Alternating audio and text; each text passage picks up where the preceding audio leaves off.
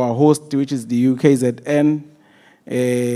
So UKZN, we really appreciate this opportunity and the space for us to host this conference, because I'm sure all of us, we are aware that we are working under strictly challenges or financial constraints as government departments, but through our social partners, through UKZN, through the civil society, all our social partners, all our developmental partners, we have managed to reach this far in terms of this conference and in terms of preparation. And finally, we are here, and this conference is a long-standing conference which was supposed to take place even before the election, but because of numerous challenges, we ended up not having this conference. And at that particular time, we were going to host this conference as a triple threat conference, which covers your HIV and AIDS, your teenage pregnancy, your GPV. But as time goes by, we agreed to maybe let's just do it in a small scale.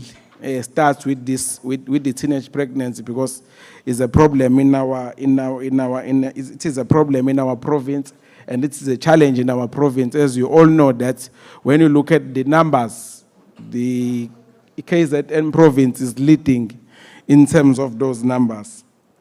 So, and it's giving us a challenge in terms of our health system. It also disrupts our education, because it results to learner dropout in school. So there are a number of issues that are concerning when it comes to teenage pregnancy. Therefore, that is why we decided to call everyone in one room so we can deliberate on this and find the approaches that is going to assist us in dealing with the scourge of teenage pregnancy in our province, working with the civil society, because the government alone is not going to arrest this, but all of us, the civil society, our social partners, our developmental partners, the institution of higher learning, so everyone, amakosi, because they are also playing they're supposed to be also playing a critical role when it comes to teenage pregnancy. So that is why we are all here, to ensure that we arrest the scourge of teenage pregnancy in our province.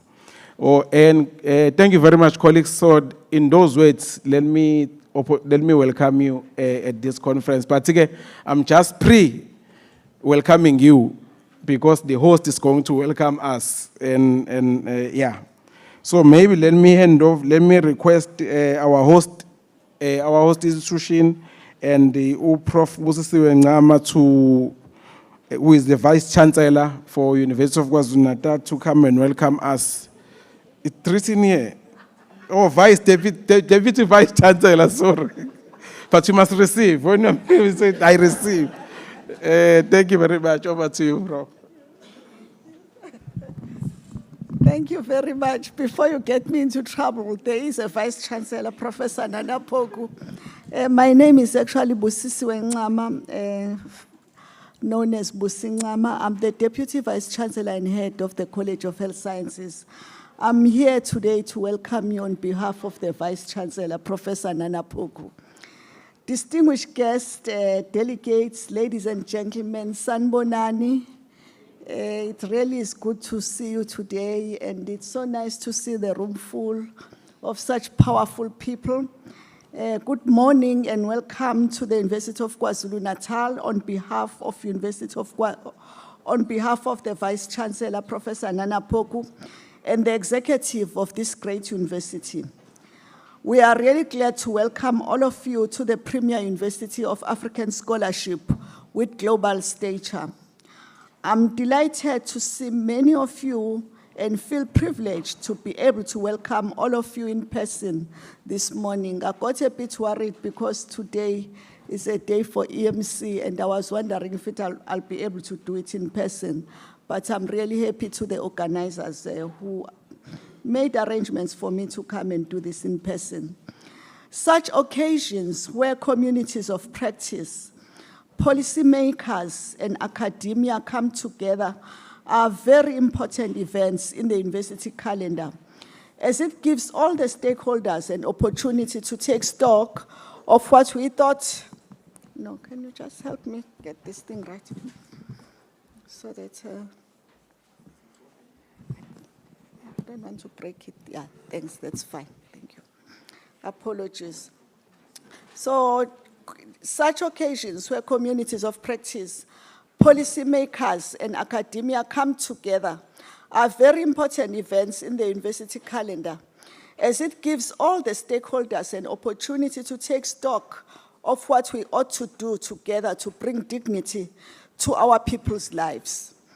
As your university of choice in the province and the leader of higher education on the African continent, we prioritize the inclusion of community issues, and we want to make sure that humanity flourishes.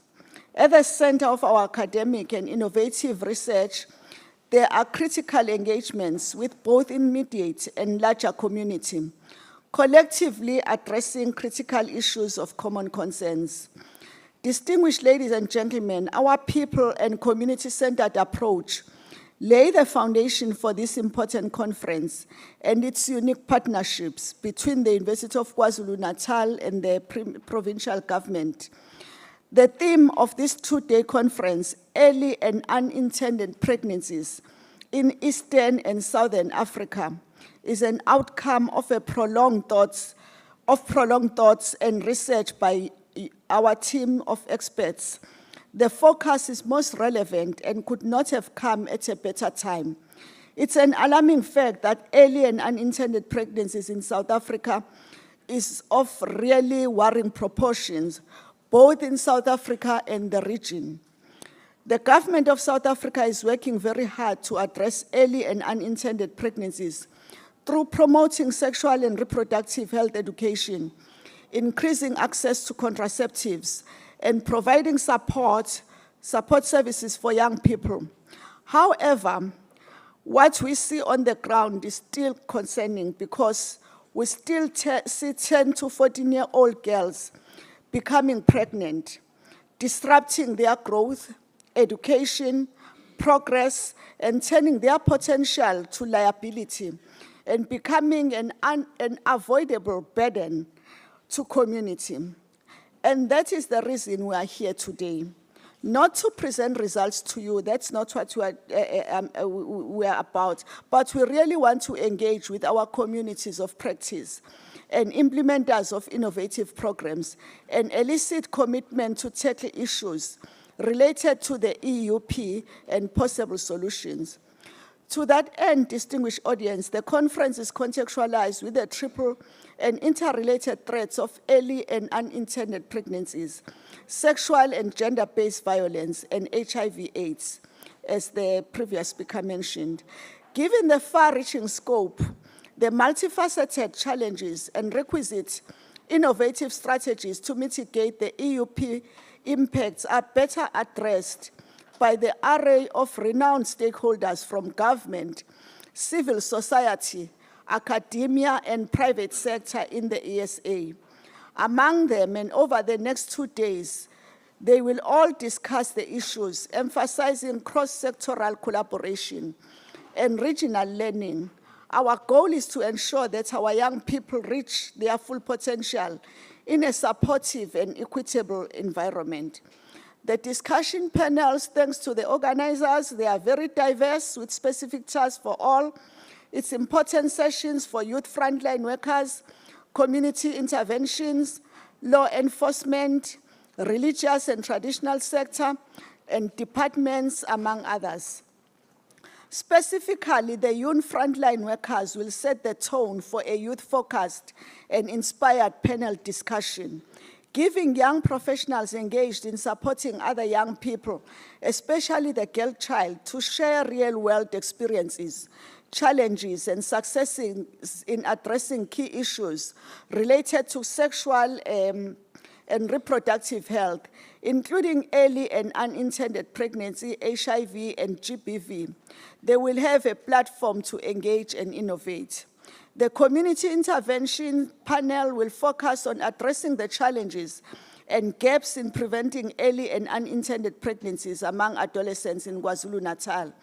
Local implementers from community-based organizations such as NACOSA, EDC, VETS, RHI, and METCH will explore key issues including gaps in sexual and reproductive health, knowledge, misconceptions about contraception, and barriers of accessing services.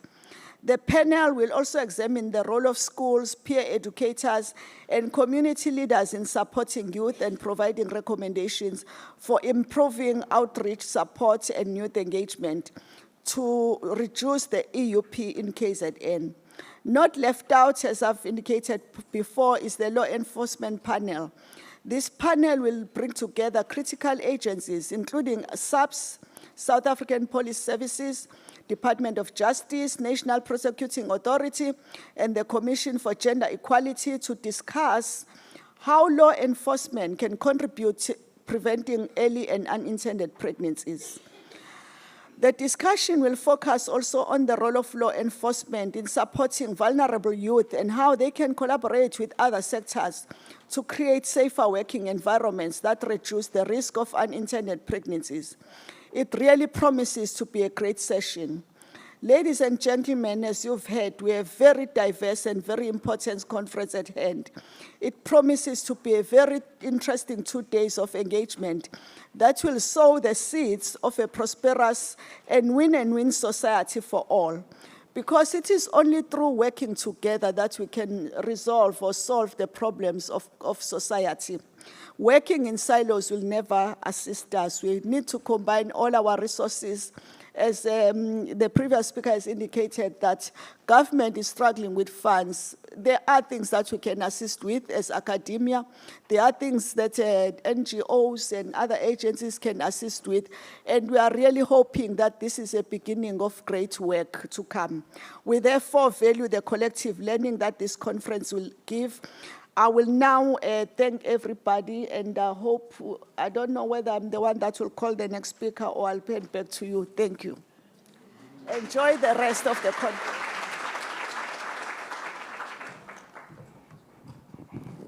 You, Prof, want to take over my program now. Thank you very much, Prof, with those weights. I'm sure now we can be at home. You don't need to feel at home, be at home. All right, thank you very much, Prof. Then we can proceed straight to the acknowledgement of guests. I'll start with Dr. Dlamini to acknowledge the guest. Here we have Dr. Dlamini as well as Prof. M, who will be acknowledging the guest. Because of time, I'll request that both of them, they must be this side, so they can be economical with time.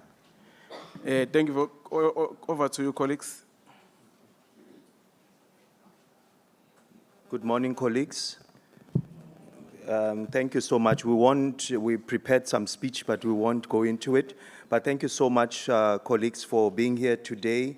I would like to thank all of you for taking the time in your busy schedule to be here to this conference. Your presence is appreciated.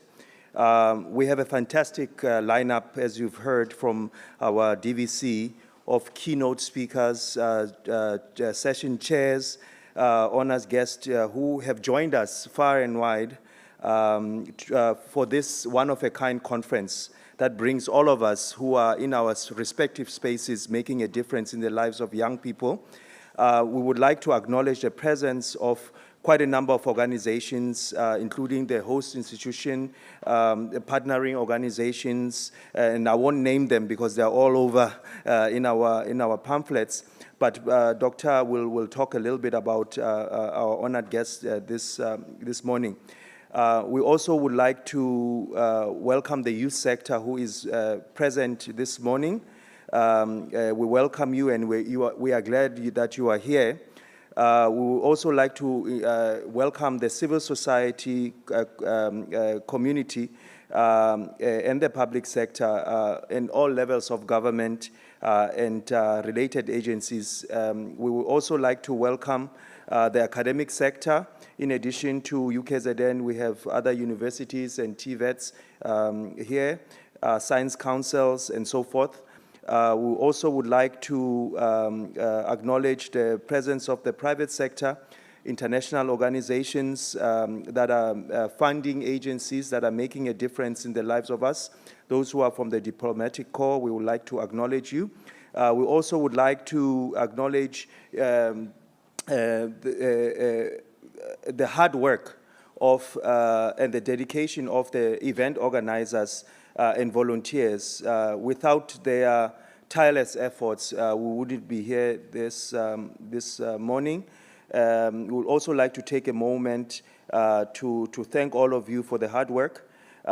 In addition, our sponsors, our partners, last but not least, for all the participants who have made an effort to be here this morning. We wanted to start early, but my hope is that we will catch up with our time. Your enthusiasm and commitment have really, really made a difference, and it's a full house today. Doc. Thank you. Good morning, colleagues. I will just acknowledge the following. I will start by acknowledging Musokaya, who is standing on behalf of Councillor Cyril Kaba, Ogu Council Bosi Ndlovu. And then I will also acknowledge our MEC in her absentia. They sent us a message yesterday that there's a special legislature sitting today, so they are unable to join us. MEC Umbali Shinga for social development. I would also like to acknowledge our professor, Usisi Ungami. She already gave us a welcoming note. And then we are also acknowledging Dr. Kensani Kwashu from SANEC.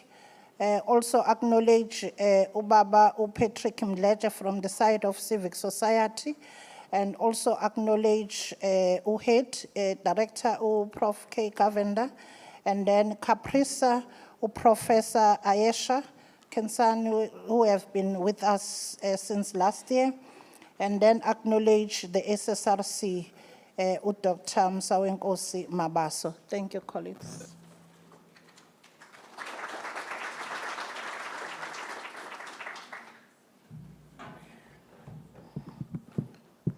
Thank you very much for acknowledgement, colleagues. Then we can then proceed straight to, okay, we're also expecting Ukansela. I hope Kansela is here.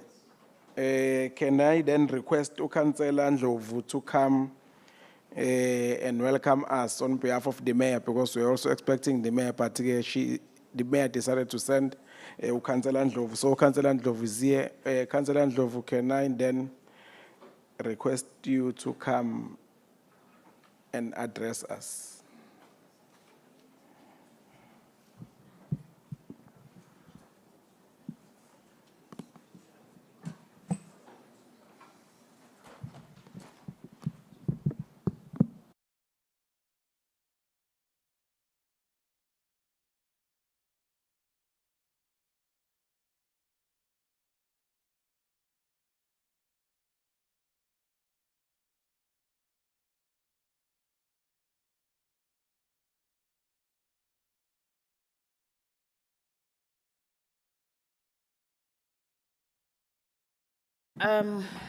Disadvantaged in this regard.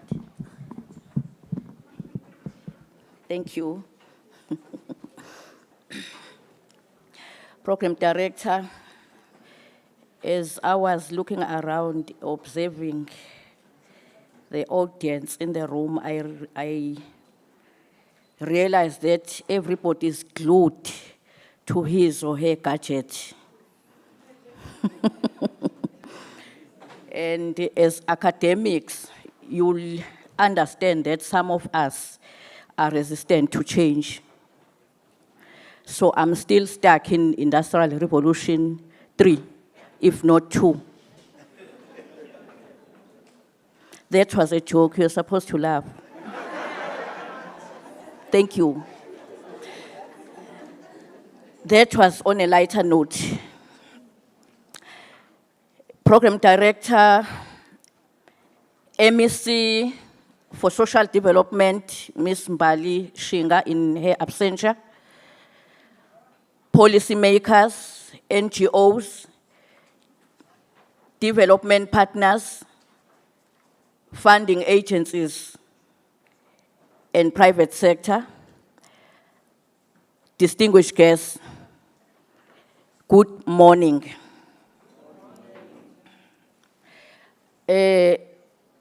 Perhaps the Deputy Vice Chancellor will be glad to know that I happen to be a postgraduate student in UKZN. So,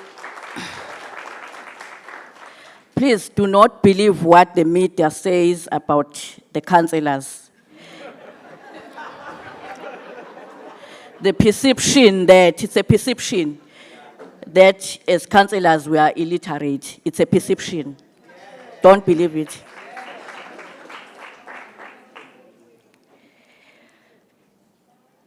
Ladies and gentlemen, it is an honor to stand before you and talk about one of the most pressing issues facing our communities: the alarming rise of early pregnancies and its significant connection to the increasing rates of HIV in Eastern and Southern Africa. On behalf of His Worship, the Mayor of eThekwini Municipality, Councillor Cyril Xaba, perhaps one needs to pause on this one, just to emphasize that Mayor Cyril Xaba is also a councillor. The difference is that he is councillor number 1, but he's also a councillor. So that's why when he could not make it, he had to look from other councillors and send another councillor. But he is councillor number 1.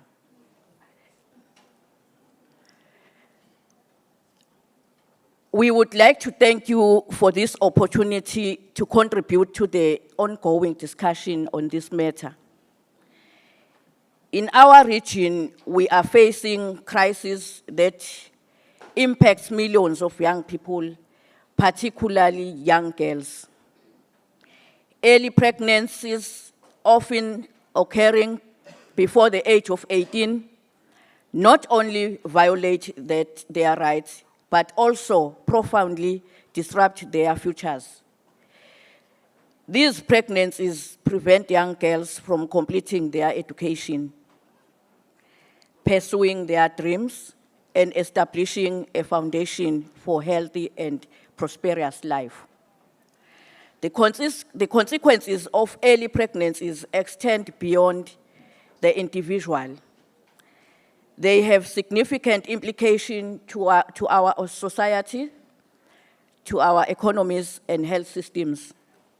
It is also crucial to recognize the undeniable connection between early pregnancies and the rising HIV infection rate in our region. The problem with early pregnancies and HIV in eThekwini, like in many regions across Southern and Eastern Africa, we are witnessing a disturbing trend in eThekwini.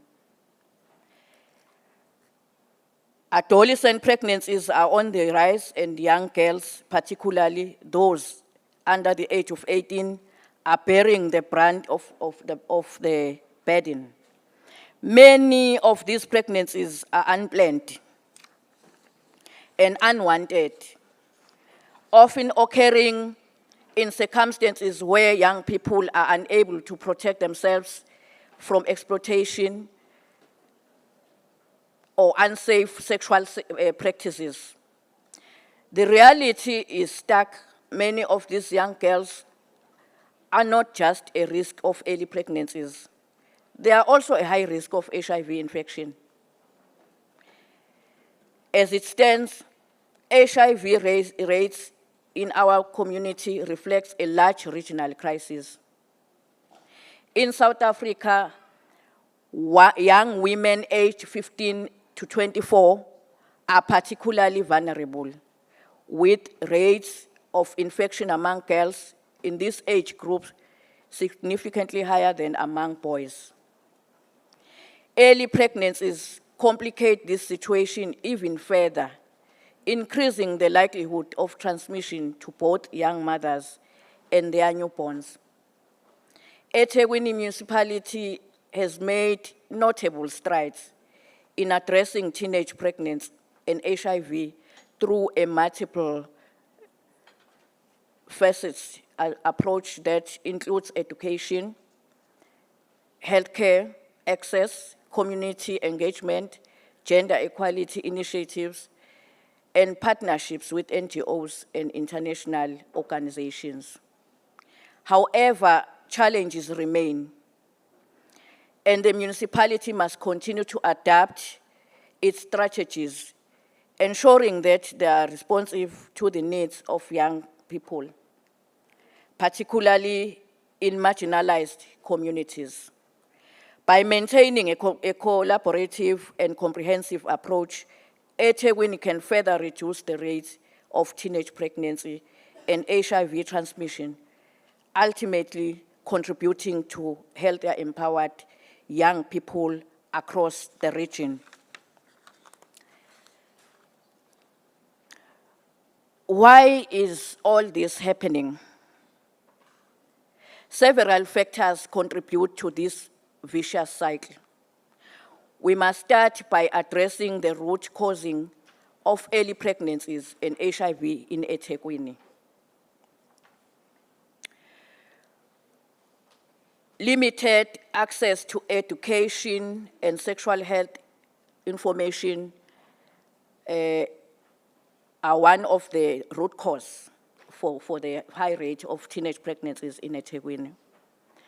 Comprehensive sexual education is still lacking in many schools and communities. Young people, especially girls, are not receiving the information they need to make informed decisions about their health, their bodies, and their relationships. Without knowledge of contraception, HIV prevention, and sexual rights, many adolescents are vulnerable to early pregnancies and HIV. Another aspect is gender inequality and vulnerability. Gender inequality remains one of the primary drives of early pregnancies and HIV in eThekwini.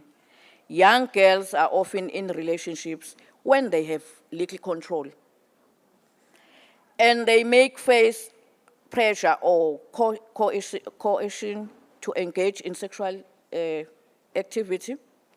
Gender-based violence, whether in the form of sexual abuse or intimate partner violence, exacerbates the issue with girls disproportionately affected. Lack of access to reproductive health services.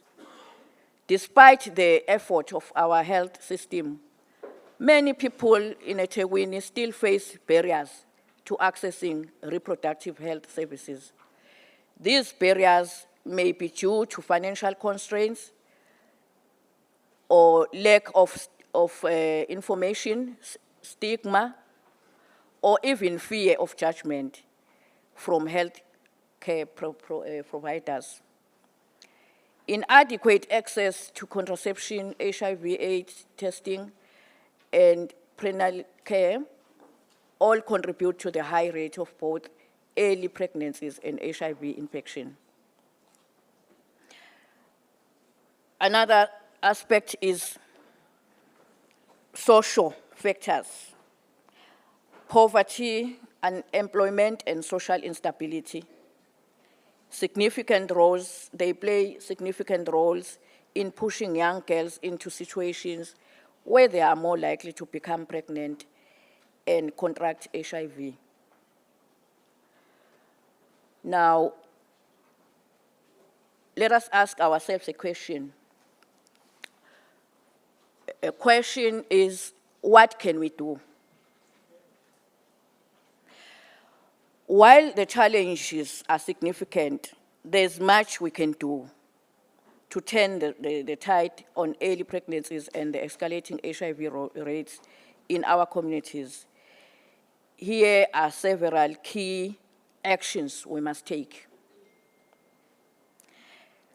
Firstly, we must strengthen education and awareness programs.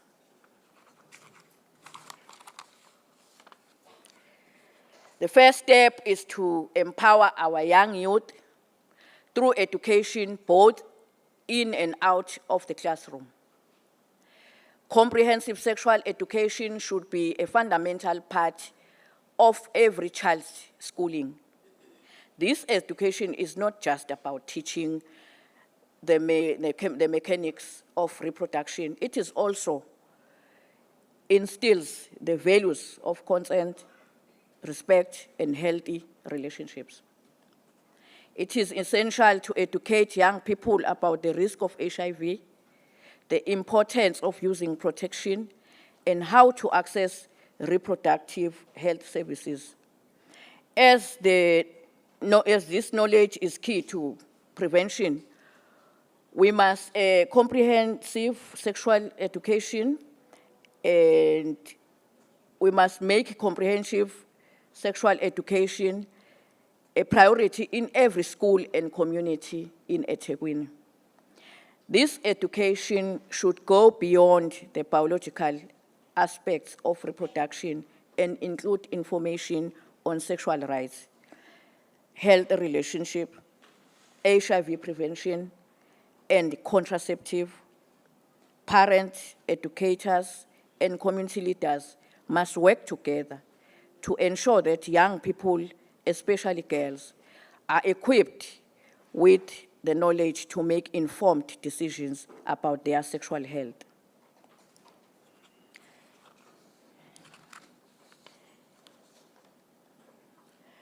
We can also improve access to health services. We must ensure that all adolescents have access to affordable, confidential, and youth-friendly reproductive health services. This means improving access to contraception, HIV testing, and counseling services, clinics, and community centers. The healthcare system must be a safe space where young people can seek advice, care, and treatment without fear or judgment or stigma. Our health system must be prepared to address the unique needs of adolescents. It is essential to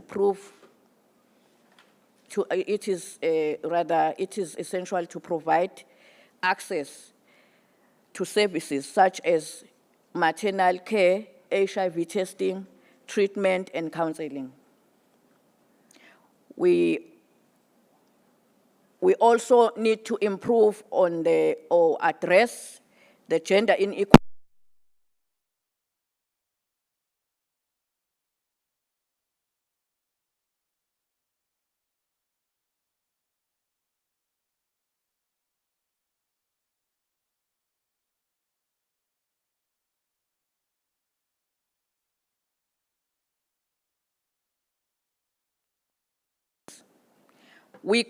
We cannot address the issue of early pregnancies without addressing the larger context of gender inequality.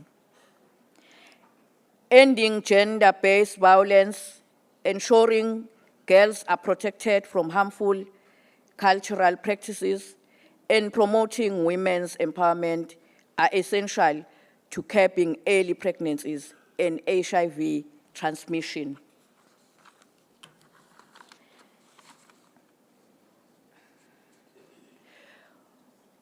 We must also support community-based programs.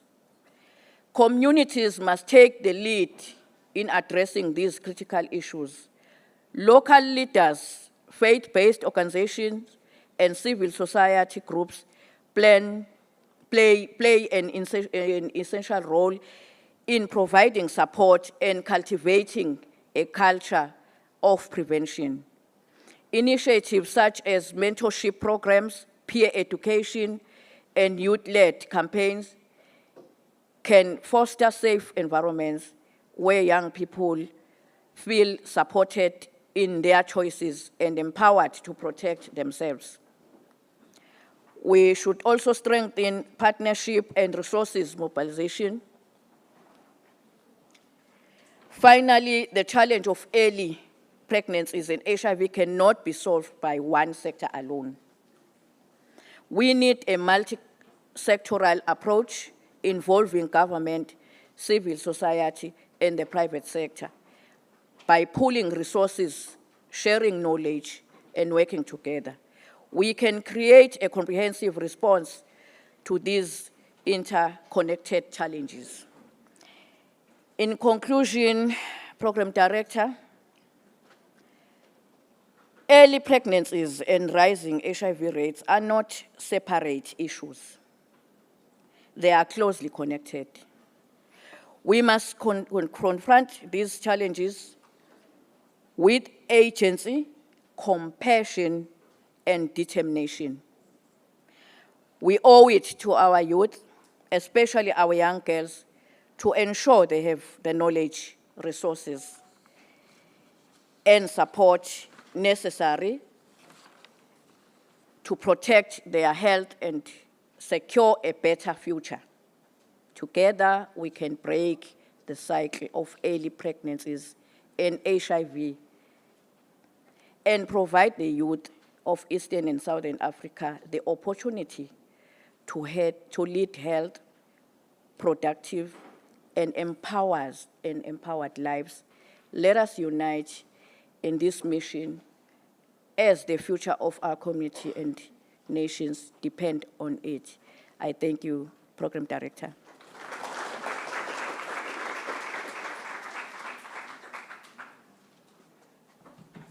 Thank you very much, Councillor Ndlovu, on behalf of the Mayor of eThekwini. Then now we are moving on the messages of support. I'm not going to be like Dr. Dlamini when she struggles to pronounce the name. So when you struggle to pronounce the name, just go to the surname. So that's what you need to do. So you don't need to struggle with these things. Then can I then request Usanek to come and give us the message of support with Dr. Kenzani?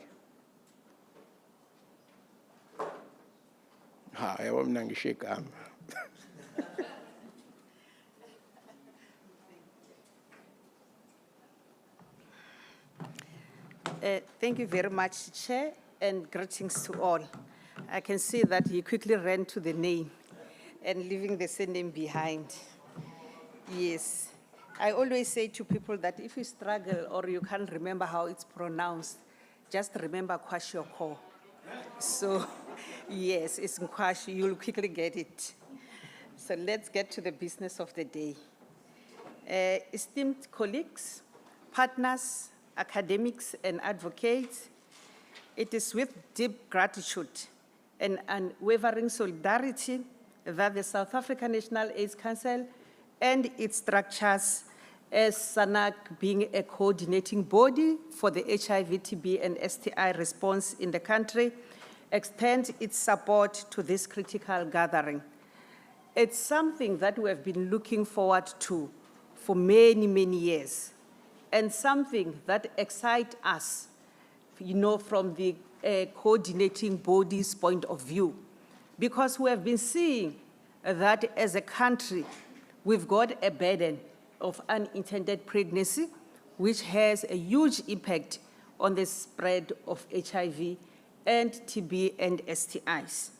The intersection of intended pregnancies, sexual and gender-based violence, and HIV remains a profound challenge, not just in South Africa, but across Africa and the global community.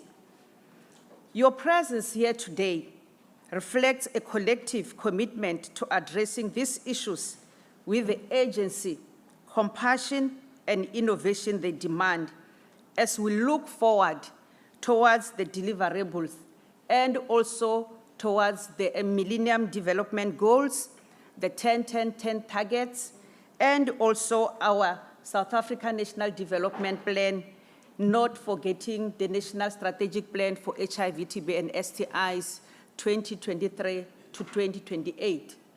When we reflect on the 10-10 targets, it has been stated that when the agreements were made in 2021, with South Africa making a commitment that will reach the targets by 2025, the first one being ensuring that we've got less than 10% of punitive laws and human rights violations.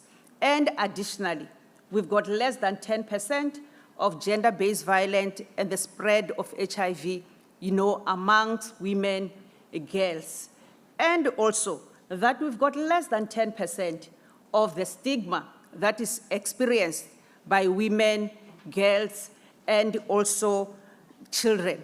However, as we look today, it is a clear indication that none of the countries, even at a global community, will be able to reach these targets by 2025. This, we look at it as South Africa, that the biggest contribution that we are sitting with is the issue of unintended pregnancies. Globally, South Africa continues to demonstrate resilience and leadership in confronting the intertwined epidemics of gender-based violence, HIV, as well as the social determinants that drive unintended pregnancies. If you look at our National Strategic Plan for 2023 to 2028, the first goals indicate the issues, of ensuring that as a country, we deal with all the issues that pertains to inequalities. And that is where you'll find that the work that we are gathered here today, it falls under.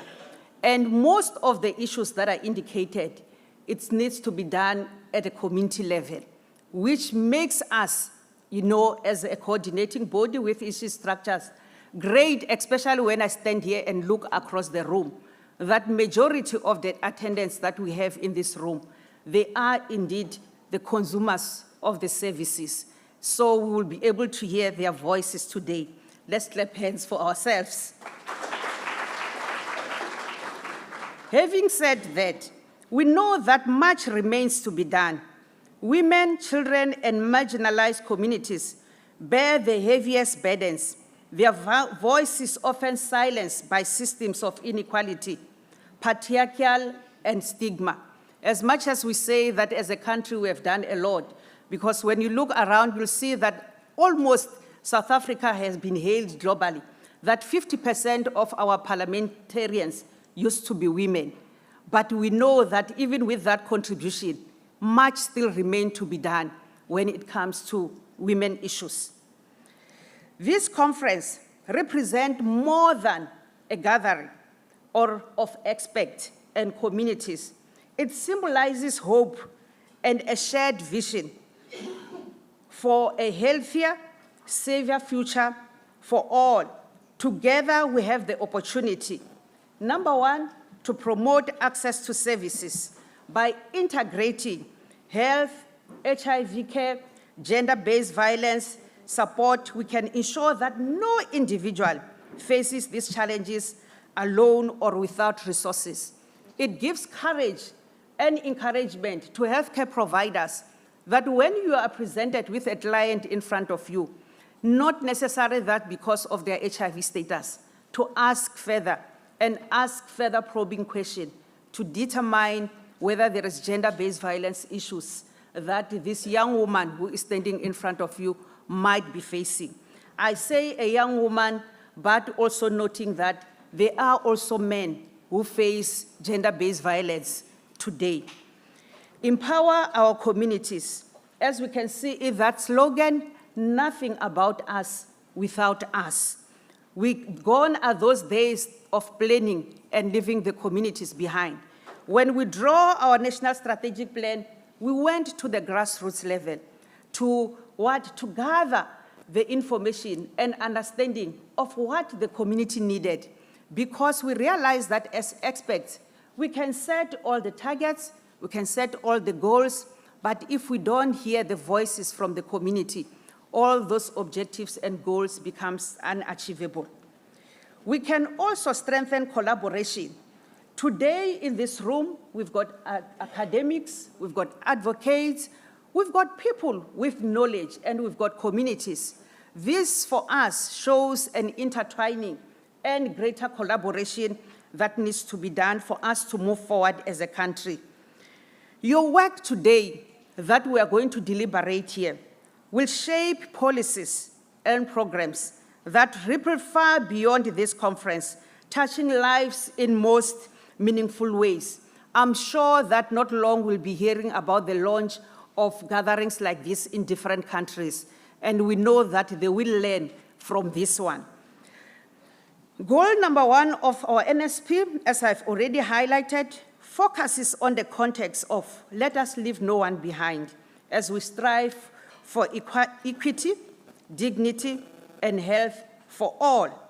Thank you for your dedication, for your courage and vision. SANAC stand with you in solidarity and prayer, confident that the steps we take together will bring lasting change. Most of us who are sitting here in this room, not necessary for you to now start guessing my age.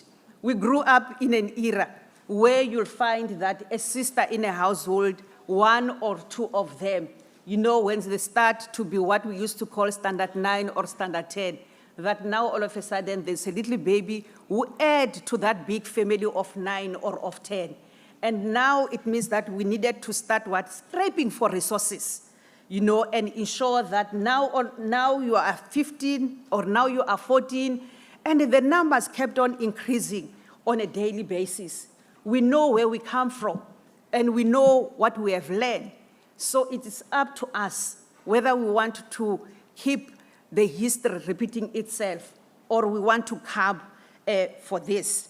We are confident that this meeting today will really touch our hearts and pave a way for all collaborating structure. As SANAC, that most of you might be asking that, who is SANAC? SANAC is the South African National AIDS Council that coordinates the HIV/TB and response in the country. And it got 3 structures. We've got private sector, we've got the civil society, and also we've got government. When I say government, not health department only, but all the structures of government. Hence, we are saying, thank you very much for this gathering, because, you know, when you look at the budget, the one that we use to fight gender-based violence, and especially HIV/TB, and not forgetting STIs, because it is part of it. It is growing on a daily basis in South Africa. I am saying that if we don't continue to open our eyes and really curb this, we will definitely run out one day, and we don't want society and our future children to face this. So thank you very much, colleagues. Warm regards and best wishes for a successful conference.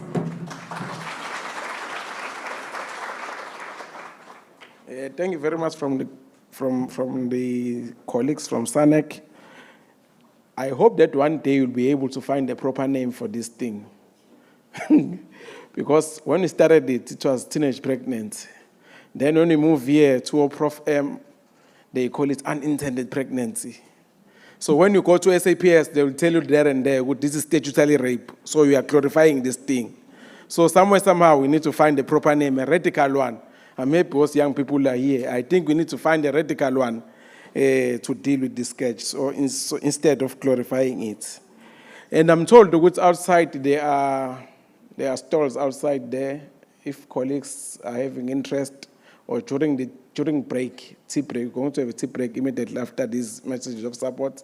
But during that tea break, just go look around. And another thing is that in your packages there is a program. So if you want to view the program for scientific program, you will just scan the program there, and then you'll be able to access the program. All right, let us go straight then to civil society. Msindazwe, over to you, Babu Patrick Mdleche, to give us the message of support on behalf of the civil society.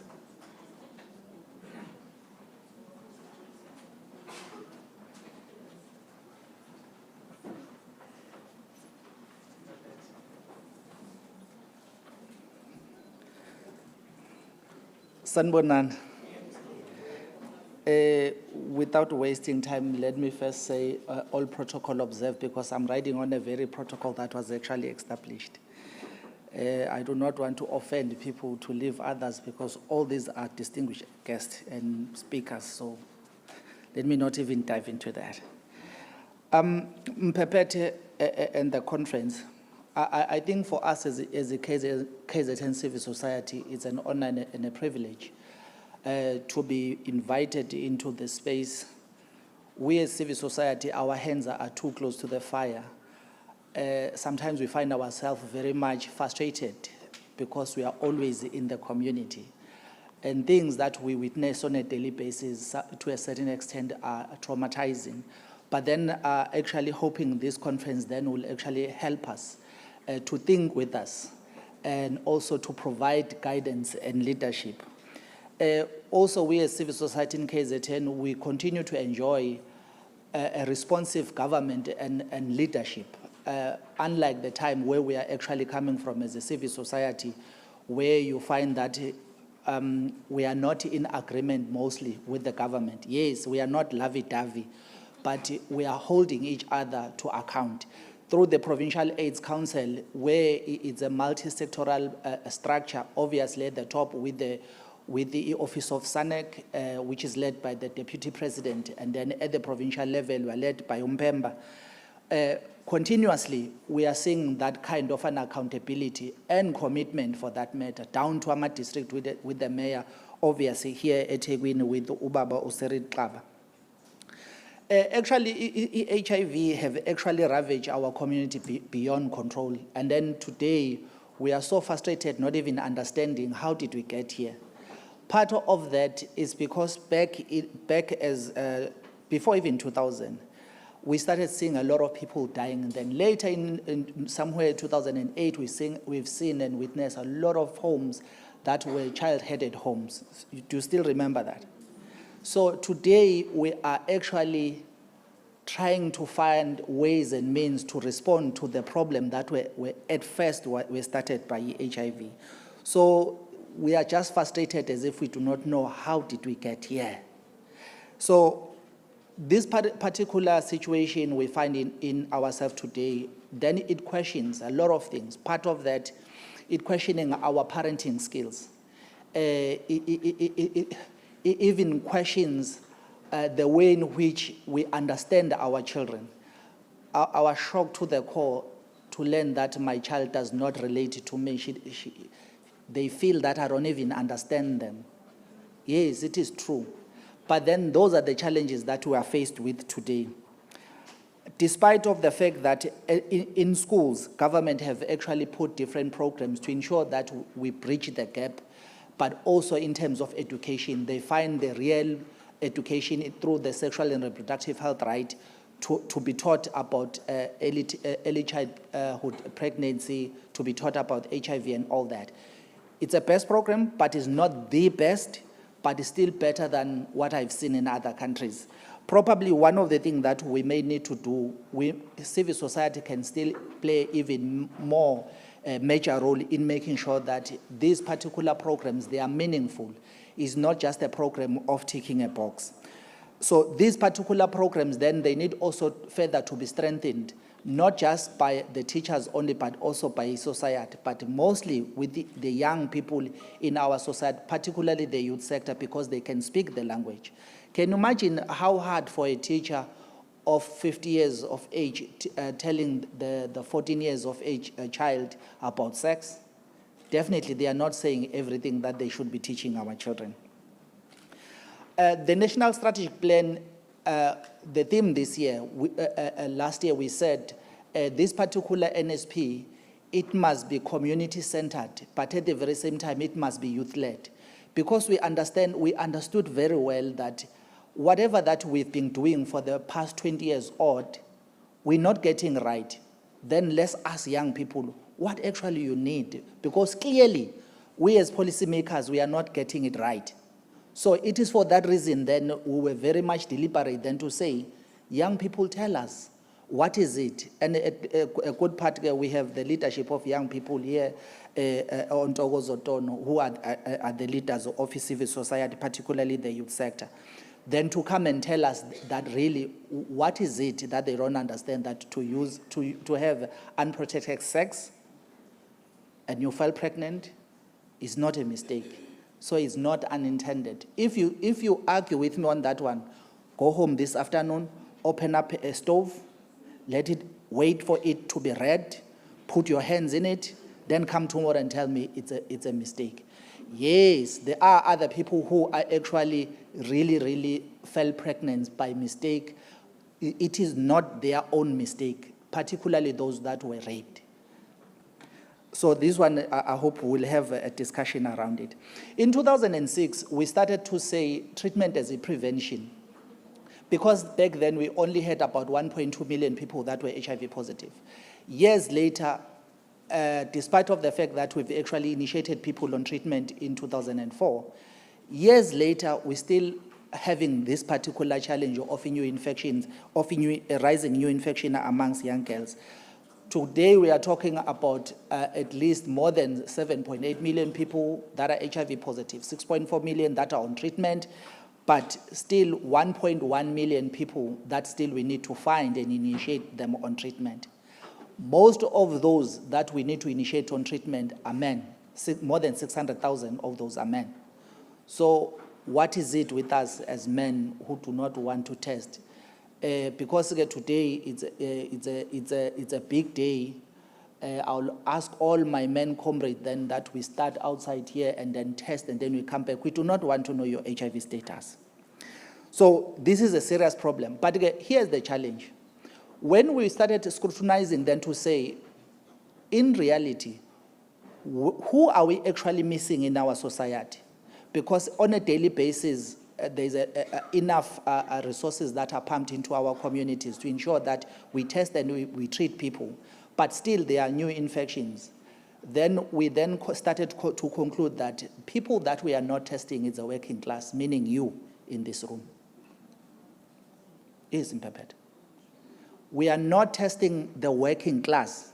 Those are the people that we need to test. Even despite the fact that most of the people at the workplace, they do have an HIV program at the workplace, but that program is not doing well.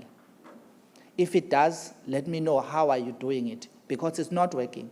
People are afraid of the confidentiality, that these kind of things will be used against them tomorrow. As a result, people are not taking up these kind of services, including the mental health issues.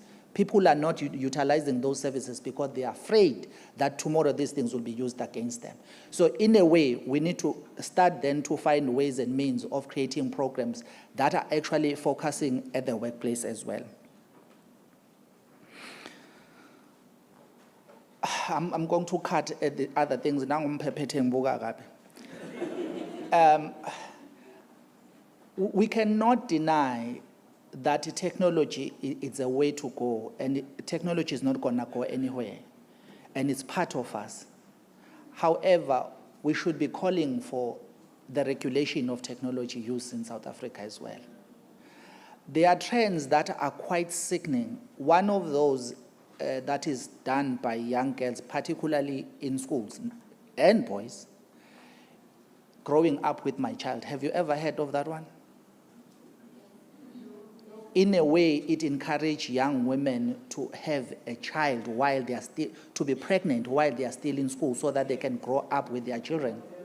Have you ever heard of that one? Then this particular kind of trends calls a real discussion, because we may sit here sucking our thumbs, putting each and every policy in place, but still finding it failing. It's because we do not understand what we are actually responding into.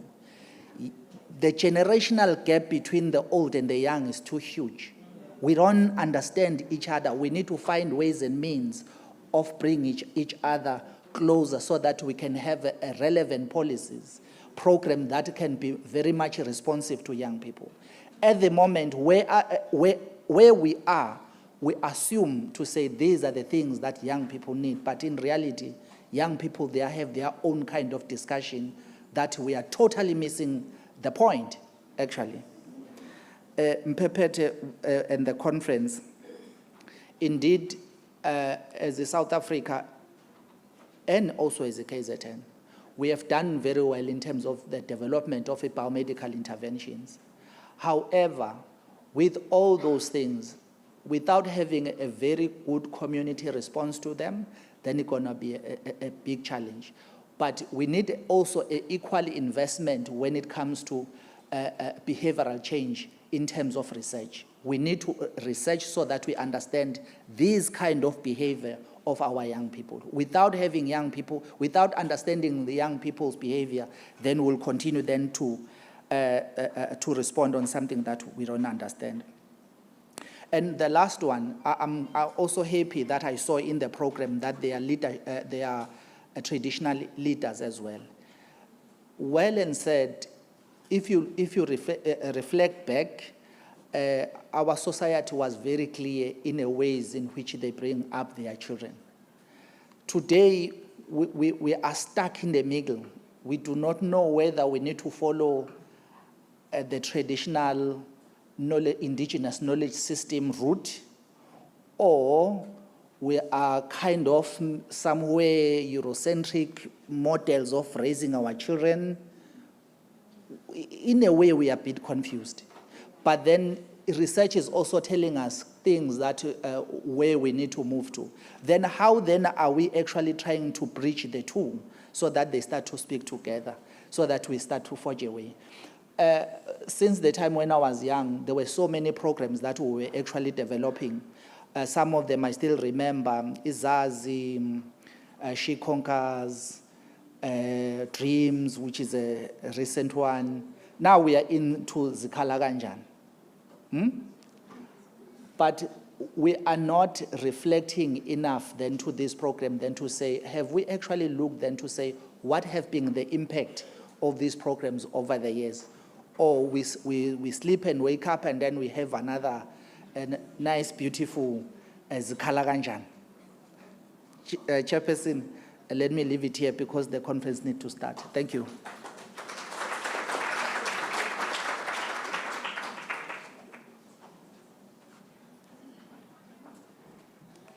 Thank you very much, Mr. Ndazwa, the message of support from the civil society. Then we can now get the message of support from HEARD, Dr. Gavenda. So I want to if I can't pronounce the name, going straight to the surname. Dr. Gavenda, over to you.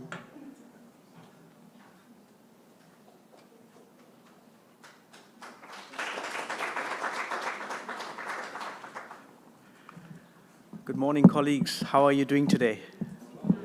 Good. My name is K. Govender, and the acronym is HEARD. HEARD is Health, Economics, HIV Research Division. And it's a bit of a misnomer, the name, because we do interventions and research and programs beyond HIV. We work a lot in the sexual and reproductive health space in Eastern and Southern Africa. So more formally, if you're from Durban and if you're outside from Durban, a nice and warm welcome on a very nice and sunny day. We've been having lots of rain in this part of the province, so it's nice to have everyone here where we can engage within the room structures and even outside in the fresh air as well. This conference is important. Early and unintended pregnancies. I think one has to underline the point about unintended pregnancies in the Eastern and Southern African region. And why in the Eastern and Southern African region? Because it's a problem and it's an issue beyond just South Africa, and we need to work together collectively. I think that's a message that's coming from colleagues thus far, is that we cannot solve this problem if we work individually within a country. So as we gather here today, I want to extend my heartfelt appreciation to you for your commitment to addressing this pressing public health issue and the impacts it's having on countless lives of young women and the futures of our communities. When we look at unintended pregnancies, we by implication think in terms of the background issues: HIV, gender-based violence, poverty, inequality.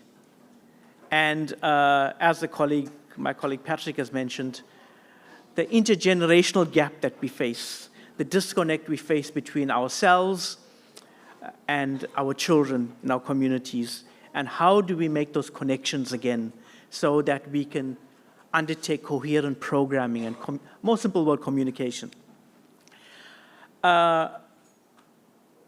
If my colleagues allow me, I would like to touch on a few principles I think that are important for this conference. The importance of your role. Over the next 2 days, we will engage in critical discussions that will shape the understanding and responses to early and unintended pregnancies. Your presence here signifies a collective dedication not only to identifying the challenges we face, but a collective action in delivering possible and practical solutions that we can lead to meaningful change. Again, changes that's not just ticking a box and writing a paper.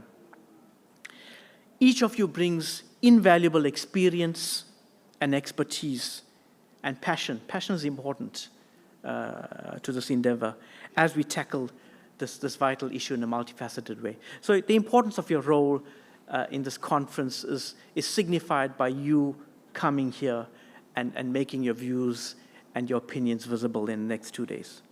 Secondly, important to understand the challenge. I don't want to go into the statistics. You can find it in all sorts of places. But as we probe deeper into discussions, let us remember the gravity of the situation. In Eastern and Southern Africa, adolescent pregnancies are alarmingly high, with some countries reporting fertility rates exceeding 100 live births per 1,000 girls, particularly in the ages 15 to 19. That's a staggering statistic.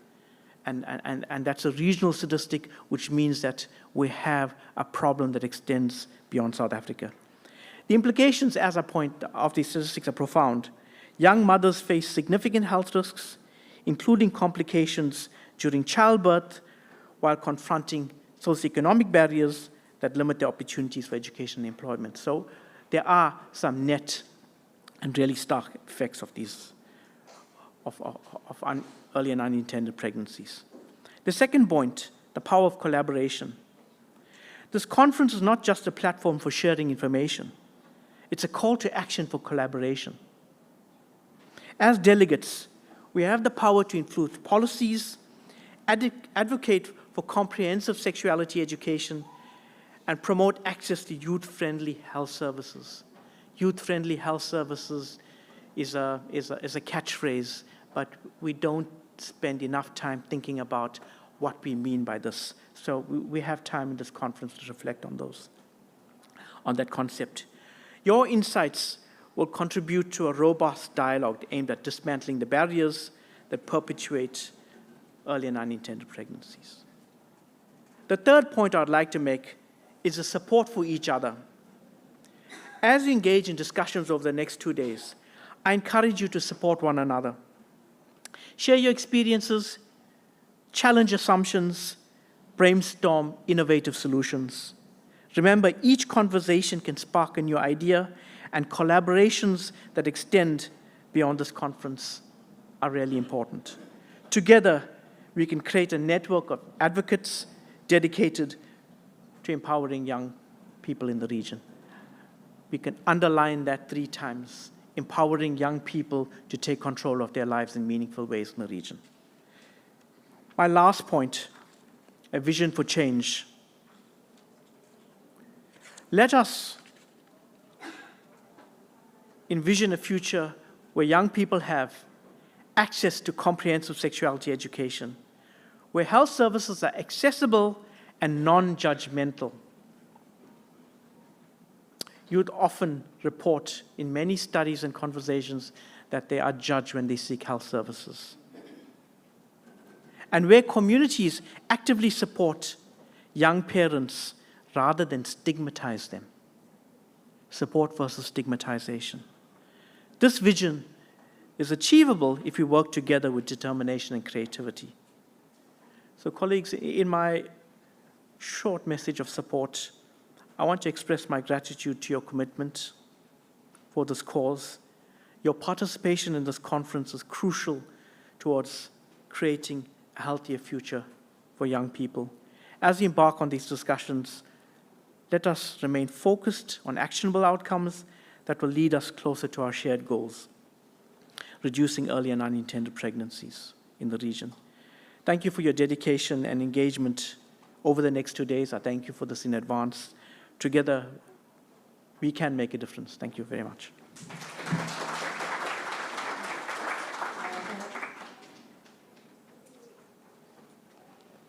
Thank you very much, Prof. Govender. Yeah, you see, when you are in the midst of the professors and the doctors, I might end up calling myself Dr. Nzimand.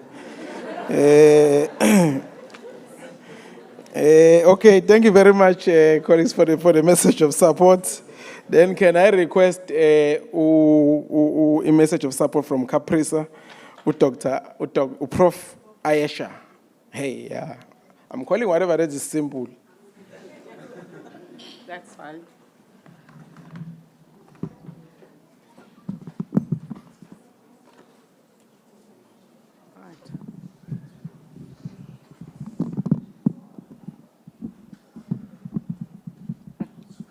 Okay, thank you very much, Chair, and distinguished guests.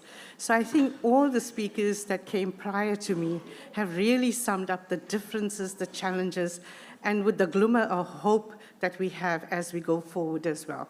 So in terms of Caprisa, it is my privilege to share Caprisa's support for this critically important conference. Caprisa stands for the Center for the AIDS Program of Research in South Africa.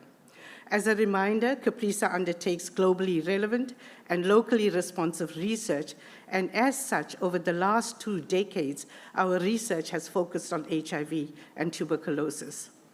More importantly, our HIV-related research has provided several insights. Firstly, we have shown that at least 40% of high school learners are reporting to be sexually active, and adolescent girls and young women bear a disproportionately higher burden of HIV compared to similar age males. Secondly, a significant number of young women acquired infection as a result of age-disparate sexual partnerships, where the mean age difference was around 8.5 years. Thirdly, many of the men in these partnerships were less likely to know their HIV status.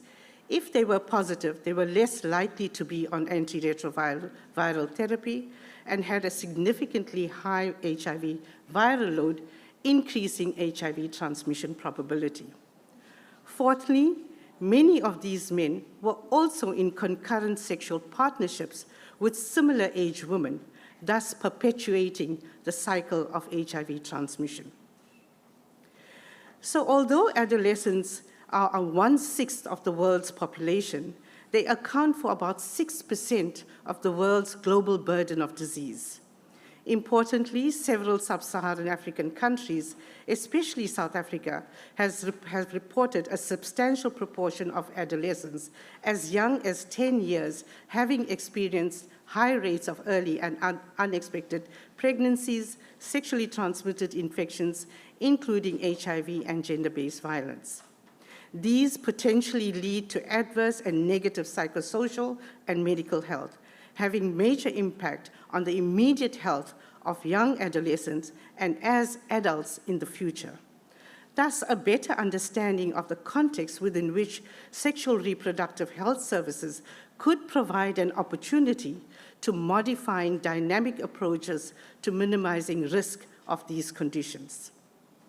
The just-released UNAIDS 2024 report also shows that although decreasing, HIV incidence among adolescent girls and young women aged 15 to 24 years is extraordinarily high in many parts of sub-Saharan Africa.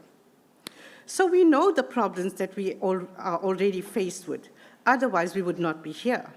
The enormous challenges, the threats that young people face, and I strongly believe that we can address these. We need to find solutions that are affordable, available at point of need, that are deliverable, acceptable, and scalable. Our past history has also provided us with some excellent solutions. For example, if we consider the delivery of the antiretroviral therapy, because of the enormous need we progressively scaled up antiretroviral therapy programs that linked individuals to immediate care. The transition from clinician-based to nurse-initiated management of ART, which is NIMART, has been a remarkable task-shifting exercise, streamlining the dispensing of antiretroviral therapy. This approach facilitated and took ART to the community. And I think we need to celebrate that because that has been an enormous success. We believe that the majority of young people are expected to be in high school, also a period that's coinciding with a rapidly evolving period of risky or protective behaviors. Therefore, the programs and services for young people needs a paradigm shift. The design of these approaches should include information, education, and SRH services delivered within and through schools to minimize and reduce the risk of early and unexpected pregnancies, STIs, HIV, and GBV. This approach over time should include programs for mental health, social support, and immunization to be expanded to school wellness centers placed within schools. Therefore, I feel that Caprisa wishes all delegates well with their deliberations over the next 2 days and to ensure that we come up with tangible, deliverable solutions to alter the life trajectory of the young people of South Africa. Thank you.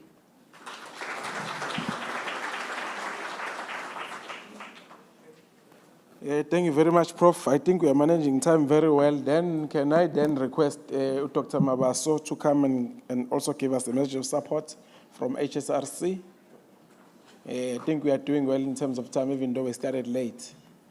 I hope even Dr. Hotela will be also economical with time, so we can be. Thank you, Chair, for putting me under the spot. Distinguished guests, ladies and gentlemen, good morning. I'm honored to stand here on behalf of the HSRC with such esteemed colleagues and stakeholders such as yourselves. The scientific program shows that participants are a diverse group from government, implementing partners, funding services, civil society, and academia. As HSRC, we are privileged to be part of this critical opportunity to bring together diverse stakeholders to address the most pressing challenges facing young people today. By fostering collaborative, multi-sectoral approach, we can truly develop and implement strategies that will have a lasting impact on the health and well-being of adolescents and young people in the Eastern and Southern African region. We look forward to the active participation of all stakeholders in this vital initiative as we work together to create a safer, healthier future for our youth. HSRC is committed to undertaking research to support the rising challenges around teenage pregnancy, gender-based violence, and mental health issues among adolescents. And we are happy to be able to present data from our recent National Household Survey, which has become a critical resource to planning and programming efforts, both nationally and provincially, over the past 20 years. This work or these surveys were initiated by former President Nelson Mandela in 2002. As HSRC, we are proud to continue his legacy of ensuring that solutions for the country are data-driven. Teenage pregnancy in South Africa is influenced by several socio-economic factors. Poverty and socio-economic deprivation play a significant role with adolescents from low-income families being more susceptible due to limited access to education and economic opportunities. Additionally, low educational attainment has been associated with higher rates of teenage pregnancy. The lack of comprehensive sexual education, as pointed out by one of the speakers here, results in misinformation and risky sexual behaviors among adolescents. Several barriers remain that prevent young women from accessing sexual reproductive health services, including contraceptives. Fear of stigma and judgment from healthcare providers and community members often deters adolescents from seeking these services in health facilities, despite the availability of adolescents and youth-friendly services in such facilities. A significant barrier is the lack of information, as pointed out by my previous speaker, as insufficient sexual education and awareness about sexual and reproductive health services and contraception options lead to uninformed decisions among teenagers. Cultural taboos and myths surrounding contraception and sexual health further hinders access, as young women may avoid sexual and reproductive health services due to myths such as contraception leads to weight gain, etc. Economic barriers, including financial constraints, lack of transportation to health facilities, are also a hindrance. Gender-based violence and mental health issues significantly impact teenage pregnancy. Experiences of GBV, including sexual violence and sexual coercion, substantially increase the risk of teenage pregnancy. Gender-based violence often results in unprotected sex and limits young women's ability to negotiate contraceptive use. Mental health issues such as depression and low self-esteem are also associated with high rates of teenage pregnancy. Adolescents with poor mental health are more likely to engage in risky sexual behaviors and less likely to use contraception. The intersection of GBV and mental health challenges exacerbates the vulnerability of adolescents to early pregnancies, as trauma from violence and resulting mental health issues can lead to a cycle of risky behaviors and poor sexual and reproductive health outcomes. To effectively address the complex challenges of teenage pregnancy, GBV, mental health, there is a necessity for a comprehensive multi-sectoral plan in order to create a holistic response. By bringing together diverse stakeholders from health, education, social services, and community organizations, we can design interventions that address not only the immediate health needs of adolescents, but also the underlying social and cultural determinants. This approach aims to build resilient systems that support young people at every level, from ensuring access to healthcare and education to challenging harmful cultural norms and providing social protection.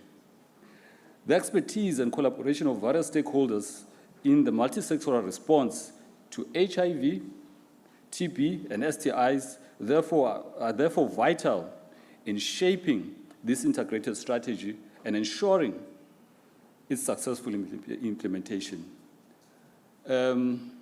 Distinguished guests, ladies and gentlemen, as HSRC, we are honored to be part of this initiative. Thank you.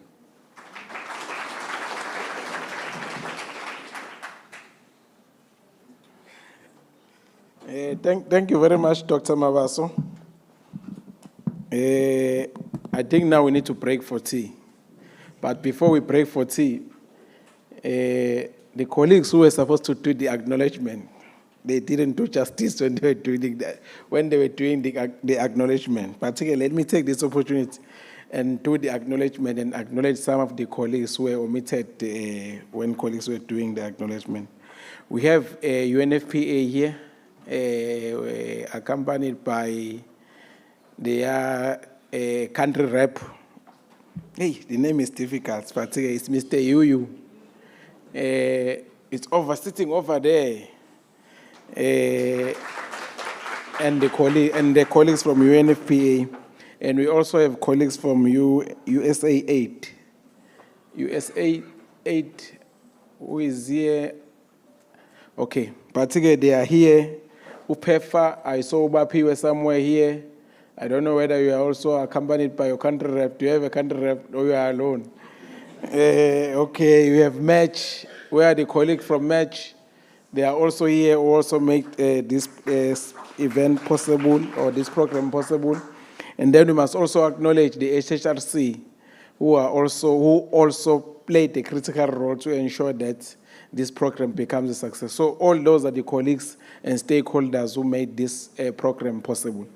Colleagues, let us break then for tea. Can I then give you 10 minutes? Can you, please? Yeah, 10 minutes. It's a tea break, not lunch. Tea. It's a matter of grabbing tea and sausage or and whatever. That is, say sausage. There's food stalls. There's food stalls outside to support. Okay. So there are also food stalls outside. If you find something that is not there, you can go outside and get yourself something to eat. But there is tea. So you must come back here at quarter to colleagues, eh? Quarter to 11.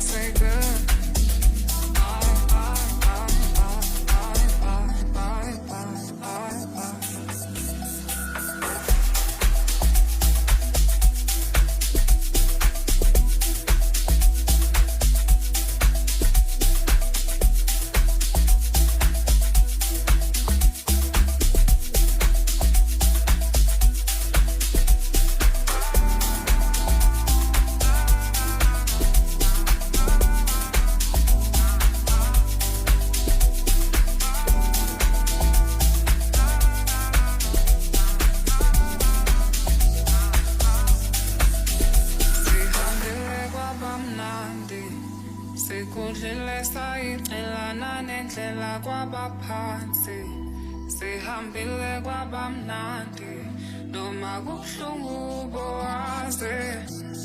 And nothing lasts forever, so I say good. Bye, bye, bye, bye, bye, bye, bye, bye, bye, bye. Yeah, I say good.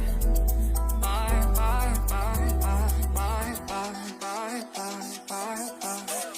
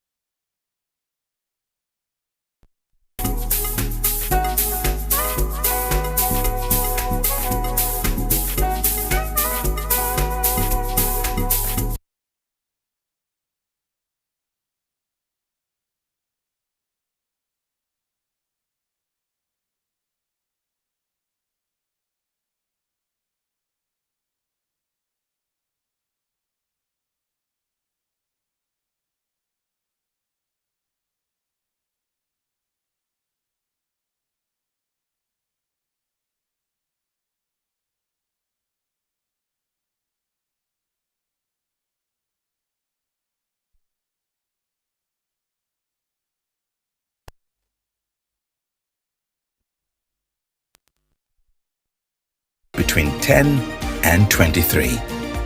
So issues that affect the youth are vitally important as well. In other words, there's a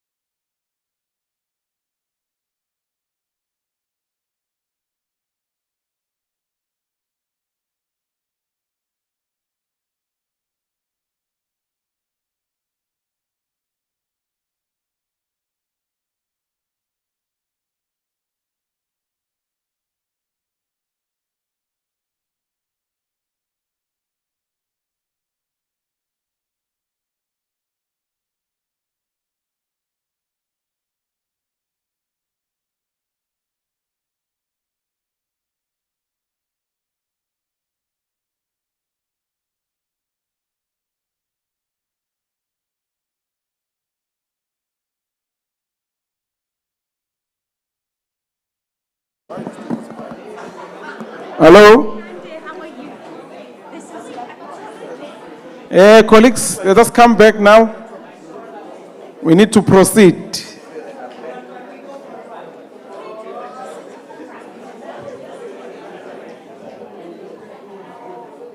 Colleagues who are still outside, can you please come in?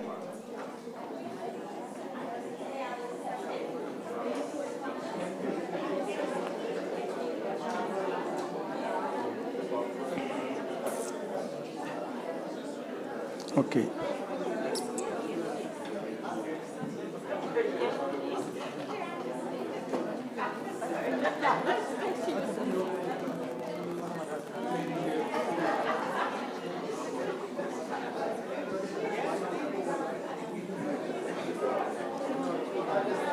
Okay, maybe while people are still coming in, can I then request Ntokozo and the panel members, the following panel members, to join the stage while people are still coming in? Ntokozo, Miss Mkize, Ntokozo, Ntokozo Moloi, Samgelisiwe Ngcobo, Ayabulela Nyawose, Thandeka Ntsele. Can all those colleagues come forward, please? Are they here? Okay, colleagues, if you can move with speed because we don't have time.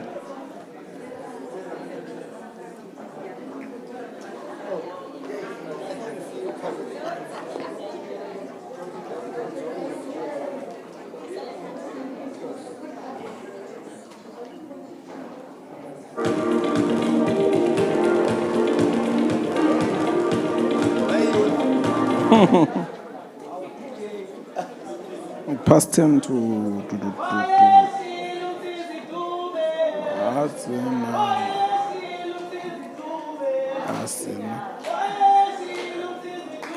Asena.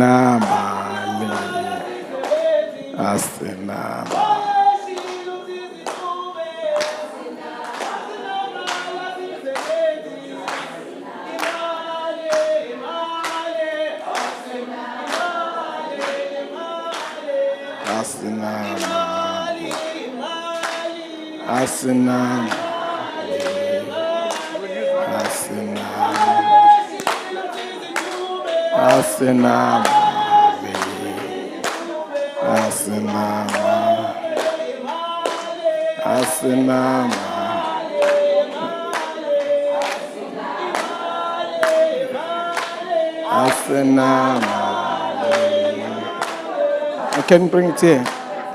Okay, that song is also taking from your minute, eh? But it's fine. I'm handing over to you now to facilitate this panel discussion. Let me calculate time. Okay, you have 20 minutes. I hope your panel discussion members will be also economical with time. I don't think we should give more preambles when you start to speak. I greet everyone on your behalf. Colleagues are greeted, conference is greeted. So just go straight to the point. Don't greet. Just go straight to the point. Over to you, colleagues. Colleagues, let us give colleagues the opportunity to start.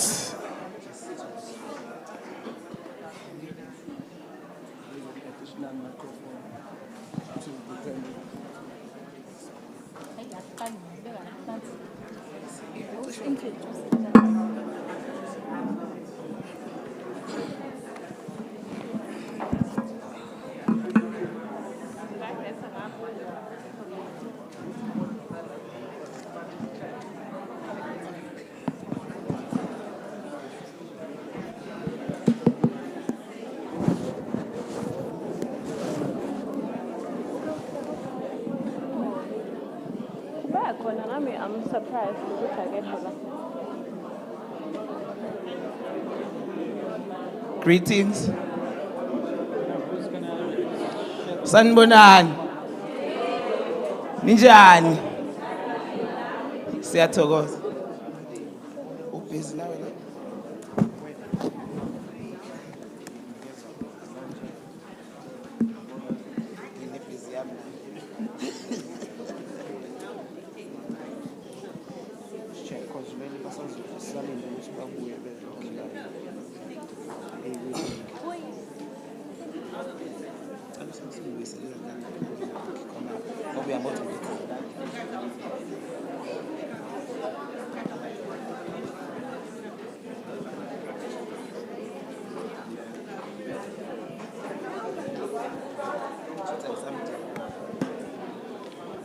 No. I know. Yes.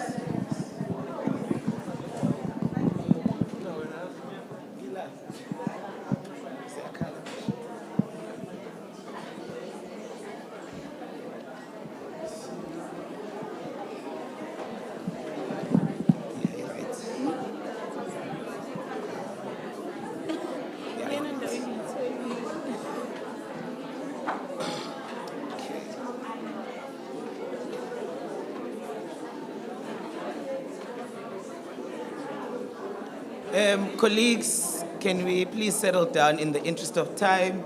The chairperson is very strict with time, so can we please start right away with our program? This is very exciting. This conference couldn't have come at a better time when our provincial implementation plan has just been approved. We are busy with implementing Uzikhala Kanjani, which is an HIV youth prevention strategy. So this conference really came at a time where KwaZulu-Natal implementing is pit. So I'd like to welcome you all to the panel here of young people.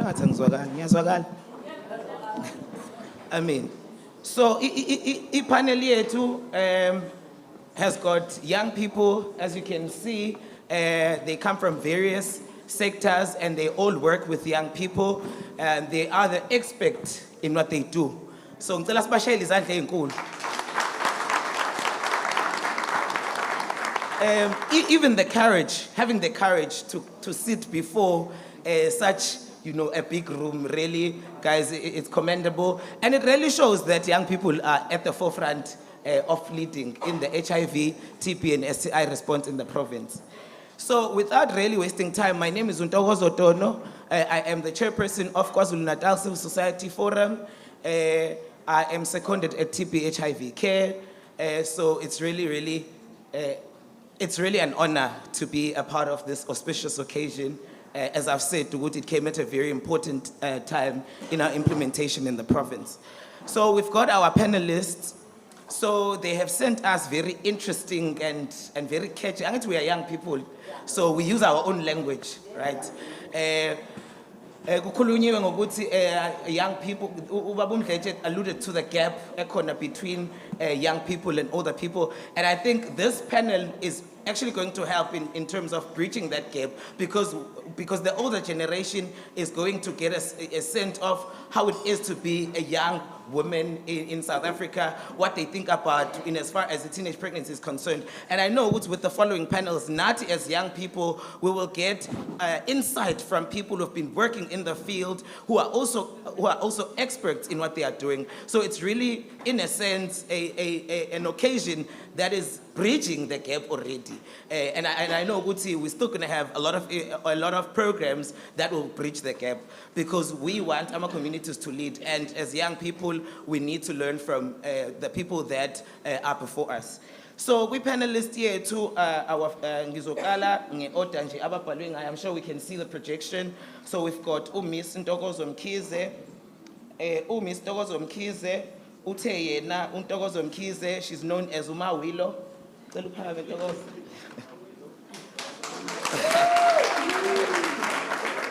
Cha bamzimanda kayena wasewilo. Uthe Ma Williams, so uye athi Ma Willow, so that naba abangayikhethi drift yakhe bezoyikhetha. Right. So she is an HIV and AIDS activist, feminist, and also a peer mentor and a U equals to U ambassador. Now you get interesting, Zwanin.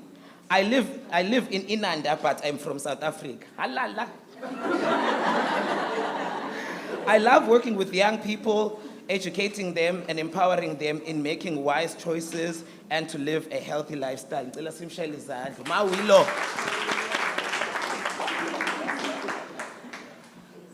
Yeah, please be prepared, colleagues. The wealth of knowledge and experience from these young people, it's going to blow you away. Content. The content layer Instagram pela, but we also have content, sound content when it comes to policy and implementation. And then our next panelist is Miss Ntokozo Moloi.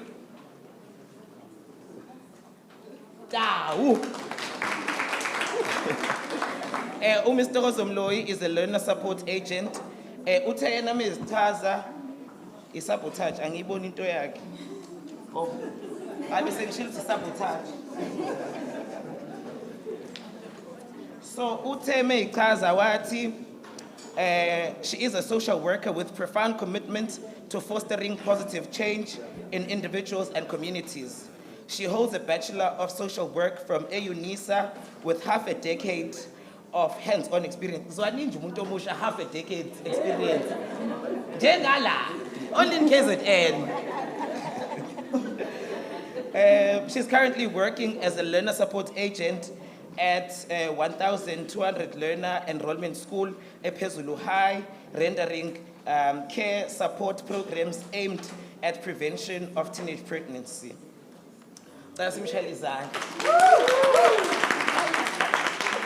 Kitawu. Tautuna. Phela ngibuye ngiye ngale mina.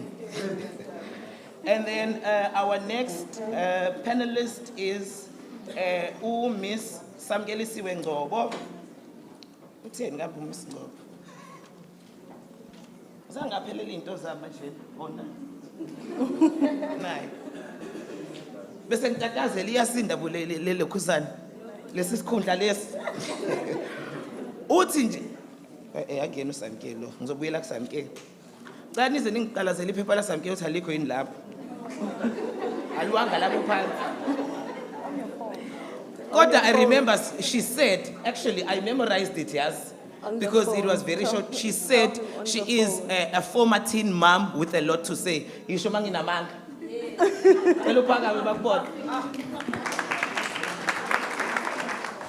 She has a lot to say in Izozwel. Angifuni nithi ngithe. And then we've got Miss Sanelisiwe, AYP champion. Sanelisiwe.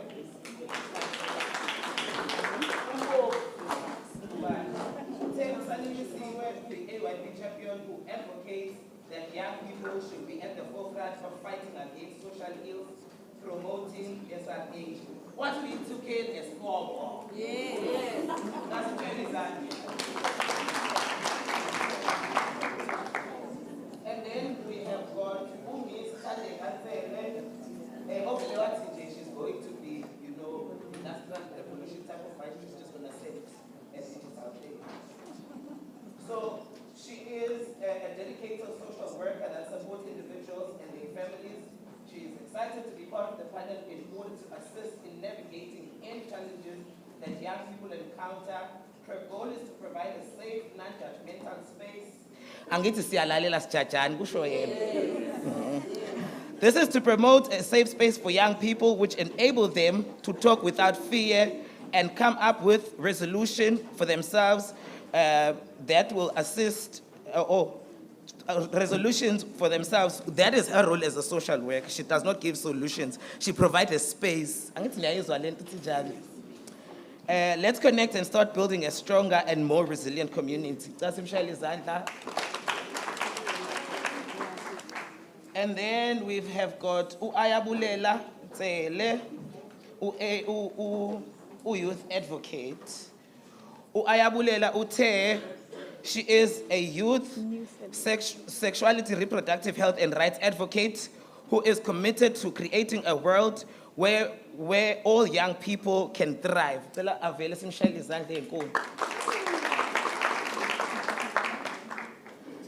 And then last but not least, our facilitator for the session, Usisi ubabhekile phakathi, uthe ubabhekile pronouns, izwanje into youth ukuthi ifense kanjani. Pronouns, she and her. She is a skills development coordinator specializing in preparing young people for the future through innovative skilling initiative. She has deep commitment to diversity, inclusion, and intersectionality. Izwanini isingisi. Sifundile sinjalo. Babhekile inspires others to foster equitable opportunities in every sphere of society. Nangu facilitator. So for now, I am going to hand over to Miss Babhekile, who is going to be driving the conversation. Over to you. Thank you. Thank you. You can clap. Just to manage your expectations, Chair, for the day, this is the only panel that is not going to be economically savvy when it comes to time, because everyone that must speak after us, we can't speak for 10 minutes and they come and speak for 20 or 40 because on whose mandate? So we are here to give you the mandate on what to speak about as the people who are highly affected about the issue at hand. So if we take the entire day, if we have to, we will. You invited radicalism, so it's here. We're serving it. Not in my platform.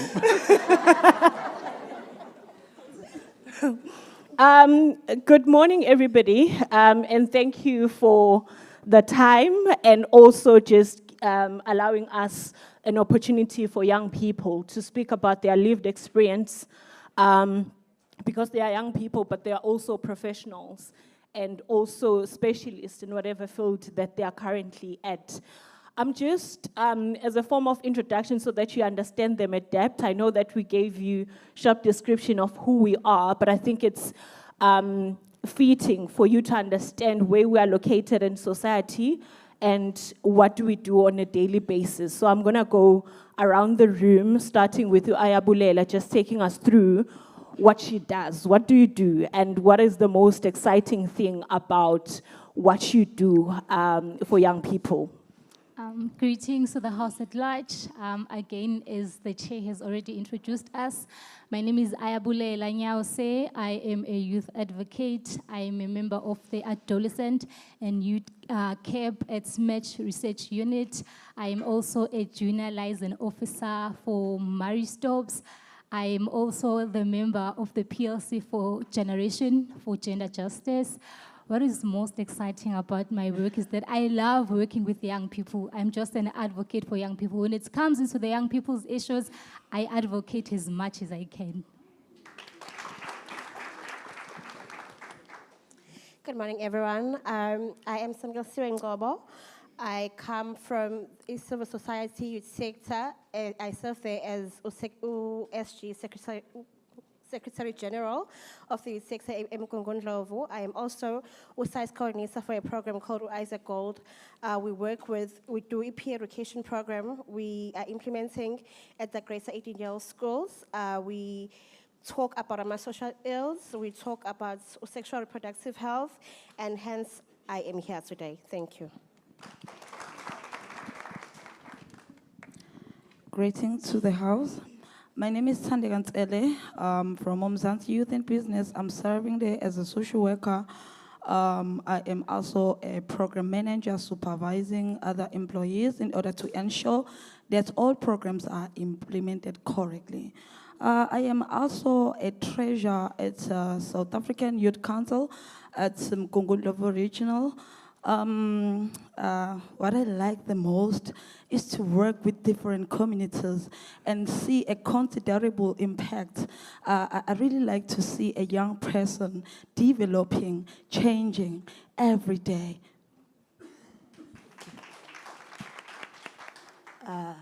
Sanbonani, mina Nkosi yami nguNtokozo waseNanda from South Africa. Kodwa waseNanda ngasemlazi zongithola namashi naselamonti zongifica.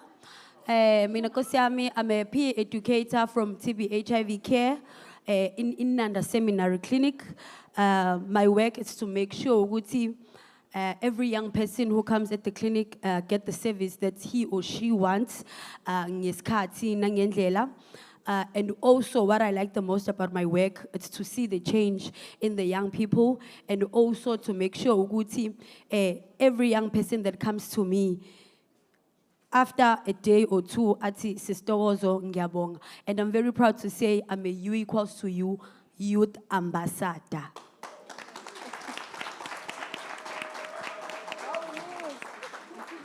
Good morning, everyone. My name is Sanatsu Ngubane. I'm an AYP champion of Mkungundlovu District. My work is to coordinate, facilitate the programs about adolescent and young people in the District 8 Council, and making sure that the young people are at the forefront and there are interventions about their issues. So what I like the most about my work is to see the change in the young people. Thank you so much. Greetings, everyone. My name is Dogozo Moloi. I'm a learner support agent. I'm a social worker by qualification, but I'm proudly a learner support agent working with young people at school. I also volunteer in my community to work with young people at large in my community. So I have a passion working with young people a lot. But at school, I'm there to render care and support for the learners, especially the teen girls, but I also include the teen boys also. And the care and support is based on academics, ongoing counseling, and also with materialistic needs for them, because most of them are coming from disadvantaged communities, child-headed homes. So it's very important to engage with them on a daily basis. So it is like in my heart to serve them. Thank you. Love that. I think you can already tell from just what these young people do, how passionate about the work that they do. And I think one of the speakers, in the words of support, was speaking about the generations not meeting each other. And what is interesting about the current panel is that even with us, the youth, we are diverse in generation, because we are youth, njengosisi omdala, who is a millennial youth. And then kuno Sane, who are Generation Z and or Gen Z, or what we call Ama 2000. And sometimes what we view things as the millennial youth and how the Gen Z's youth view things are totally different. And we want to bring both those perspectives here today. So perhaps just to open up with the question is, as a millennial youth, when I was growing up, there was a lot of effort that was done in ensuring that more young people, and especially teenagers, are encouraged to abstain.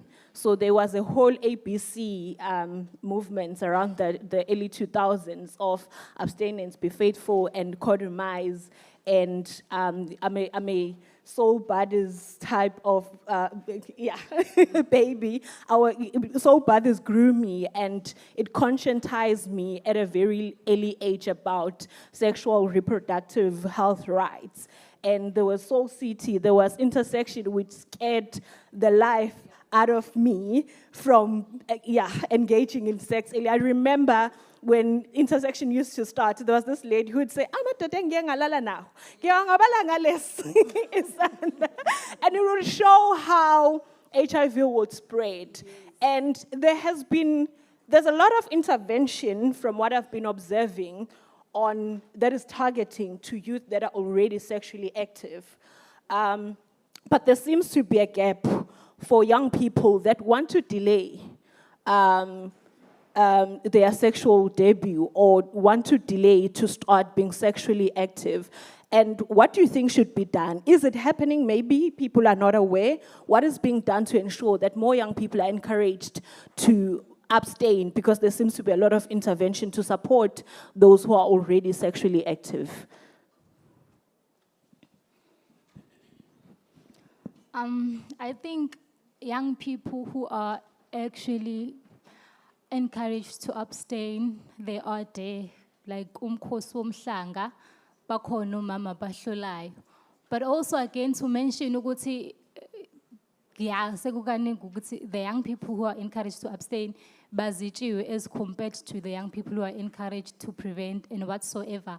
So I think there should be more interventions and programs aimed at encouraging young people to continue abstaining, because we have had engagements with Intombi to hear from them ukuthi bona bazizwe engazuthi banakiwe yini. And the response was they feel like now they are being denied and ignored, and more information and more focus is on the ones who are already sexually active. So I think there should be more programs and interventions aiming at encouraging young people to abstain, and also to say that the first thing is to abstain, and then after you have failed to abstain, these are the things you should do. But the most thing that we should prioritize is abstinence. I think we should bring back the culture of ukuhlolwa, and also singayi underestimate just because we have a high state of young people who fall pregnant at a young age. Hence now we are underestimating the culture of ukuhlolwa. Thank you. Any other speakers? Okay, so Usiswam Ayabulela spoke about the importance of encourage amantombazane ukuthi ayohlolwa. That's a very nice thing, but I would like to say not all of us like to go kuba yintombi siyohlolwa, but I always encourage other young girls who are not into intombi to ukuthi ba abstain. You know, I started having sex in my third year university. But what I did, I told myself ukuthi ngizolala nomfana mese ngikwi level, you know. But it's very important ukuthi sibaqoqozela ukuthi ukubhala u4 ukuhlala ngentombi it's not an issue. Ungaboni ngazuthi awukho entweni because ubhala u4 wena uhleli ngentombi. And nokunye okubalekile, it's very important to encourage laba abangathandi ukuya kohlolo ukuthi guys, uyazi if uqala at the early stage practicing sex, umzimba wakho the more ukhula uzoshintsha ngeindlela eziningi. But we are not judging uma ngabe usuqalile, but uma ngabe ungakaqali ave kumnandi ukubhala u4. Yes. Thank you. I'll take you, then I'll go to the next question. Okay. Also, I think with sexual debut, we need to understand when a person wants to delay their sexual debut, there's also a lot of pressure surrounding that person. There are conversations that are happening around that person. Even the situation, maybe you want to delay your sexual debut, but if you were to sleep with them, there's a lot of pressure on my iPhone right now. There are kids, high school, who are carrying my iPhone, and dating someone older might give you that, you know. And dating someone older every day, we all know that, you know. So there's a lot of things that are surrounding late or early sexual debut that we need to look into as well. Big, just a person, but look at the surrounding issues around the decision making. Thank you. Thank you so much for that, Samge. And I think it's a nice way to go to our next questions. And I think hopefully the academics and the policymakers are noting this gap, that there are no intervention. The people exist who want to delay, but there's not enough support to help them to make sure that they meet whatever milestone that they intended for themselves. Perhaps they want their debut to be at 20, 21. So the interventions that help those people are currently lacking. And then to go to the second question, I think you've just mentioned that young people have cell phones, and we all know that young people, by nature, they are easily impressionable. So there's a form of rape currently that is the biggest contributor to early and unintended pregnancy, which is grooming, sexual child grooming. So this form of rape is rarely ever attended to because it always goes to the gray areas. And because we're in an academic institution, I then went and did a little bit of research to actually check what are some of the South African research that has been conducted on the issue of sexual child grooming, and they are very minimal. I'm not even sure if UKZN popped up in my search when I was looking for scholarly articles that look into that. And it's the biggest contributor because then we come to the community and they say, Papa, they're too fast. Whereas there are groomers that live amongst us, that work in higher positions, that are at school, that are teachers. So based on your experience, if maybe, I know that when we were preparing for this session, you said we want to be as authentic as possible. Some of the experiences of grooming that you've seen, that you have encountered yourself personally, and what are some of your opinions on how we can actually address this issue of grooming? Do we educate? Do we advocate for policy implementation to make sure that social justice actually works and there's sentence that, and I know that there's already something on statutory rape, but even in that, when you go to communities, and then they want to have side conversation outside of justice and it's sorted out there. So what are your thoughts on sexual grooming because it's the biggest contributor, yet it's a neglected form of rape that is rarely ever addressed? Okay. Again, thank you. I think that was when he introduced me, I'm a former teenager. I'm no longer a teenager, but I was a mom while I was still a teenager. Indoor sexual grooming is quite sad because and you realize, actually, this is what was happening. So I had a child at 16 by a guy over in 21. And the first thing he did was tell me, it's gonna seem very small, ne? But for me, that was big because I never got it at home. Having a male telling you good thing was big for me. Then came my birthday gifts, ne? They wouldn't even buy me a cake. So he remembered I remember very well, when he put 80 rand, guys, 80 rands. 80 rands, I was so happy. Like, I was very happy. And also, they are very patient. Ne?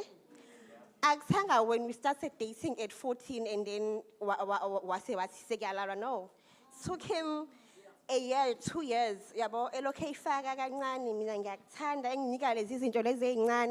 And I really thought that was love. It looked like love. It even smelled like love. And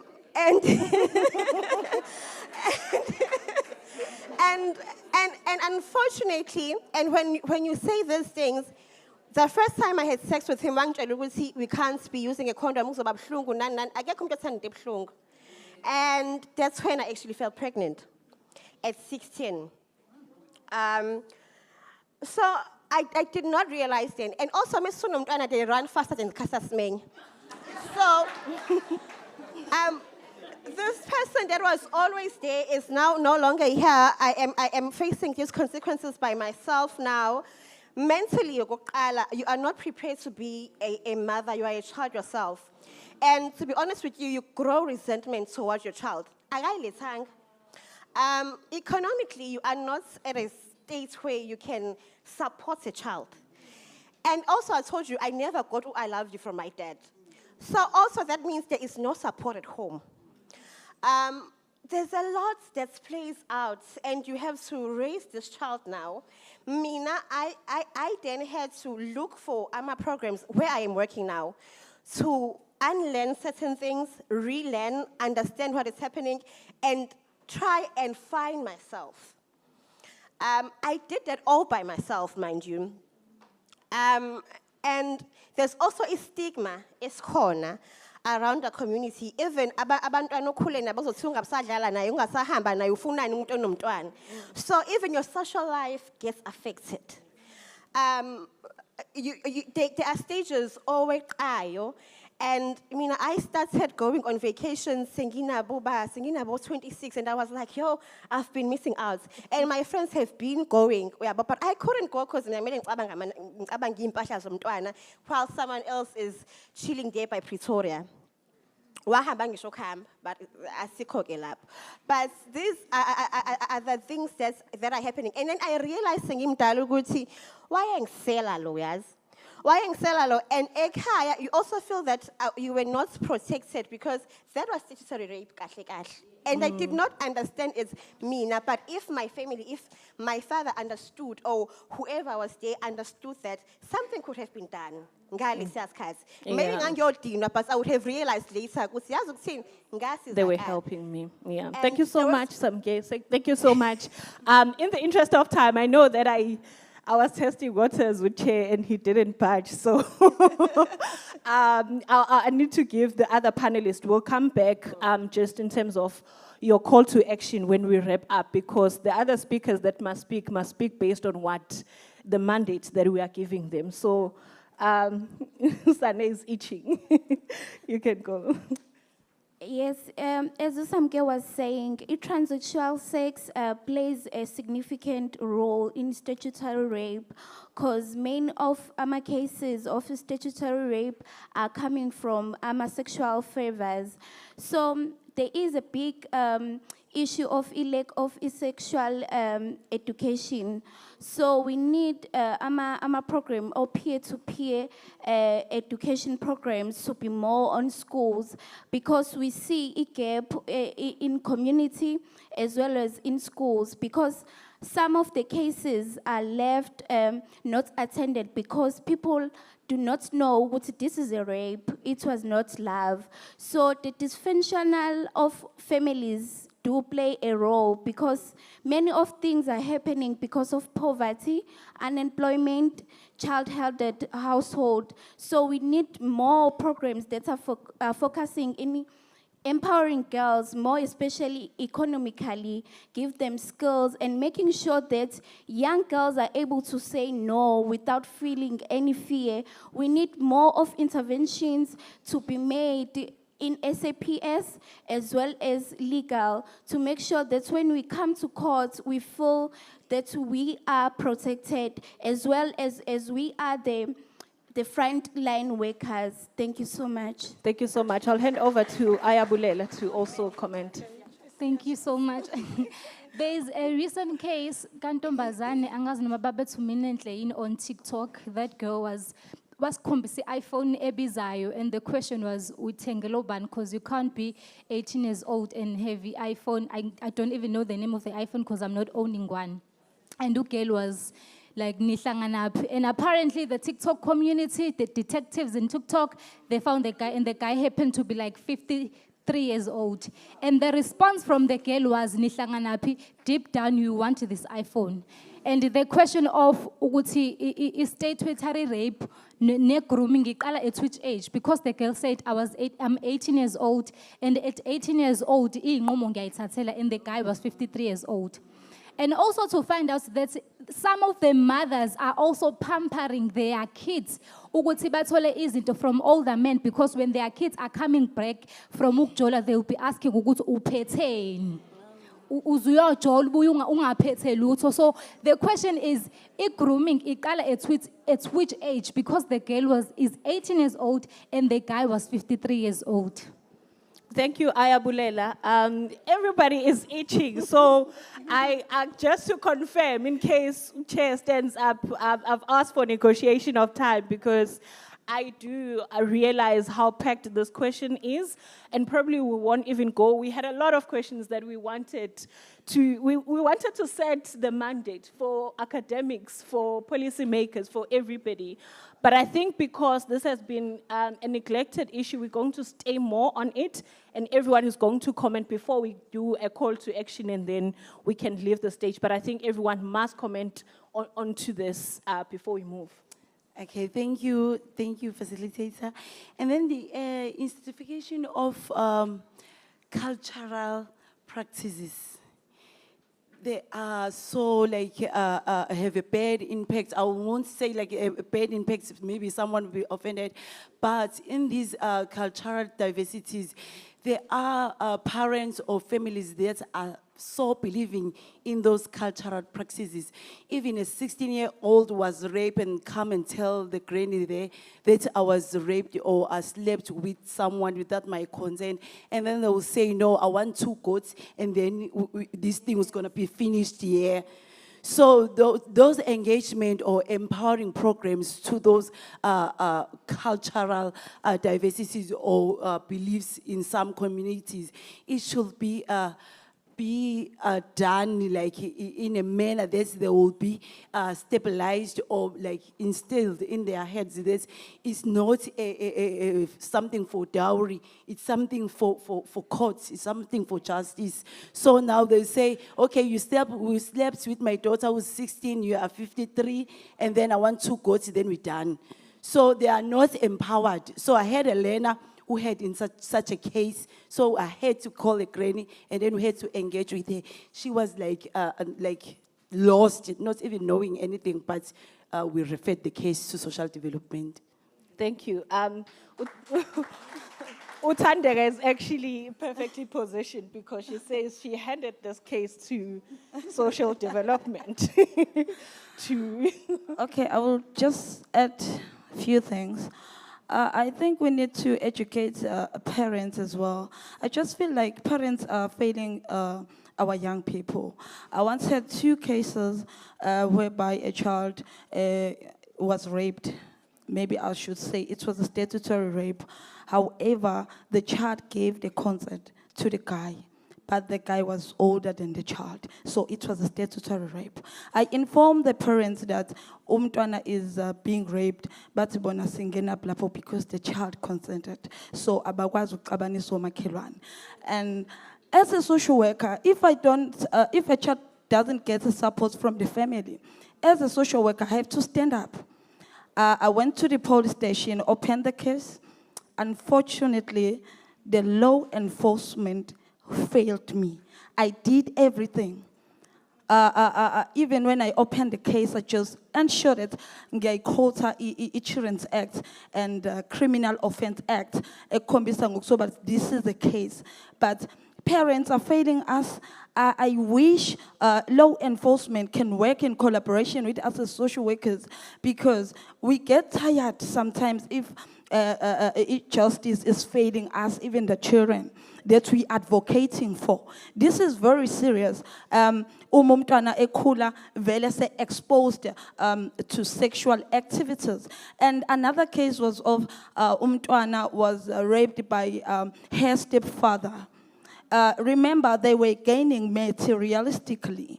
So umama said, we cannot open the case against him because he is the breadwinner. If we open the case, who gonna assist us with everything as Senzela Zone? So we need to educate them. As gwazi ukuthi singanikela ngabantwana just because bayondliwa and so forth. Baningi abantwana abakhula bengenayo yonke into but bayakhula. So we need to educate them ukuthi they need to prioritize their children. They shouldn't neglect their children because they gain materialistically kulabo partner baba kulabo partners baba beza nabengane baba introduce. Also to educate them ukuthi they shouldn't bring different partners kubantwana. This is so disturbing. Uma ulandelela academically umntwana is not doing well. And at school umbona umntwana hyperactive kanti umntwana uhlukumezekile, not that hyperactive khona into exposed kuyo thina singayazi. Thank you. You can Okay. speak. I feel like all are going to have mentioned all, but I wanted to emphasize iphathi yabazali and nomntwana. You know, usiswami said it ukuthi yena kubo babakhe never told him ukuthi uyamthanda, you know?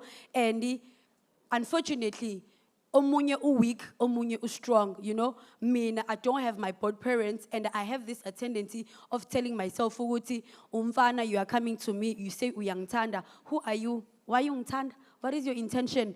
But omunye is weak, does not have that thing yena yokuthi athi why ungithanda. Omunye uzofile ngazuthi uyathandwa ngempela. And also uzakwethu said it, izinto esizenzayo in front of the children. I'm always telling them ukuthi mina a seminar where I'm having a youth care club. I have a youth care club with teen mothers, you know? So if in a youth care club with teen mothers, into engibagqugquzela kuyona kakhulu, it's to ask them ukuthi umntwana wakho uyakhula now growing up, amaphutha owele kuwona wena, do you see your child uyambona yini naye ewela kuwona? So what is your plan? What are you doing to prevent umntana wakho ukuthi angenzi the same problems that you've been through? You know, and it's very important ukuthi siba assist when it comes to parenting skills, because babe nabantwana bengakafiki kwi level or kwi age yokuthi babe nabantwana. So mangase nje sithi ukuzama kancane to give them a parenting skill, because abanye uyazi ukuthi you can find a 16 years old unomntwana akanayo ID. Ingane yakhe izoba kanjani ne birth certificate yena engenayo ID, you know? So there are a lot of things that are going on. And also mina I'm based in Nanda, guys, you know ukuthi eNanda ziningi izinto zakhona ziyenzeka. And you find out umama ezengimina athi Ntokozo, can you please put my child injection for 3 months? Why? Why, ma? Angitshela ukuthi usenza u1 no2 no3 no4 no5. Mbese ngithi, what is your behavior when wathi umntwana nihlala lapha ekhaya isimo sinjani? And then you end up seeing ukuthi hayi ngoba efuna ukuthi ifakwe u3 months injection. Ingane yakho uyayithuma ukuthi ayihambe iyephi iyenza u1 no2 no3 ukuze izokwazi ukubuya na something ekhaya. Just on that, Ntokozo, I think we're going to call it to action. We've run out of time. We had a lot packed for you guys, just FYI. So just to call to action, there's something that disturbed me that you said yesterday when you were just telling me about what you do. I think it's fitting here. We have people that are head of departments. You mentioned some of the contributors to this early an unintended pregnancy and what you are currently experiencing in the clinic that you are working at. Should I share? Yes. So right now, it's not the second time. I said we were in Garden Court. It's the month end right now. I said it before, we don't have pregnancy test. And it's a festive season. We are in December. We are no longer in November. And my kids, I end up referring them to other clinics that are very far from them because we don't have pregnancy test. We don't have implant-on tools to put implants to them. And that becomes an issue to me and my young kids. And also I ask, please, to those who are here, please can you make a full research about implants? Because mina nguNtokozo Mkhize, I'm busy encouraging omunye umntwana ukuthi afake implant on so that kuzazoyiprevent angamithi. 3 months down the line, ingane iyabuya iza kumina Ntokozo lento yakhe iyangophisa. And ngiyopha serious and angisakwazi ukuyokwenza into efana ngabe ngiyozenza because ngiyopha. And ilokhu inikeziwe that thing enikezwe yona amaphilisi but akupheli ukopha. I don't know ukuthi what is the problem with the implant or what, you know. And also ngicela ukusho nolokho, guys, I'm not happy about the people who are tenderizing our lives when it comes to medication. Angikho happy ngengane ena 5 months efanele iqaliswe ama-ARVs. At this time, kulesikhathi samanje, no. Ngicela ke mhlambe mekukhona umthetho thizeni ongabekwa ukuthi umama okhulelwe who was on ART simenza kanjani ukuthi aphuza amaphilisi by fire by force to prevent the child that is unborn. Ngoba the reason why I'm saying this is because mina, guys, I'm happy to say I'm living with HIV. I'm not shy. The reason why ngisho njalo it's because when I found out about my status, ngathi it ends with me. But right now ngise clinic, angikho happy ngengane ena 5 months ekuthiwa iphiza amaphilisi. And on top of that, ema clinic o ABC amaphilisi abo o Abacava abafiki njalo ngesikhathi umzali ulokho efika randomly because ufika nikezwe inkeshezana kuthiwa you must come back another time if esephelile because we are saving the others for omunye ozofika. Is that right? And yena umzali uzowuthola wakho 3 months but she needs to come back for umntwana. Is that parent going to come back for umntwana wakhe? No, that's why abantwana be defaulta umzali enga defaulti. It's not right. And guys, the process ya prep. Cela mhlambe zama ukwenza ngenye indlela when it comes to prep. Abantu abasha bayawuthanda prep. It's just the process. Ithatha isikhathi eside. Fana hamba your test, okay, fine. Fana test yes. for HIV. Okay. Ntokozo Chair is looking at me very. Okay. But the process ya prep guys ithatha isikhathi eside. Okay, fine, fanele testwe kumele uthathwe amagazi. Okay, fine. Kumele kwenziwe lokho. But at the end of the day, uprep nawo awukho.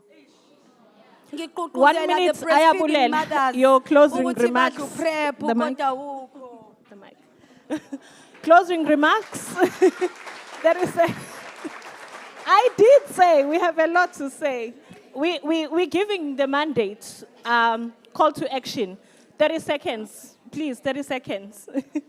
First and foremost, it is to say that I think as South Africa, we have made a significant improvement in terms of our programs of addressing teenage pregnancy, but also I think we still need to look into AMA AYFS, ukuthi are they fully functionally, and also AMA programs that are already available and existing, ukuthi are they being implemented in a proper way, because it can't be ukuthi out of a whole lot of like the range of available programs we have, but we still have a high statistics of teen pregnancies. We still need to close the existing gaps. This is my call to action. Thank you, thank you.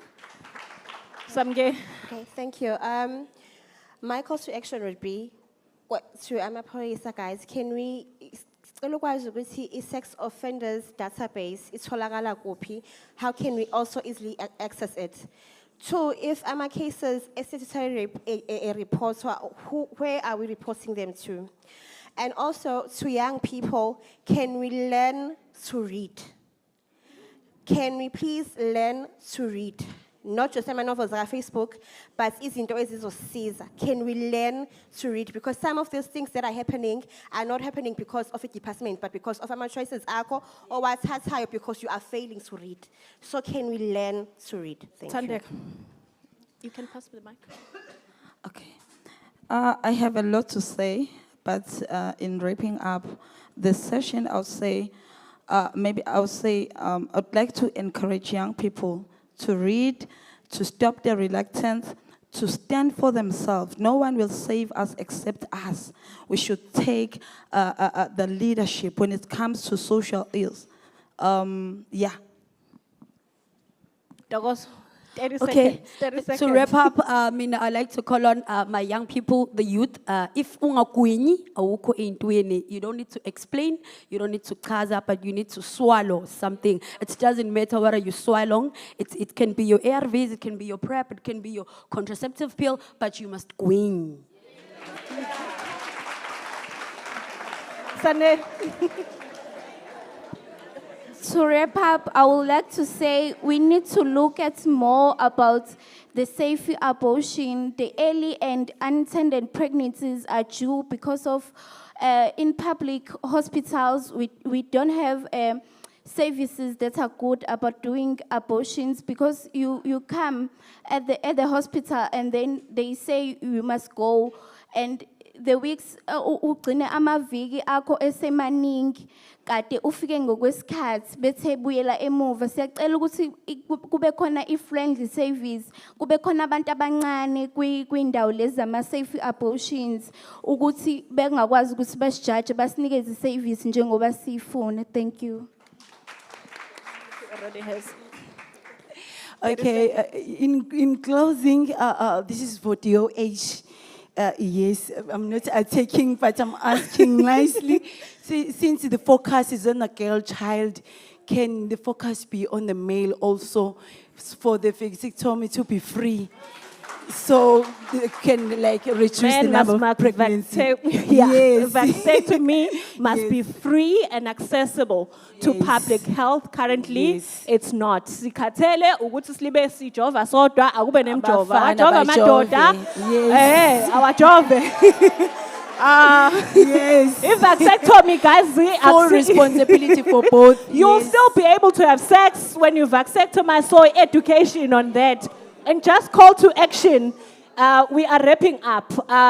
This is to academics. We need more research that is going to expand, and also, you can't be just your subjects. When you come to us to do research, you collect all of your qualitative data and you go and you distribute somewhere. You don't come back to us, the people that were the subjects of the study, and tell us these are the findings, so that we also have the power to make decisions in our community and come with intervention. We are not waiting for government. It's good that they are there, but we don't want to wait for them. So please, let us have not a transactional relationship.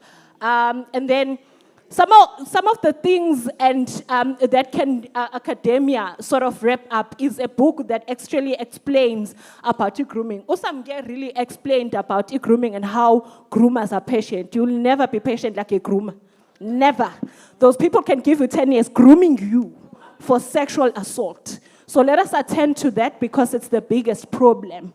And not only focus on, on the other things. And then I think lastly, I think it's already been said, Stella a sexual list offender ibe digitalized bagethu. Niyazi sisemafonini. I want to go to just type igama nesibongo somuntu ongitshelayo lapha kaThinda, ngisheshe ngibone ukuthi akaveli lapha elistini. So sicela ibe digital. Sheshe. That's it from us. Siyabonga. Thank you so much. Thank you so much. Siyabonga. Thank you very much, young people. It's fine. Want to say something? Okay, it's fine. All right.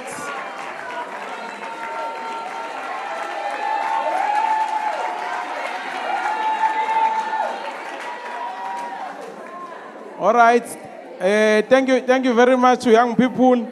Maybe let me give a chair session to round up. And you're parting short.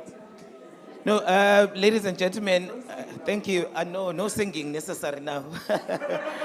Not now. I think the engagement was robust. It was very unfortunate that time was against us, and we respect the proceedings. But I think this is also a call to action, which we need more platforms to give young people to actually express this in front of the policymakers, in front of the people that make the decisions. So I'll give Usisitolisile and Usisibui while they are coming forward. I'd also like to acknowledge the Office of the Premier for always including young people, because it's nothing for us without us. So we are really grateful. Who's actually working hard in bridging the gap between civil society and the research institute. For the longest of time, civil society organizations were implementing and researchers were doing their research. So now we are synchronizing everything. We are saying let communities be part of the research, but also policy implementation. With that, ladies and gentlemen, I thank you. Okay, colleagues, can you please come back, because there are some goodies for you. I forgot that part. But Silege will hand over them to you. Cela sibashayele again izandla EUP. This is just token of thank you from DUT and NACOSA for our young panel. So we just want to say thank you, and we hope this panel did set the tone for the remainder of these 2 days. So thank you.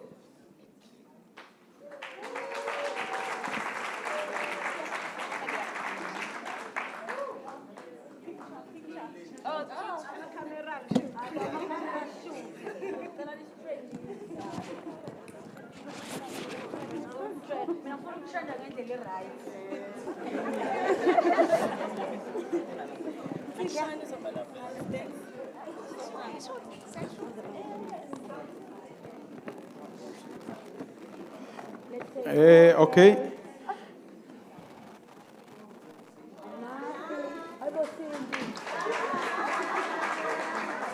All right, thank you very much, young people. You can still take photos outside.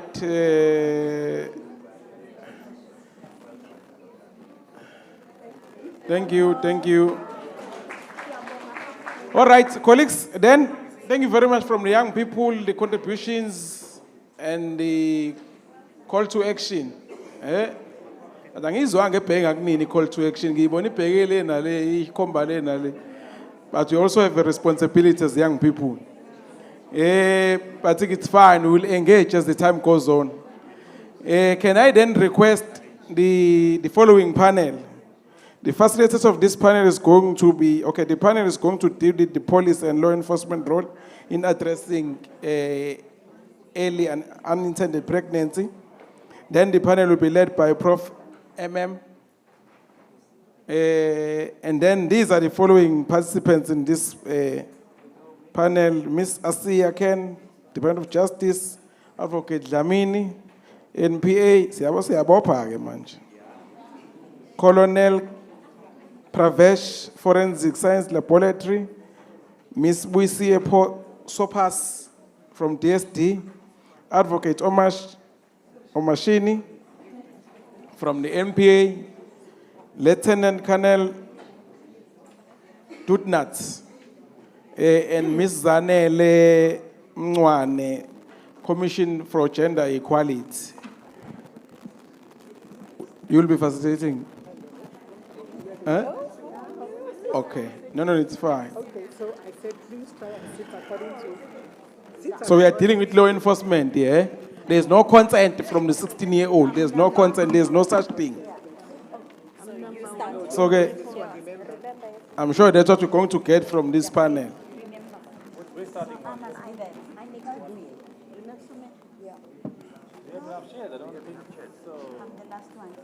Those parents of 16-year-olds getting pregnant are accomplices. Dr. Dlamini will be chairing this session or will be facilitating this session for this panel. Over to you.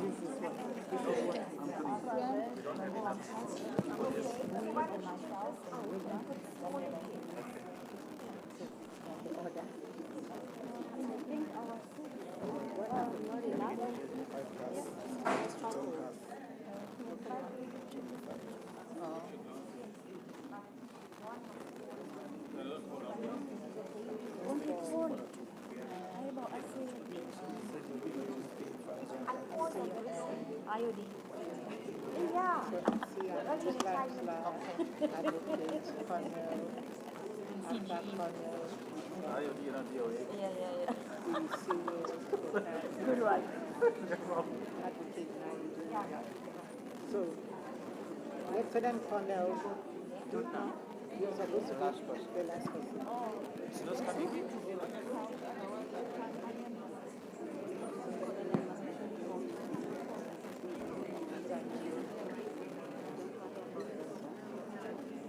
So you are the last person.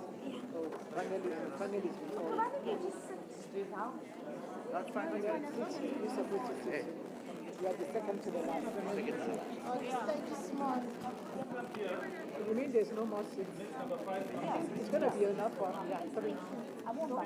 And then Colonel, yeah. Okay. All right. Don't worry, I know who's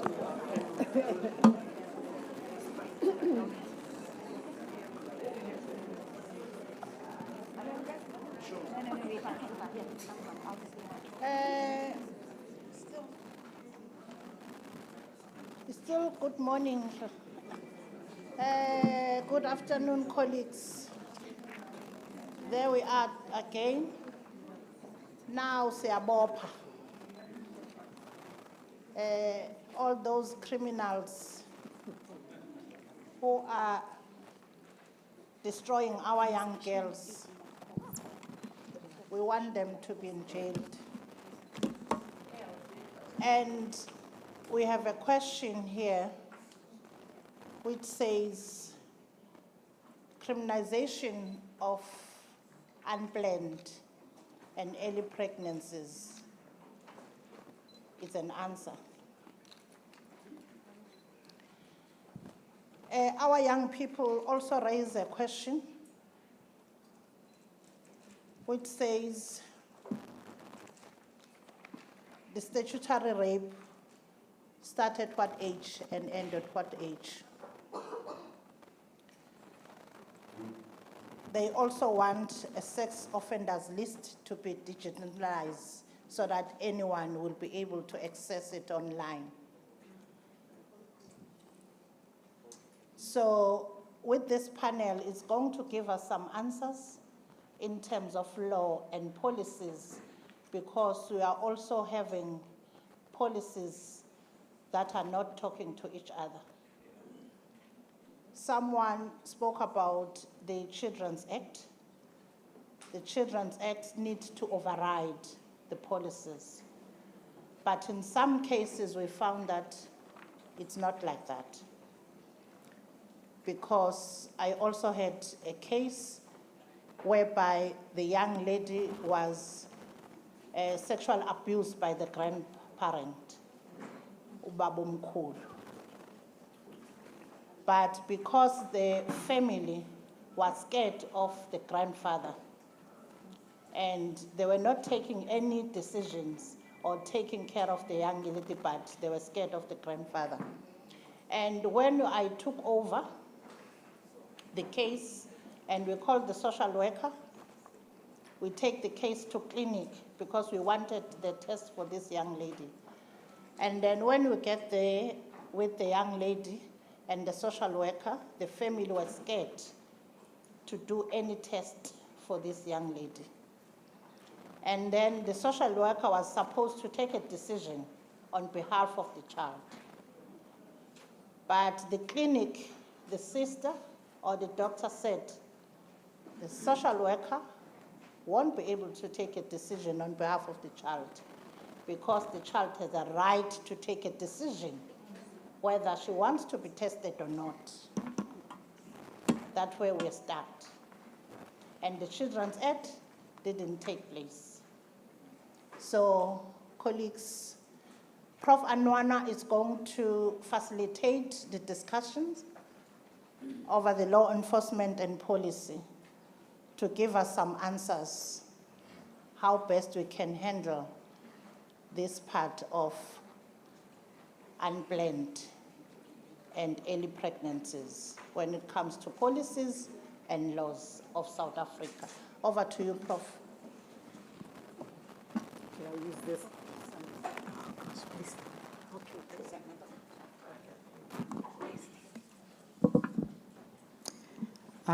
good afternoon.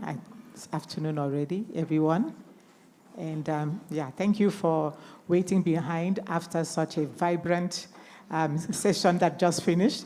I don't know how we in this generation will be able to meet up with that, but yeah, we will try our best, and we hope that we'll engage you as much as the youth engaged you. Yeah, so having said that, we are here as law enforcement experts or people within the law enforcement arena, and we are going to share our experience. We're going to probably also, provide solutions, the challenges that we encounter in the law enforcement, and maybe also a way forward, hopefully.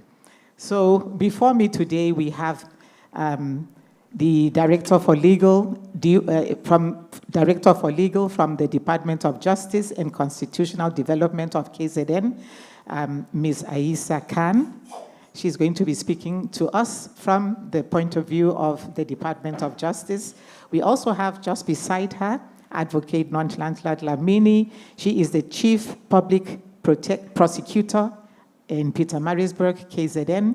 So Advocate, you're welcome, and we'll be looking forward to hearing from you from that perspective. We also have Colonel Pravesh Kalinwalala.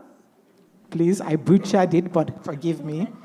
He is the section commander of the biology section of the Forensic Science Laboratory. So please listen carefully, because how do you preserve the specimen that would lead to the DNA being extracted or the evidence that the court needs in order to prosecute? Because as you will hear, the problem with law and enforcement is that sometimes we don't know how to preserve those vital evidence that the law enforcement can use in prosecution. And then we have Ms. Busisiwe Spokazi. She is here from the DSD. She's the Director of Children's Services from the DSD KZN. We also have Advocate Omoshani Naidu. Advocate, you're welcome. Advocate is the Acting Deputy Director of Public Prosecution, Sexual Offences and Community Affairs. So I hope we'll have time for questions so that they can answer 1 or 2 questions, hopefully. And then we have Lieutenant Colonel Dudnath. Lieutenant Colonel is hiding. I think I will do this when he's going to talk. He is from SAPS Family Violence Section, and he deals specifically with Child and Sexual Offences Unit. And then we have Ms. Zanele Nkwane, she's an advocate, from the Commission for Gender Equality, she's the provisional manager of KZN. So as you can see, we want to thank the scientific committee for putting such a strong law and policy enforcement panel together. I think they've covered every section of law enforcement that we required here. So I'm going to start with the Director for Legal and Constitutional Development in the Department of Justice. And we're going to go straight to the questions. And we're just going to ask you, Director, to just speak a little bit about how law enforcement, what are the key challenges you encounter when you're addressing issues that lead to early and unintended pregnancies amongst young people? So if you can just give us, from the Department of Justice, what are the challenges that you face? Thank you. Thank you, Chair, and for this opportunity. And I just want to thank Panel 1. You definitely set the scene. You've asked a lot of questions that we were hoping to answer. And hopefully we'll get an opportunity to address all the concerns that you have raised. One of the most challenging thing is the non-reporting of cases for various reasons, whether it's family pressure, whether it's guilt, whether it's fear. But that is the biggest challenge that we are facing, is the non-reporting of cases. It's found out very late when the child's ready to give birth. And at that stage, no one wants to press charges. So as law enforcement, there's very little that you can do if there is no complainant in a case. That's a very big challenge. And the reason I say this is because we've just had 3 amendments to our gender-based violence legislation, wonderful amendments to the legislation.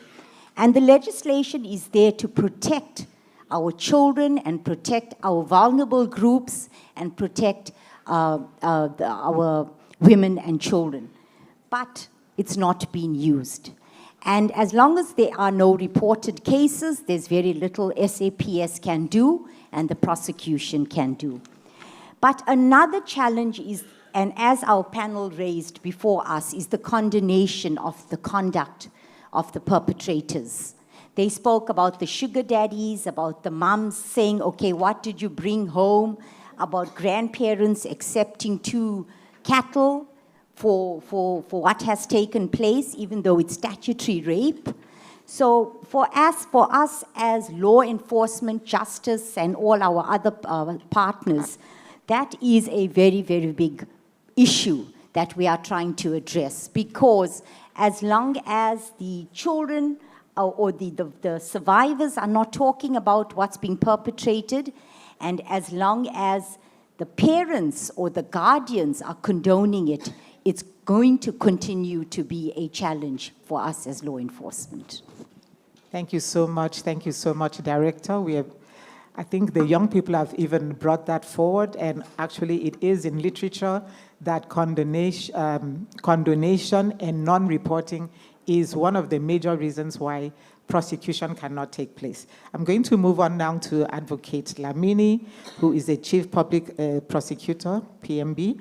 Advocate, please, what are the challenges that you guys face?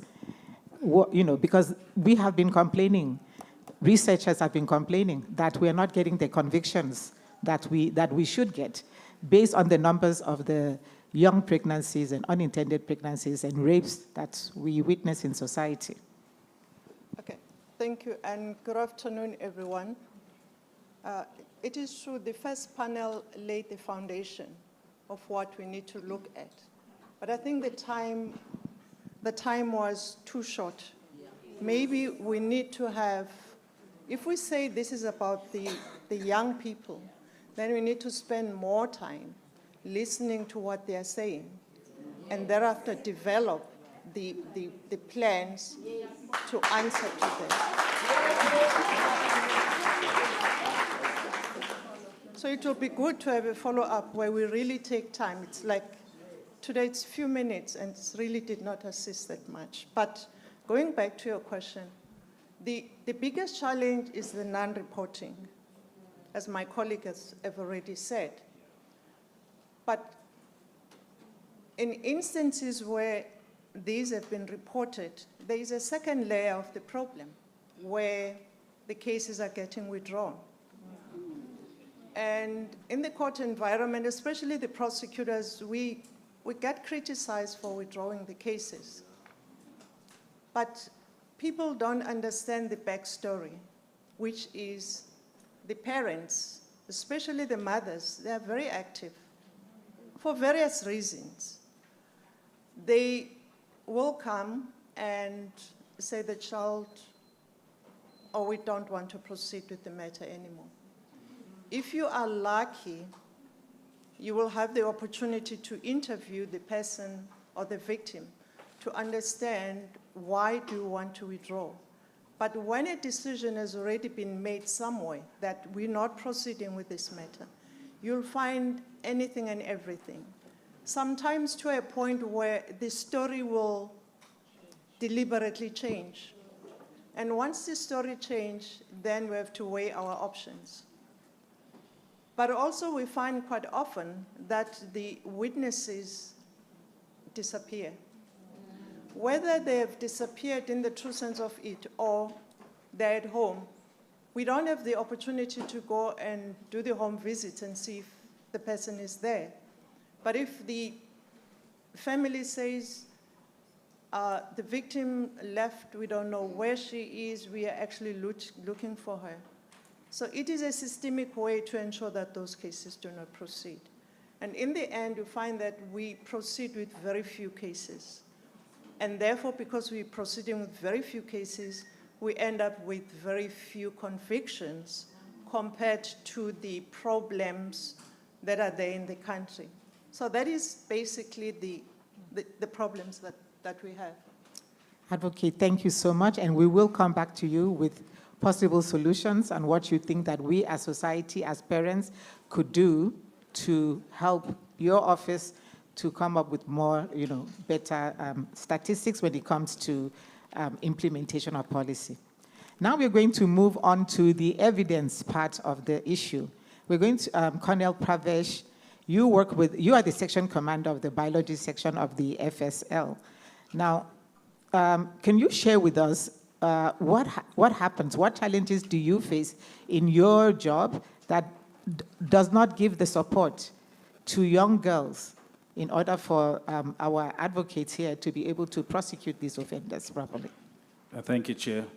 So I represent the behind-the-scenes activity. Actually, from the forensic science perspective, we don't engage with victims of crime or the families of victims of crime. But what we do is support the investigation of crime using scientific methods. So if you look at forensic science in South Africa, we basically doing forensic DNA analysis with biological samples, forensic chemistry, where there's involvement of drug-induced sexual offenses, and further, where there's firearms involved, we're looking at forensic ballistics analysis. So as I said, we are behind the scenes, but what we're doing in the work we do is supporting the victim and I think facilitating the empowerment of the victim through solid scientific evidence that supports prosecution.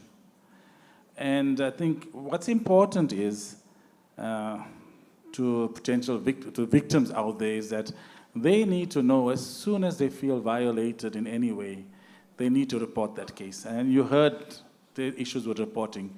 The thing with scientific evidence, especially biological evidence, the longer it takes to collect and preserve the evidence, the greater the chance of the evidence being destroyed. And with this type of evidence, once it's destroyed, you cannot get it back. We have one chance of working with the evidence and one chance only. So once it's gone, it's gone. You can't say reenact the situation. So it's of vital importance that everyone involved from the earliest onset, the teachers, the caregivers, parents, the victims themselves, need to come forward and say, look, this is what happened to me. Let's go and report this. And from there, the necessary action will be taken. Further to that, the lab has been instrumental in designing sexual collection kits to facilitate the easy collection, optimum collection, preservation of samples once they're collected, so that when they reach the laboratory, we have a better chance of getting a result out that can support that investigation. So my urge is to any victim or any person who knows of a victim, is immediately take them to the necessary authorities to report. But more important also, try and limit movement, try and limit bathing and washing away of potential evidence. If there's clothing items, an underwear or so on that the victim has had on during the offense, remove it, change, put it into a paper bag, take it with you to the police station or to the doctor.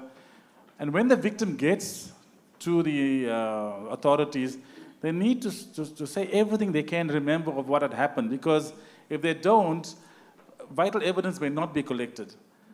And important, we think of sexual offenses only as the victim's body, but there's two things. The victim's body is a crime scene, and the physical scene where the actual incident took place is another crime scene.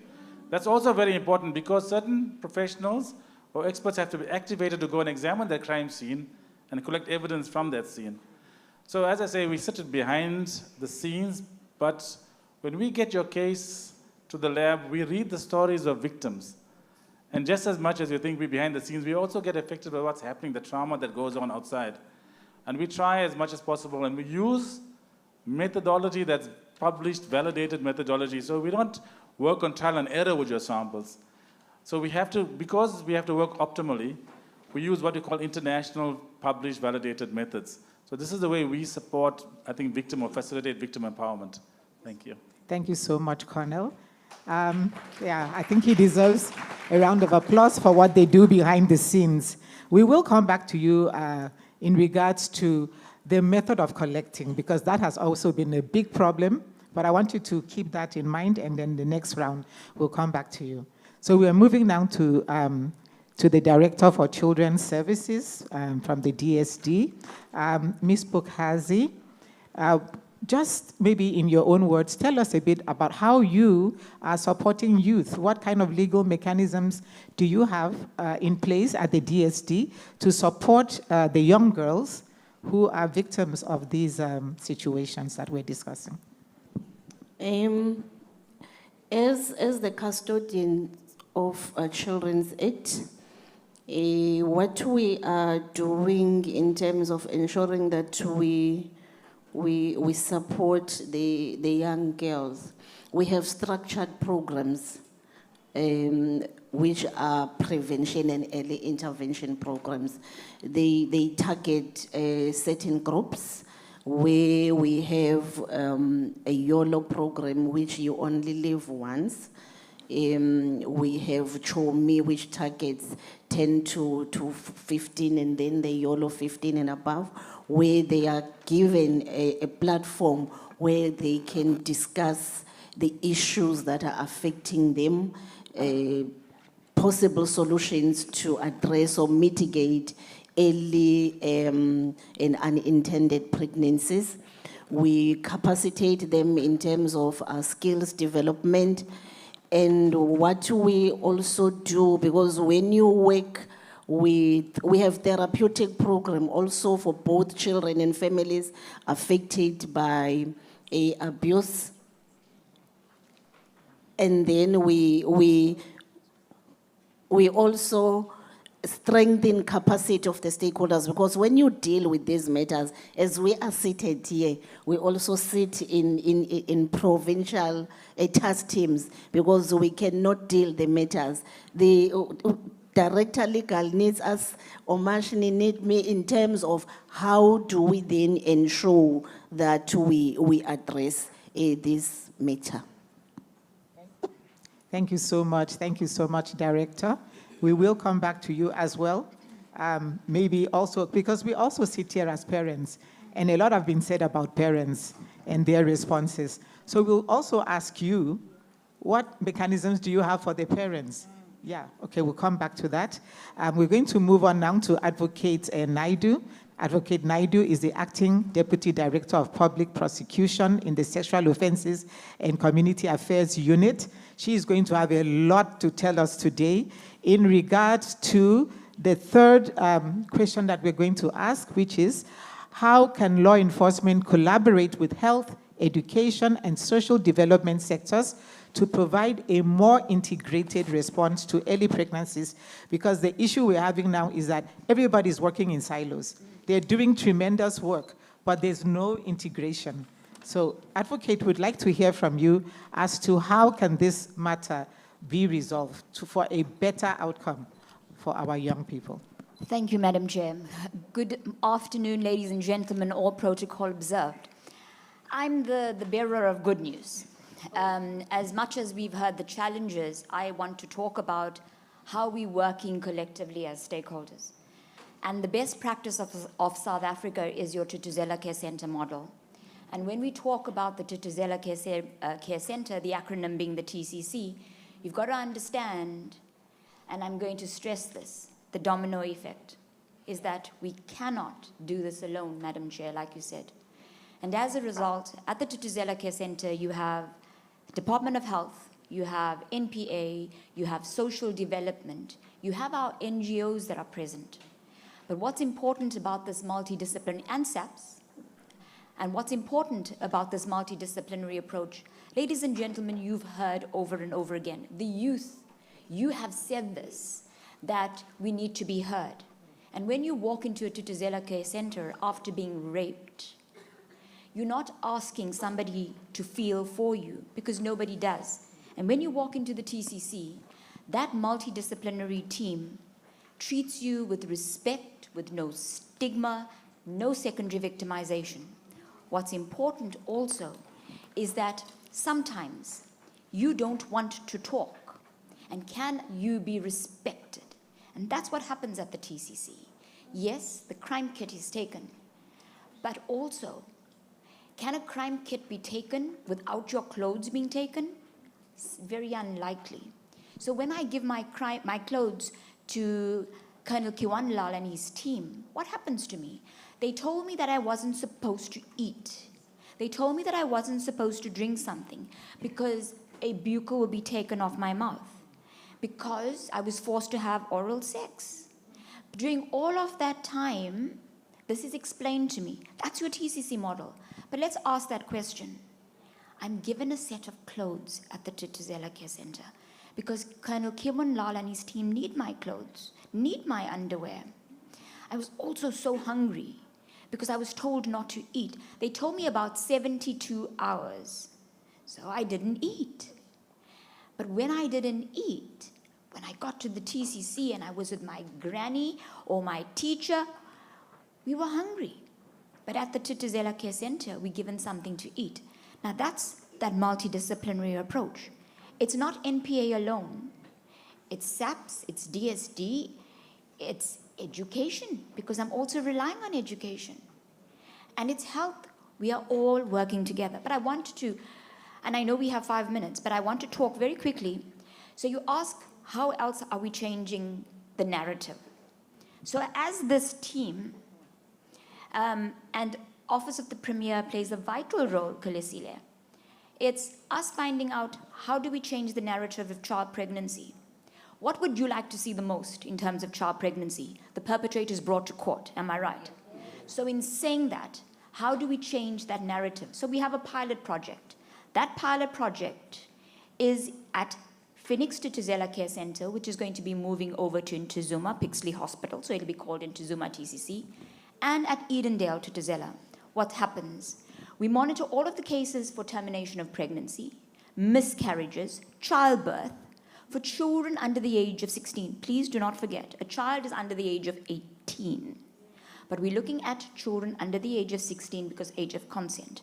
In saying that, we now monitor all of these cases where you have TOPs, termination of pregnancies, childbirth, miscarriages, STIs, because you don't get STIs without sexual intercourse, am I right? So we monitor all these cases for children. We make sure with Department of Health that these cases get reported. And we'll talk about the law just now. We then at court monitor these cases. And we'll talk about that too, prosecutor-guided investigation. That's a major project. Why? Because we want to see perpetrators brought to book. But again, like panel number 1, we too have short time. And yes, we can continue with this discussion further because there's so much that is being done, but not alone. Thank you. No, thank you so much, Advocate. We think we really need to hear that. Please give her a round of applause. And we need more centers like that, hopefully. Yeah, we'll talk about, because I know the issues of funding and all of that, support. I think this is the best time for us to go to the provisional manager of KZN, because I'm sure that she will have a lot to tell us about how KZN is supporting programs like that and what other programs as well does KZN have to support victims and also to bring them together to work as an integrated unit rather than in silos. Yeah, I think your question was on the, the legal framework. Yes, so, yeah. So what are the current legal frameworks that protect against early pregnancy, and how can these laws be enforced more effectively and collaboratively? Okay, thank you very much, Madam Chair, and greetings to everyone here and to my fellow panelists. I'm speaking from the Commission for Gender Equality, which is a Chapter 9 institution that has a mandate to promote and protect the attainment of gender equality. And part of what we are mandated to do is actually to monitor all the departments that are actually sitting with me here today. There's many laws that the country has put in place that actually protect early pregnancies or even victims of early pregnancy and unintended pregnancies. But I just want to speak maybe on two of those. Like the first one that I want to speak on is the policy that the Department of Education have, which is called Prevention and Management of Learner Pregnancy in Schools, as one of the very, very important piece of policy that actually is and was intended to guard against early pregnancies. So if you look at that policy, it has clear guidelines as to what is expected from the department to ensure that there is a decrease in early pregnancies. One of the things that policy speaks of is speaking on ensuring that if there's a suspicion of a pregnancy, the school has a duty to report this to the police. The question is, as the youth spoke before, it's an issue, it's a question of implementation. From different aspects, we have heard Department of Education saying we have challenges when we want to report. I had a youth who's a learner support agent that said, I called the grandmother to the school, who then did not want to press charges. We've also heard from colleagues from DOJ and NPA saying parents do not want to press charges. But if I have a duty, you go to Sexual Offences and Related Matters Amendment, it has a section that speaks explicitly on a duty to report. It talks about any person that has knowledge and suspects that a child is being abused. That person has a duty and a responsibility to report. These are the two pieces different. One is there at Department of Education, which intends to protect children in school. And we have the Sexual Offences Amendment Act that talks again on the very same protection. And also, both these pieces are talking about the duty to report. And all that is then maybe lacking is ensuring that we implement and we ensure that it is, we implement and we also arrest, and NPA ensures that if I'm found that I have not reported, whether as a teacher, as a neighbor, as a parent, I must then be arrested. The last one, they also, the youth also spoke about the choice on termination of pregnancy. This is also their governing Department of Health, where we see, as the youth have said, that here is this piece of legislation, but the problem is the system. Thank you, let me stop there. Thank you so much, Provisional Manager. We really appreciate your response. And last but not the least in this round, we have Lieutenant Colonel Dudnath from SAPS. And I'm sure we're all waiting to hear from them, because these are the people that we attack most. In research, we attack them the first. In society, whenever we are talking about this issue, is the SAPS that literally get the blame. So we want to hear from you, Lieutenant Colonel. I want to ask you the question when it comes to collaboration with other sectors. What advice would you give us as members of society on how to collaborate with your office in order to help to stem this issue? And I would also like you to touch a bit on how the legal framework, as it affects your office, the challenges that you face there, and how, what do you advise us, members of society, to do? Thank you, Madam Chair. Good afternoon, ladies and gentlemen. Just a few of you guys awake. Come on, wake up, guys. They leave the best for the last, so attack me when you want to attack me. Okay, I'm Colonel Dudnath. I work at the provincial FCS investigation unit. FCS is Family Violence, Child Protection and Sexual Offences Unit. We're in KZN. I want to give you an overview of what we do and how we are structured. I have 25 units all around KZN, which covers every police station in KZN. So I'm not far away. If you want to reach out, just reach out to your nearest police station. You can get hold of us. All right. Then we have a 26th unit. The 26th unit of ours is a specialized unit as well, where we only deal with serial rapists. And we work with electronic crimes. The focus on electronic crimes is mainly child pornography. And that's the scourge that we're facing now. And it's a silent thing that a lot of people don't know about. And unwittingly, a lot of our kids are drawn into it, and it becomes terrible, and they face a very nasty and a silent suffering that they go through. So basically, what we do is we normally follow the Sexual Offences, the Amendment Sexual Offences Act. We got a few other acts, the Child Care. We work with the Child Justice Act as well, and we work with the Child Care Act. So our work is simply, a case is opened, I got a detective on call anywhere in this province that's going to assist my victim. The victims are taken to the TCC, they're examined, kits are compiled, kits are taken, forwarded to the FSL lab, where the colonel on that side, he does his work. We visit the crime scenes as soon as possible. As I say, we got 3 crime scenes. One's your victim, one's your physical crime scene where the incident happened, and your third crime scene is the suspect himself.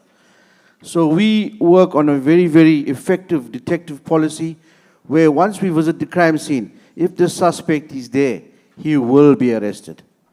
And he will be taken to the district surgeon as well.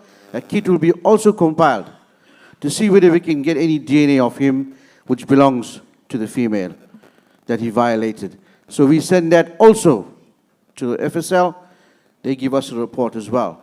We also liaise with, our work is a multidisciplinary function that we normally engage with. We engage with justice, health department, your education department, your DSD, child welfare, and many other NGOs.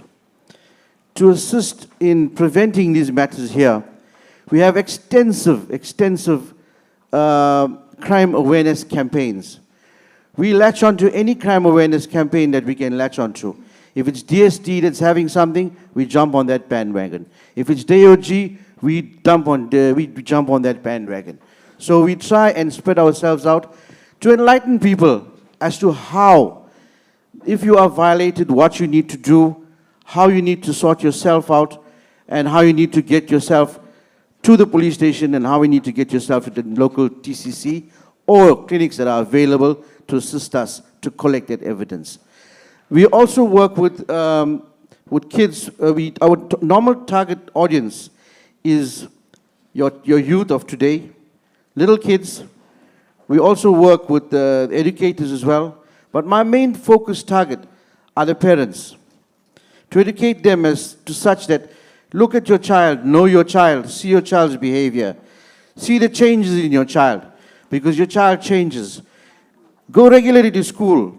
Ask your, because sometimes you may not see it, but your teacher at school will be able to see it, and they'll tell you, look, this child is not performing A, B, and C. We need to sort something out. Then we get DSD involved and we work with that. So in our campaigns, I also target male people. Guys, I don't leave you out as well. I teach you no means no. Not maybe, not okay, yeah. No means no. I teach you fundamentals. Don't violate the female. And always nice, I want to end off by saying, it's nice to ask first, but not anyone under the age of 16. Guys, thank you. Thank you so much. Yes. Let's give him a... Yes, thank you so much. Thank you so much, Lieutenant Colonel. We really appreciate the work of the SAP. Please, SAPS, please do not be upset when we target you too much. It's just that we want you to, do better, even more than probably humanly possible. But from your explanation today, we have seen that you guys are doing the very best, and we as community members need to support that effort that you have put in place.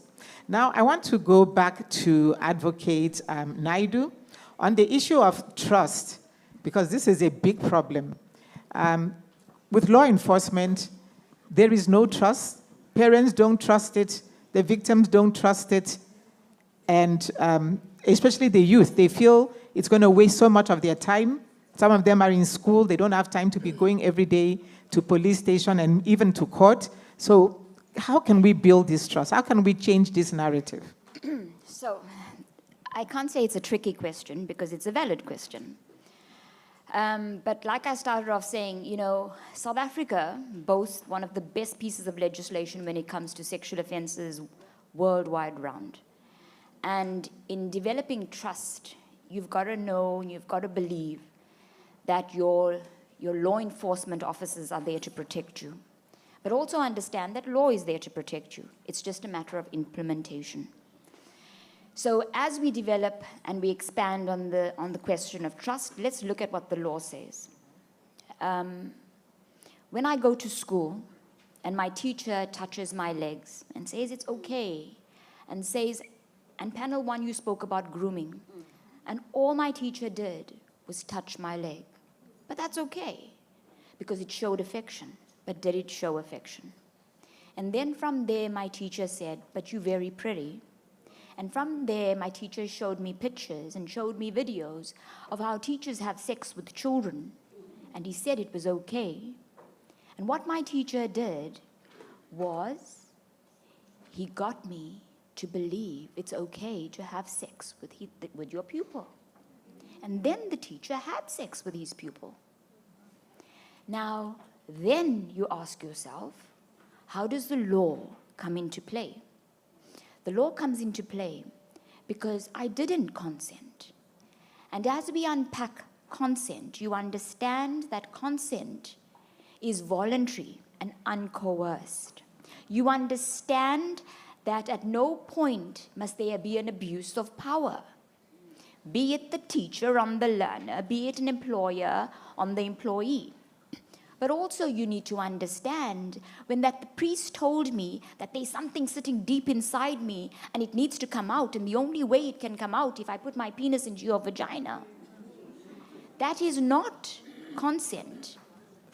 That's false pretense. And it's that understanding consent and building trust. But let's also ask ourselves these questions.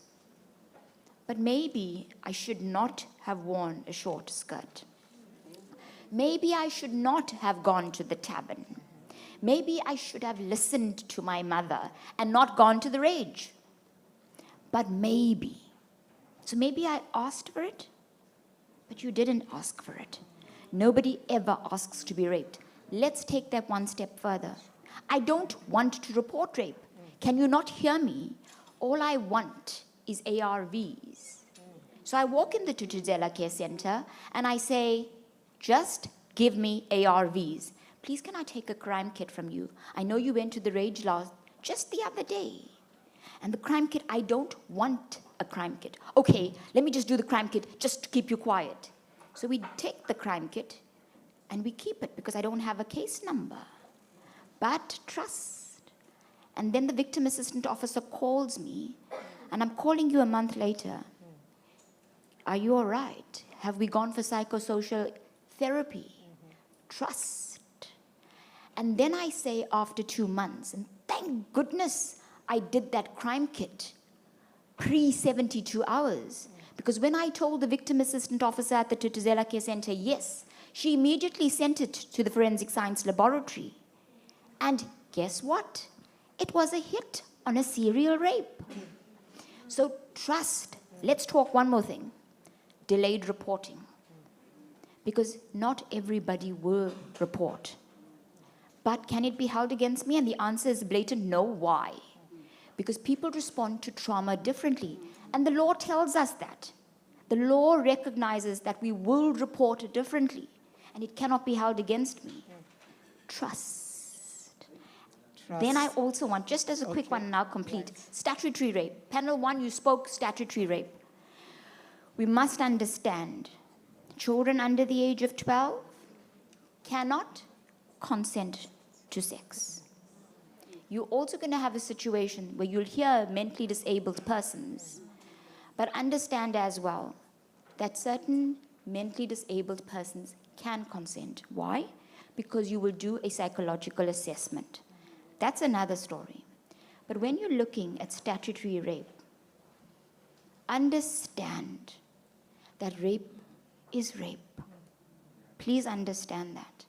Yes, you're going to get Section 15 and 16 of the Sexual Offences and Related Matters Act. We'll talk, and I'll just talk a little bit about law. 12 years and older, under the age of 16, 2-year age gap. And there was case law that said, children will be children. And we can't criminalize children where there's an age gap between them of 2 years. 12 years and older, under the age of 16. And the law said, that's where DSD comes on board. And we need to counsel, because children will be children. You too were at that age. So, and I'm going to quickly hand over, ma'am, because there's other areas that must be talking about in terms of protective measures, which my colleague will talk about. Thank you for the opportunity. Thank you so much, Advocate. So, thank you so much. Yes, she deserves that. I'm going to go to Ms. Busisiwe Spokazi, the Director for Children's Services. And her office is a very sensitive office. The people she deals with are very vulnerable people. And I just want her to talk about the issue of trust. How do you get the parents, the guardians to trust you? And what are the challenges? Thank you. Thank you. The first panel, they said nothing about us without us. So what we always do in terms of their voice, especially with the children, I work with from up to 18.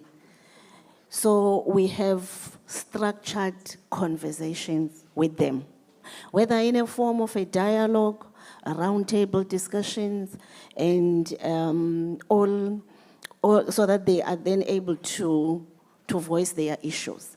So what they said, you know our voice now, so you need then to implement. So what is important is then to, in order for them to have that trust, we establish these or nominate what we call child ambassadors, so that we account to them.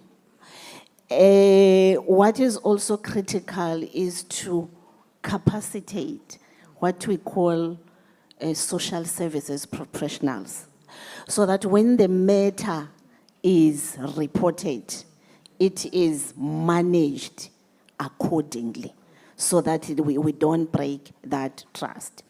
And what we also do, we engage with the parents, especially regarding early and unintended pregnancies, abuse and all that.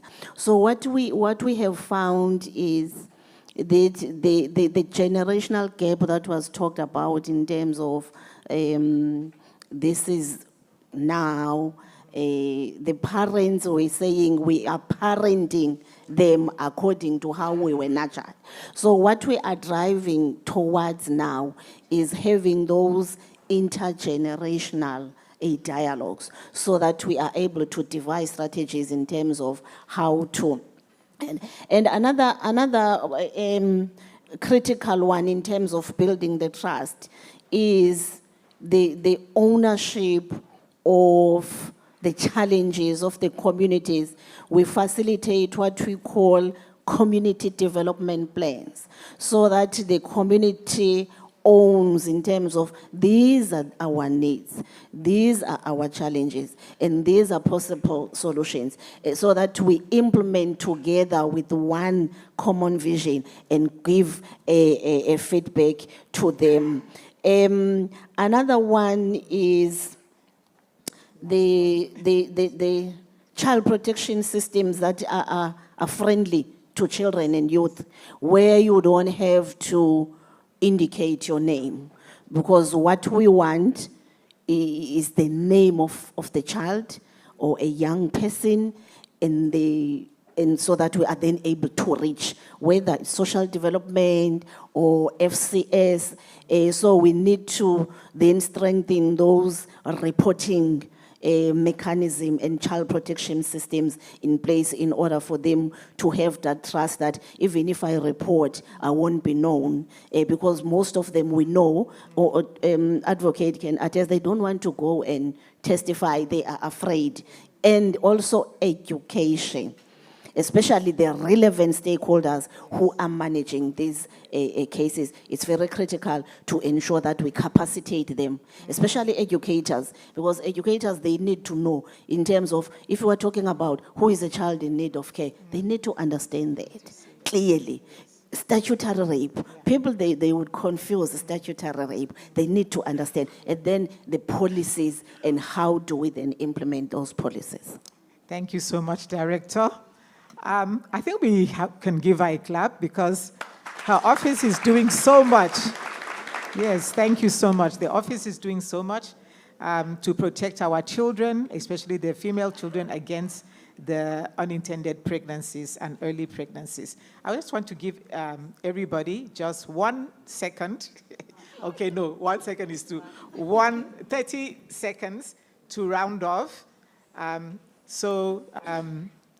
Director of Legal and Constitutional Development, please. 1 second to just give your closing remarks. Just to answer 2 questions that came out from panel 1. Yes. One of them was access to the sex offenders database, the National Register for Sex Offenders.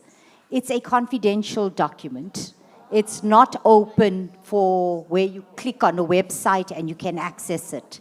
However, if you need to know if someone's name is there, not your neighbor because you're inquisitive, but you have a caregiver who's taking care of your child, and you want to know, is that person's name on the register?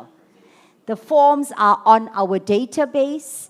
it will come to us as justice, and we will then give you the necessary information. But you have to state the reason why. So it's not about, I want to know, is Asya Khan a sex offender? It doesn't work that way. You're asking for change, and obviously that will come through the legislative process. Okay. And then one more thing, you said you want to come to our courts and feel safe. We have specialized courts. We have courts where you can, separate testifying rooms through an intermediary, so that you don't need to come into an open court and point out who is the perpetrator. But if I can say one thing, I just want to say is report cases. If you want to see a change and if you want to make a difference, you have an obligation to report if someone tells you about an offense. But if you have been a victim, please do report your cases. Thank you so much. Thank you. Thank you. So report, report, report, and help others to report where they cannot. Yes. I'm going to go to Advocate Dlamini, Chief Public Prosecutor, PMB. Please give us your closing remarks. And also, remember the issue of the tradition and the modern came up, whereby parents will accept the traditional way of settlement,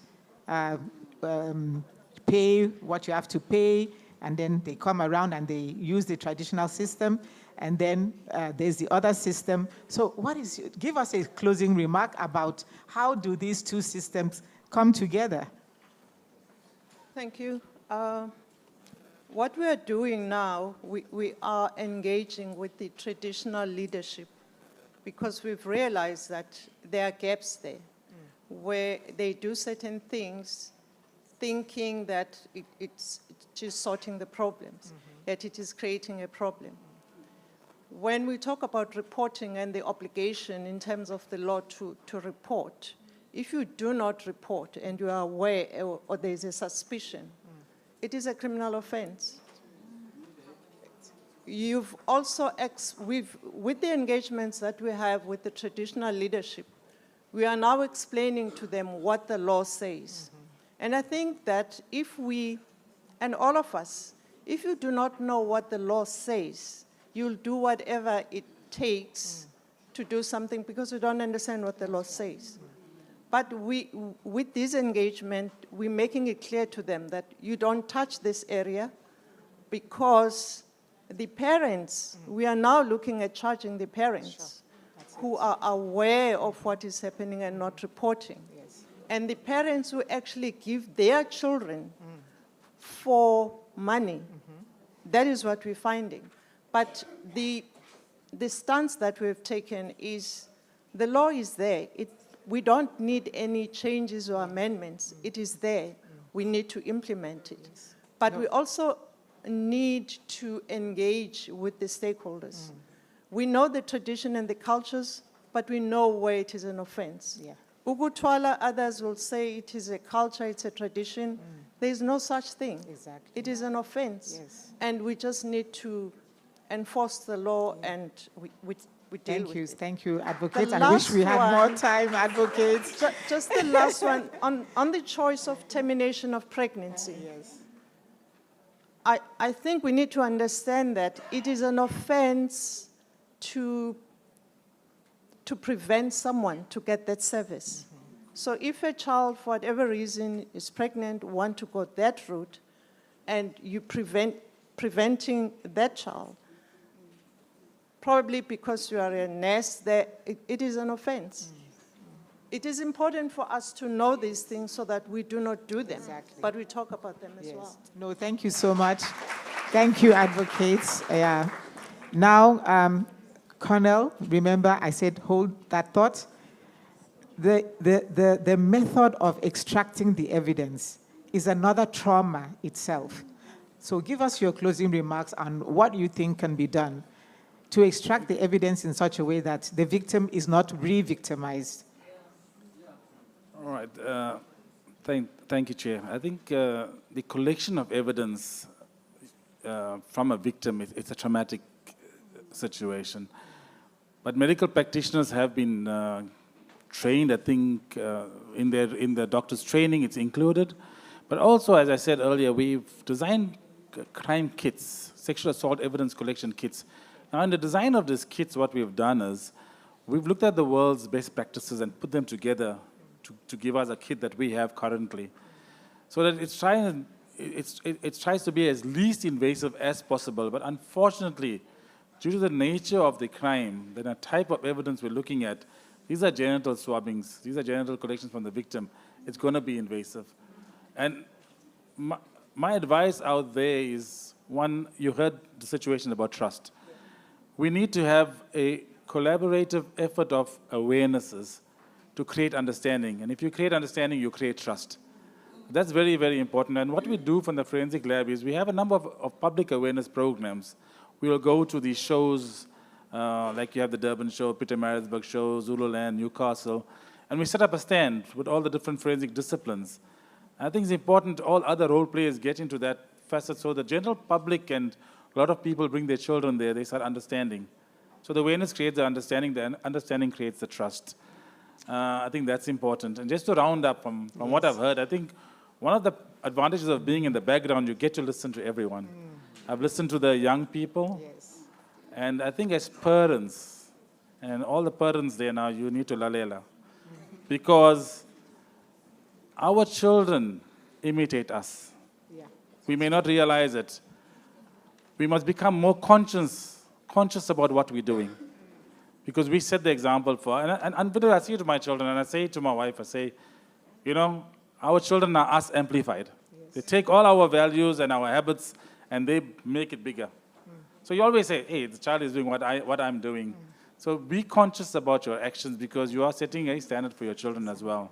No, thank you so thank much, you very Colonel. much. Thank you. I'm going to skip the two of you, if you don't mind. I just want to go to the manager to just give us her closing remarks and also some advice for us, members of society, members of your province.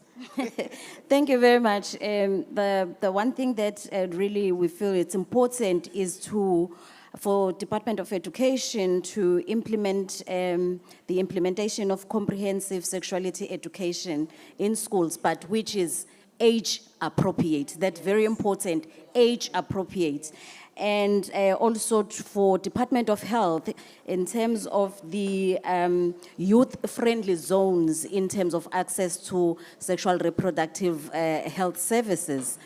But also the next leg will be DOH and DOE working together for advocacy, but also to focus also on rural areas because clinics are very far in rural areas. And if we have in our clinics a youth-friendly service and a Shesha service, but for those girls in those rural schools, they are not able to get there. So maybe we need to look at the mobile clinics, how we can have mobile clinics getting closer to where the schools are.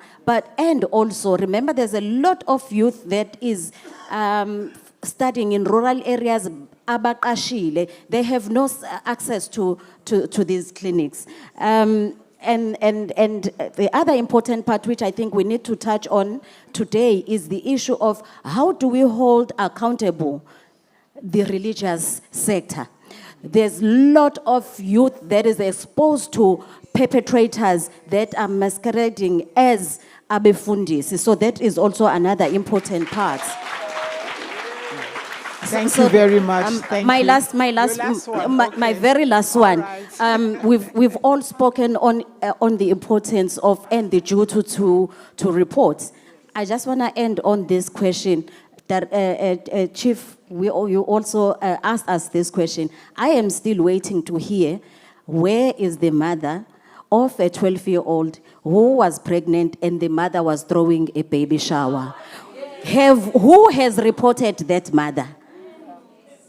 Thank you so much, please. Thank you.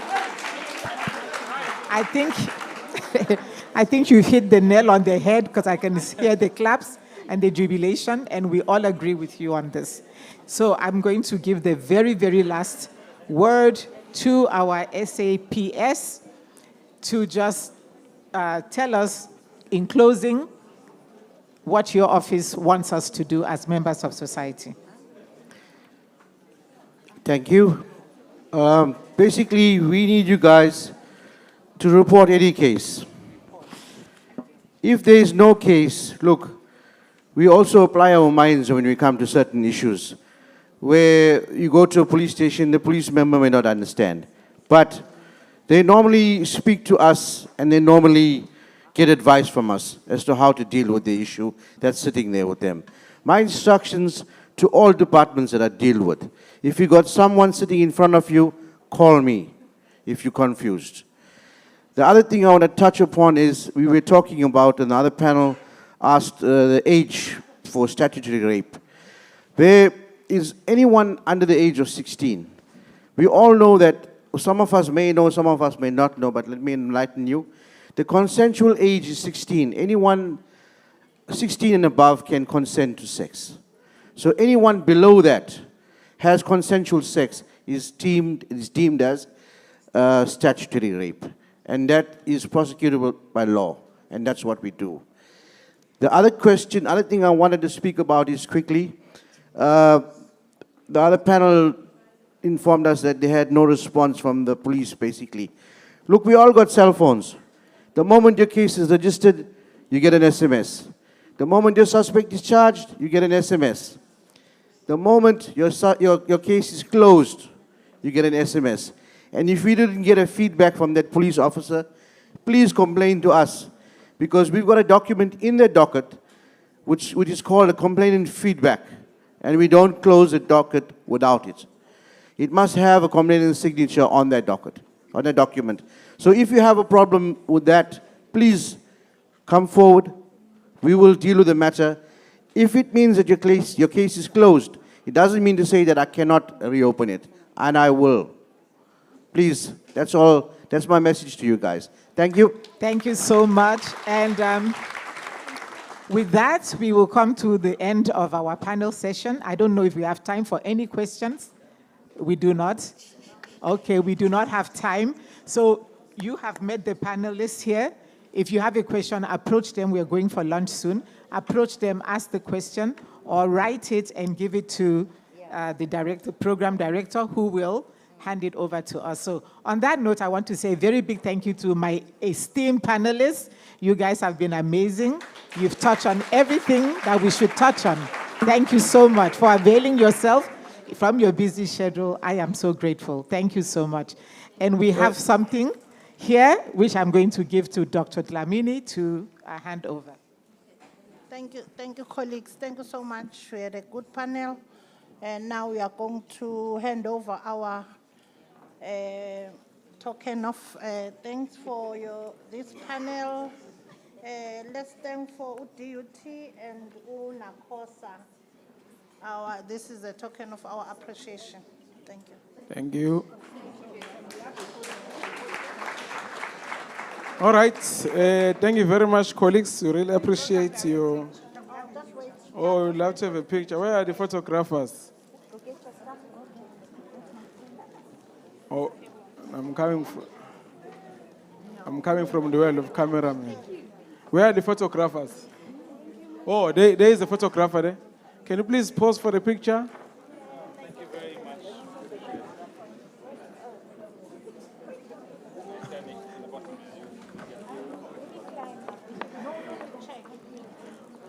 All right, while they are busy with the picture, colleagues, I think we must agree, Utsi. There will never be enough time, eh? I know you can complain about time, but there will never be enough time. So whatever time that we have, we must use it effectively. And I know we have a number of issues that you wanted to raise with the panel, but we'll have that opportunity during lunch and during other discussions. We have 2 days here.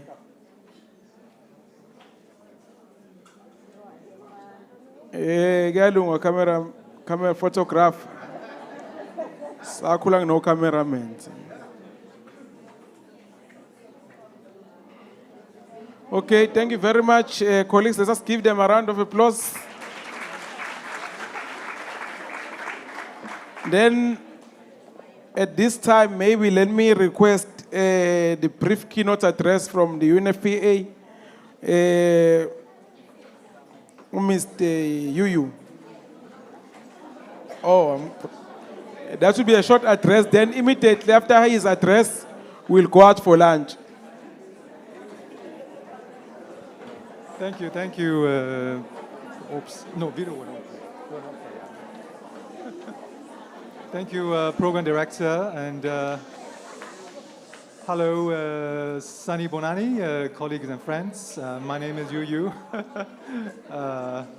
What an honor, I know, because I'm really humbled to be here and joining you, especially after two brilliant, inspiring, panels with knowledge and expertise.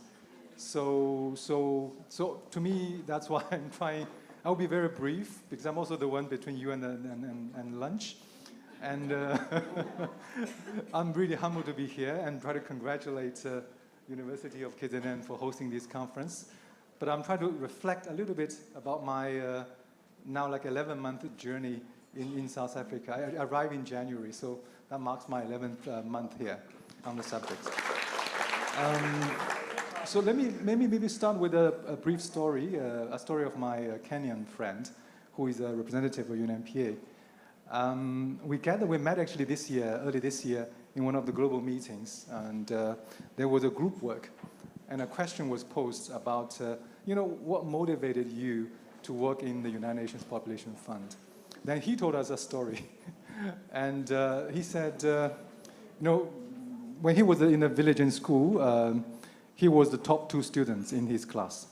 And the other top students who beat him all the time was a girl. And one day, I think in the class, she had her first period. And unfortunately, at that time, she was a young boy, she did not know anything. So she, along with all the class, mocked and ashamed her. Unfortunately, there was not enough support from the teacher, not from the community, and she did not come back to school. When she moved to high school in another city, and he learned that she got married to an old man in the community, and then had become a teen mother of 2, and her husband was very abusive and alcoholic. Then when she left, when he came back from university after graduation, he learned that she passed because she was murdered by her husband at that time. So she said that she regret until today that in that moment she did not stand up and support her. And that motivated him to work for UNMPA for the last many years. So to me, the story really is a tragic story, both at a personal level. I believe colleagues talk about even today and in the following sessions. So let me also stress the nature of the story at a societal level, especially when it's at a scale, and it really erodes the foundation, for the country, for the state, to be a resilient society, and the potential for development. There's one important point I wanted to raise here, that often we treat teenage pregnancy as an issue, but I call it's an alarm to all of us about the deep-rooted and the social and economic challenges that country and the society is facing.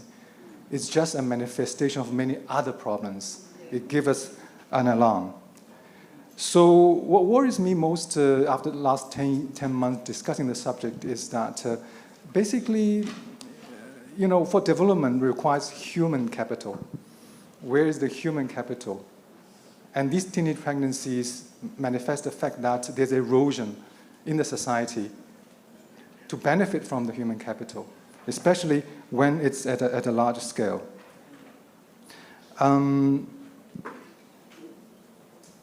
I think there's interesting, I had a visit last month. I spent about a week in the Eastern Cape. All of us know that Eastern Cape is among the provinces with high burden of teenage pregnancies. And I had a lot of interaction, listening to partners and colleagues, from all works and in the community. And there are two interesting points. First one is, I listened, I heard there's grave concern, over the broken family structure, the social fabric, the community they're working, they're living with.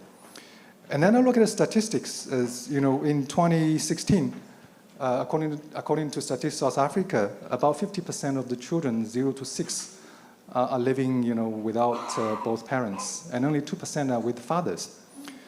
Then I look at the statistics now, 2022, the latest one, more or less, it has not changed, it remains the same.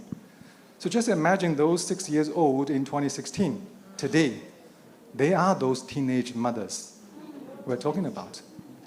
And for me, personally, one of my biggest right decision I made in the last few years was to live with my parents, especially my teenage son, after 10 years without family, because I left to pursue my career, left my family alone back home, but I managed to stay with them in the last few years, and that was the period I think should I have not done that, my son may have different experience and different challenges. So the second interesting discussion, because a lot of conversation around the new aspiration of the government, the GNU, to build a capable, ethical, and a developmental state. Because I've been a development practitioner working in development for last 20, 30 years. And one of the debates is around development and the dependency. The consensus, global consensus, is that for our work, development work, it has to be principled on national ownership and leadership. This is part of Paris Declaration almost 30 years ago, which remains relevant today. And that principle actually can be applied at the individual level. I had a very talented colleague in one of the African countries 10 years ago. And she was a teen mother herself. And now she's working at an international level. She told us the story that how she had her development journey being a teen mother because of support of her family, the community, but also importantly, her self-perseverance to education, to career development. And many of the teen mothers today, unfortunately, are not having that same support being provided. Therefore, I wanted to really stress that teenage pregnancy is not the end of the life or the end of the day. I really call upon a development mindset to realize that developmental state ambition. It requires really the kind of change both at individual level and in the community and as a society. I'm a Chinese, so there's a Chinese proverb saying that, you give men a fish, right? You either rather teach a man to fish rather than just give a fish to a man, right? That's I think that's the kind of mindset we need to look at development work. South Africa has gone a long way to reduce teenage pregnancy, actually. I look at the World Bank statistics, and the adolescent fertility rate has dropped from 83 per 1,000 live births in 2014 to about 60 in 2020. Yes, there's a challenge during the COVID period. So overall, there is a good story to tell, But of course, there's still quite a lot of countries ahead of South Africa. In the continent, Seychelles, Mauritius, and Botswana are having lower, adolescent fertility, and South Africa is trailing behind the BRICS countries. Actually, if you look at industrialized countries, industrialized, states, they're having 1-digit adolescent fertility rate. Japan like a 3-point-something, German 7-point-something. So the point I wanted to, the message I wanted to convey is that because at the beginning of the year, there's a lot of conversation in South Africa because there was a reported increase of teenage pregnancy. But to me, the issue is not about increase because that I have not seen myself, from statistic point of view, a rapid increase in the last few years. I saw a stagnation of progress. So the point I want to raise is that actually South Africa should do better. And we should build better from the COVID time and to address the stagnation of the reduction of teenage pregnancy in South Africa, because South Africa can aim much higher than the level as it is at the moment. So, so one of the big questions is about how then the country can accelerate in the reduction of teenage pregnancy. And, you know, it's very interesting because over the last 9 months, I was deeply, deeply impressed by the breadth and depth of knowledge and the skills available in the society. And to the extent that I firmly believe that the society has all the knowledge, resources, skills, and capacity to address the challenge and make significant progress. But there's two big issues, maybe two big elephants, you know, in the room. The first is, I think one of the panelists mentioned about implementation, you know, quality implementation, results-based management, and being accountable. As an office, we were honored because of the discussion on teenage pregnancy.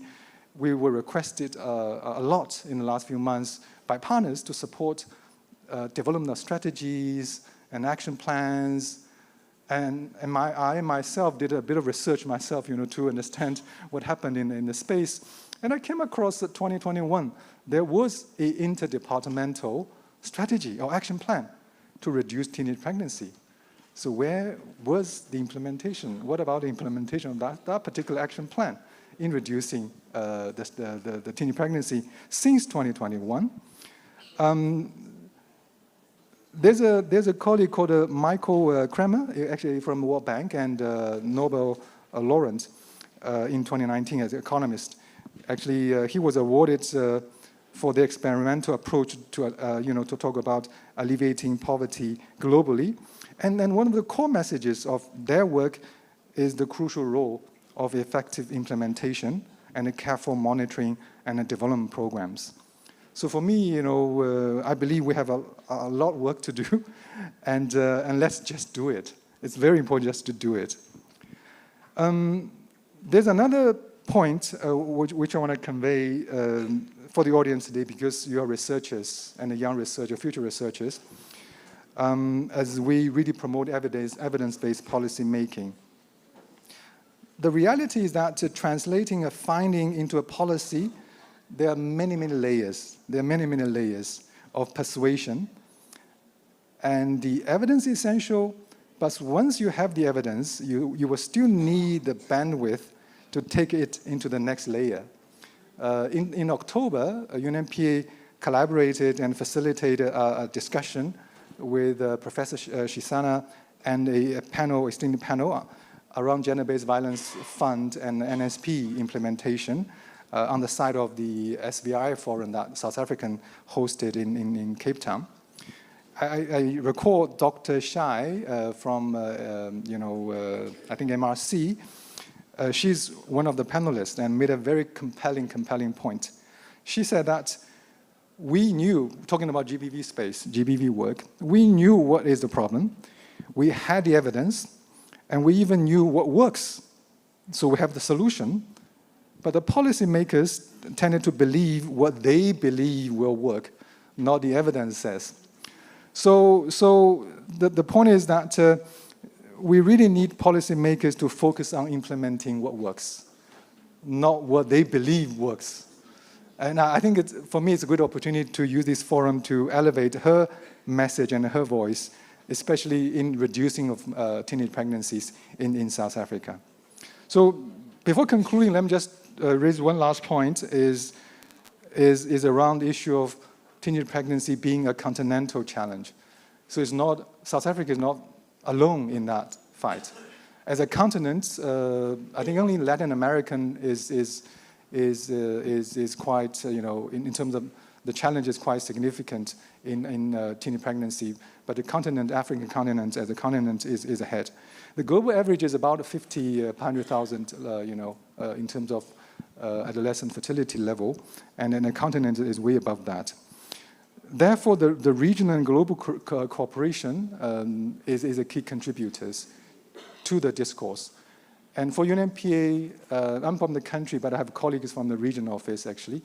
This particular region, we call ESA region, Eastern and Southern Africa region, has even prioritized teenage pregnancy as one of the regional priorities for UNFPA.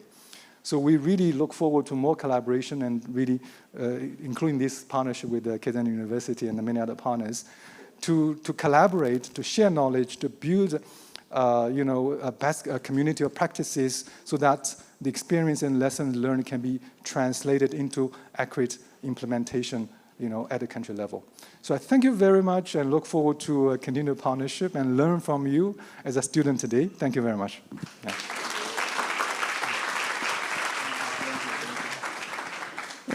There is a gift. There is a gift for you. We are too generous here. There is a gift.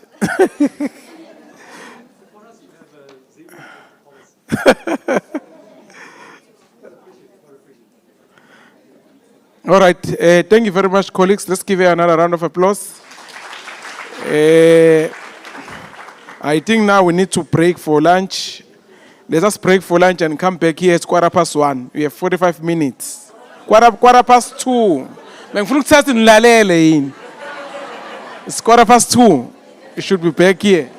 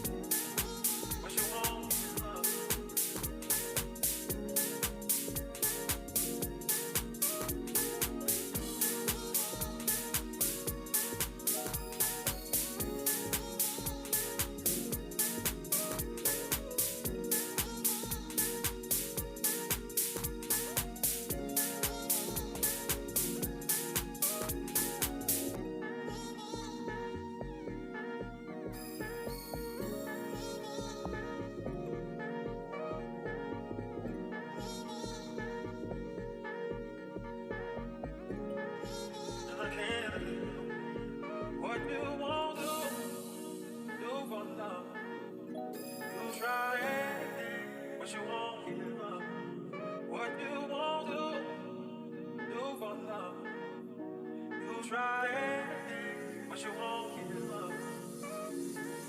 I guess you wonder where I've been. I searched to find the love within. I came back to let you know got a thing for you, and I can't let go. What you won't do for love. You try anything, but you won't give up.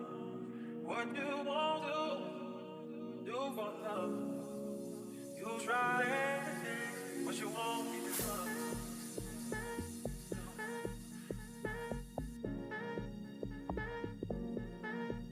Do for love, but you won't give up. What you won't do.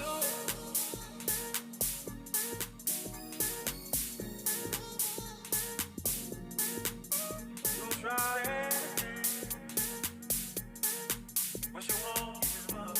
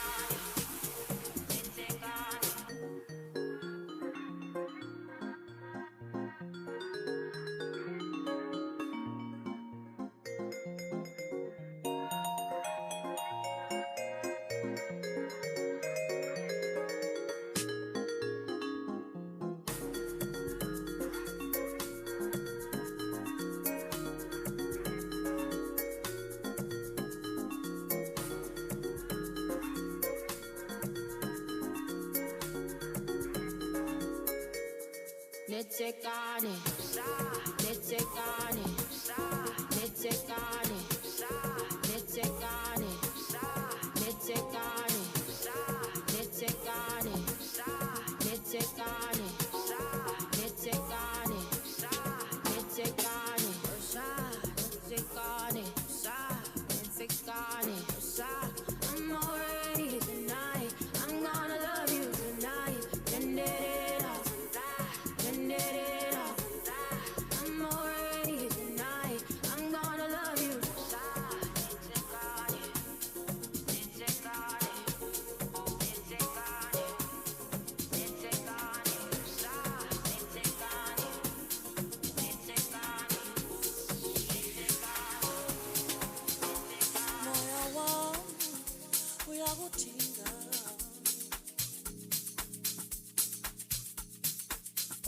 inhliziyo yami ikhathalela wena wedwa. Moya wami uyakudinga,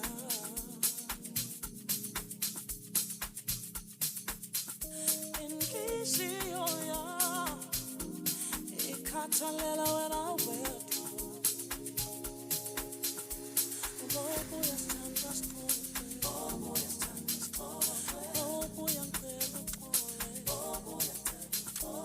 bobo uyasithanda sikhole, bobo uyasithanda sikhole, bobo uyasithanda sikhole, bobo uyangicela uxole, bobo uyasithanda sikhole, bobo uyasithanda sikhole, bobo uyangicela uxole,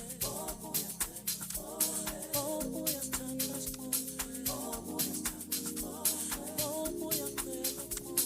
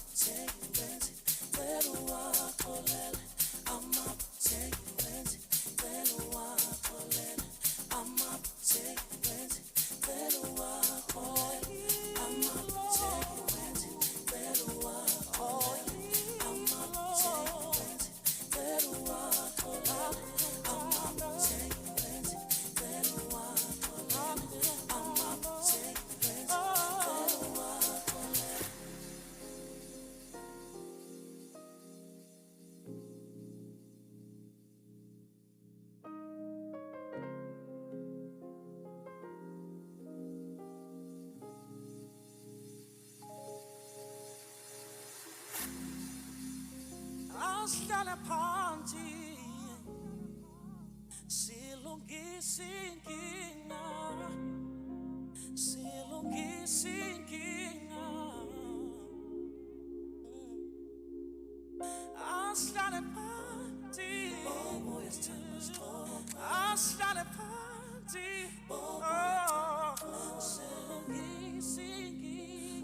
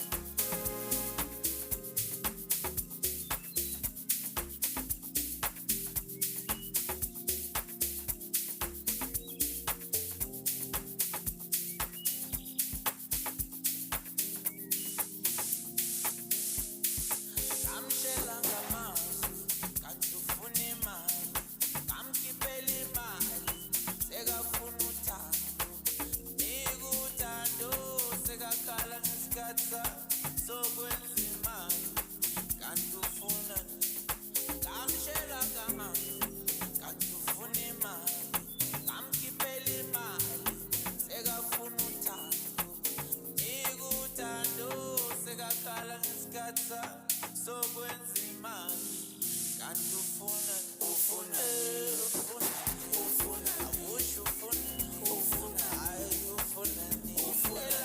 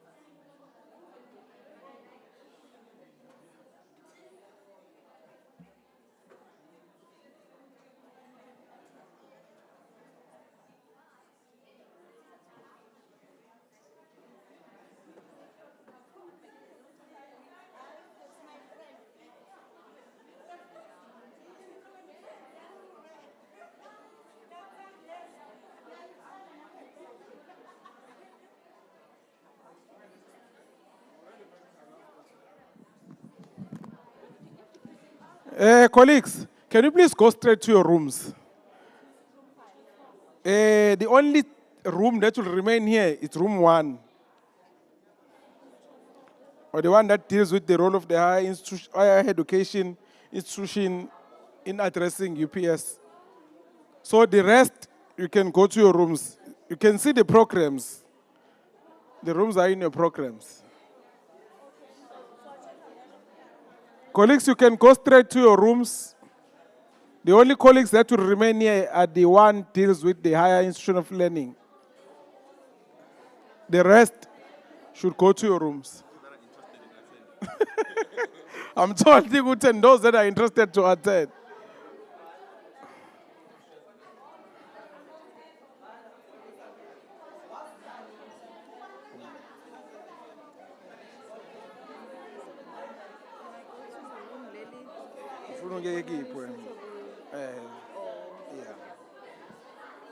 Okay, colleagues, you can choose any room where you think you belong.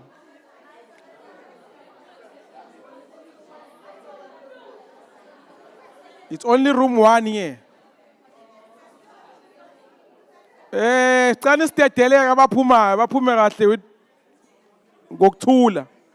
In peace. Colleagues, if you are not sure which we are here or not, can you please excuse us?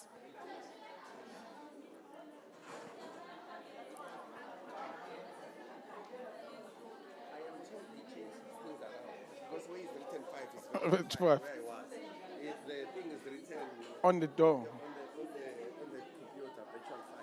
Oh, okay. Oh, okay. So virtual 5 is virtual 3, 4. You said 5, okay. Room 5. It's written in room 5. I saw room 5 there. Okay. Chair, I'm handing over to you. Thank you. Yeah, we can come through. No. You can come through with your paper. Mrs. Mazbugo, where is this lady? Mrs. Mazbugo, Ntombe, to go.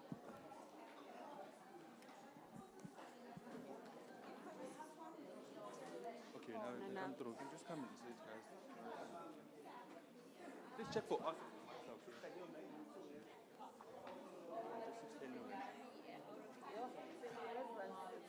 Yeah, I know my group.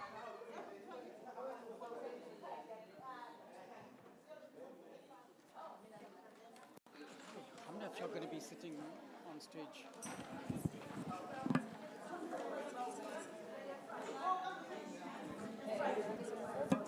How many of you are going to be on stage?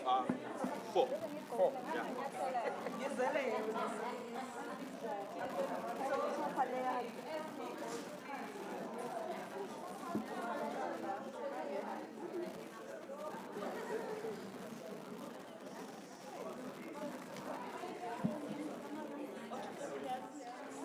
I'll ask them when it was to change.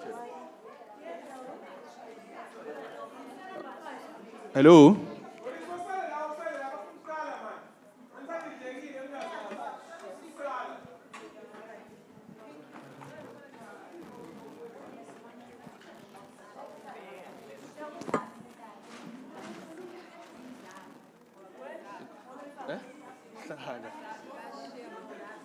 It's okay, sir. You have to support it. I'm not surprised. No, it's concurrent with presentations, yeah. So that's why. Okay. Good afternoon, colleagues. I think we're safe to start. My name is Sipesihle Kunene from the University of KwaZulu-Natal under the School of Built Environment and Development Studies in the discipline of Population Studies. I have been entrusted to facilitate a conversation or a panel on the role of higher education institutions in addressing early and unintended pregnancies. Fortunately, our discussion is happening concurrently with other presentations, hence the room. However, we'll proceed. I will then introduce our speakers, the institutions they are representing, and then can then proceed. So we have, let me just, Sister Sori Wooden from the Durban University of Technology, who serves as a director for counseling and health.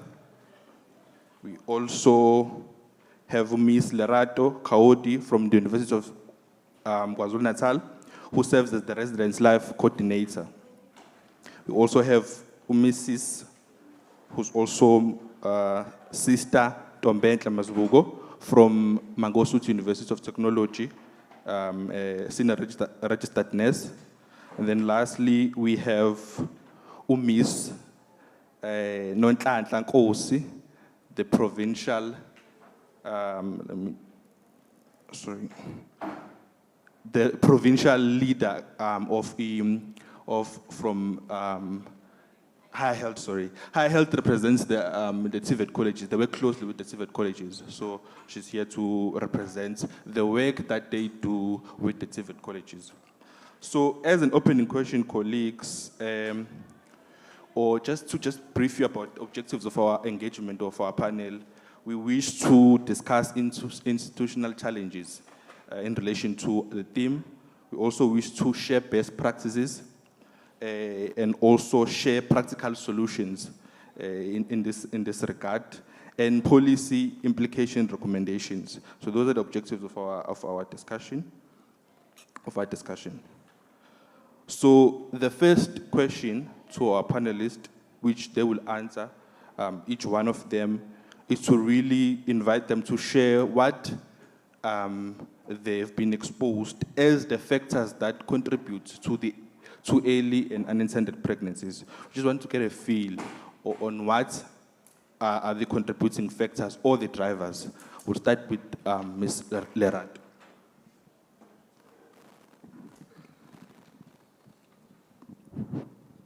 Thank you, Dr. Kunene. In residence life, we have created a home, a family, whereby students are comfortable to communicate with us, whether it's a problem or achievement, anything.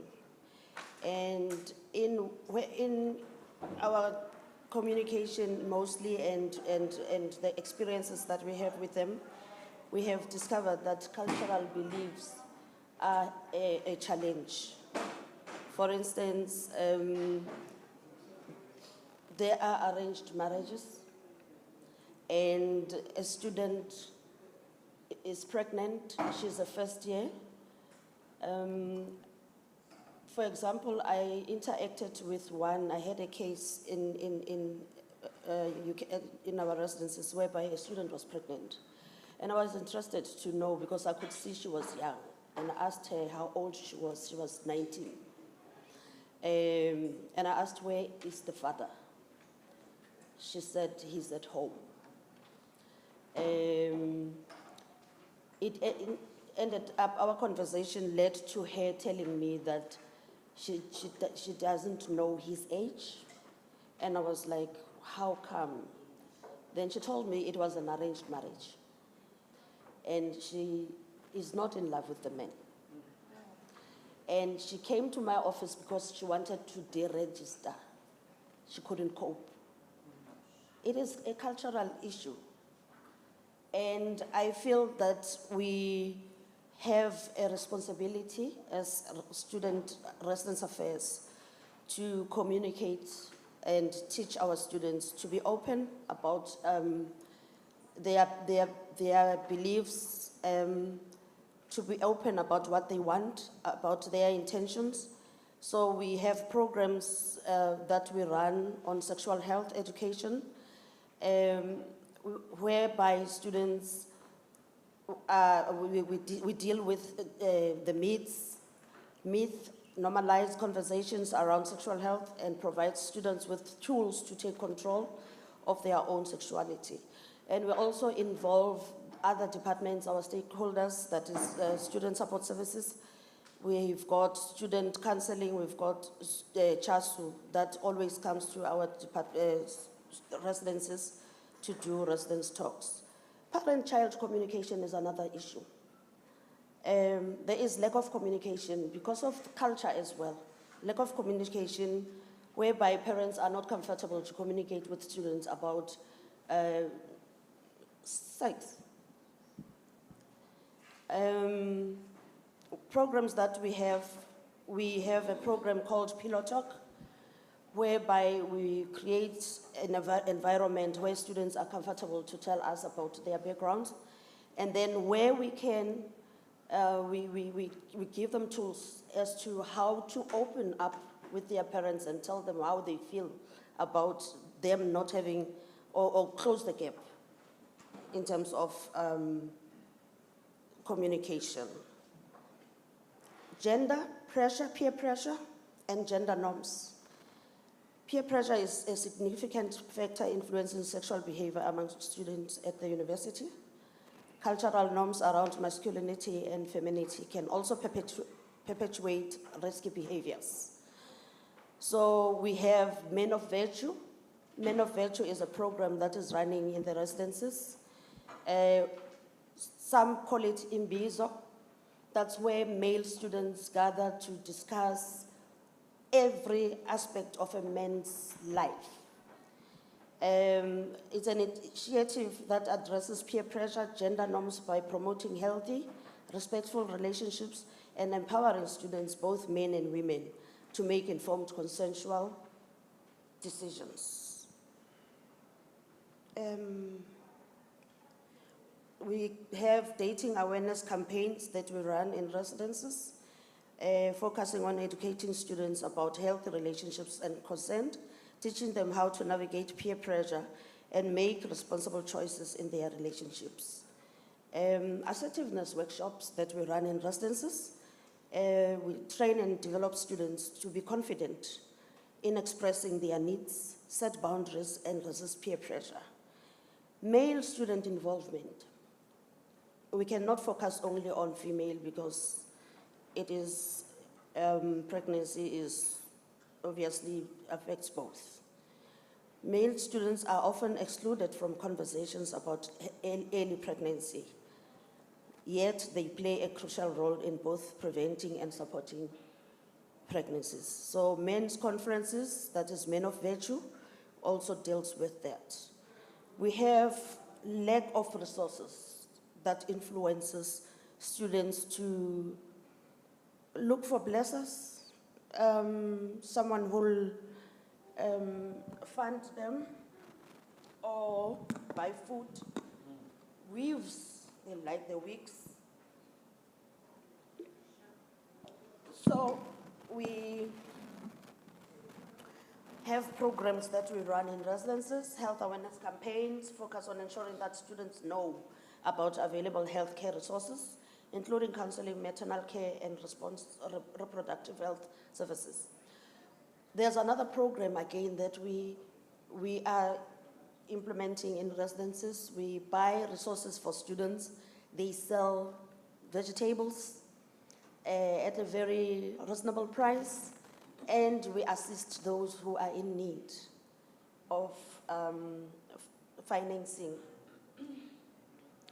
The financial imbalance, I think I spoke a bit about it. We have a program that is one of the significant challenges, the burden of managing both costs of education and financial demands on students, both that are pregnant and not pregnant. So we have a program that runs in residences, financial literacy, where we teach them how to run their budget, how to save, and those who cannot afford the fees, we assist them in finding a way of getting maybe bursaries and scholarships. Child-headed families.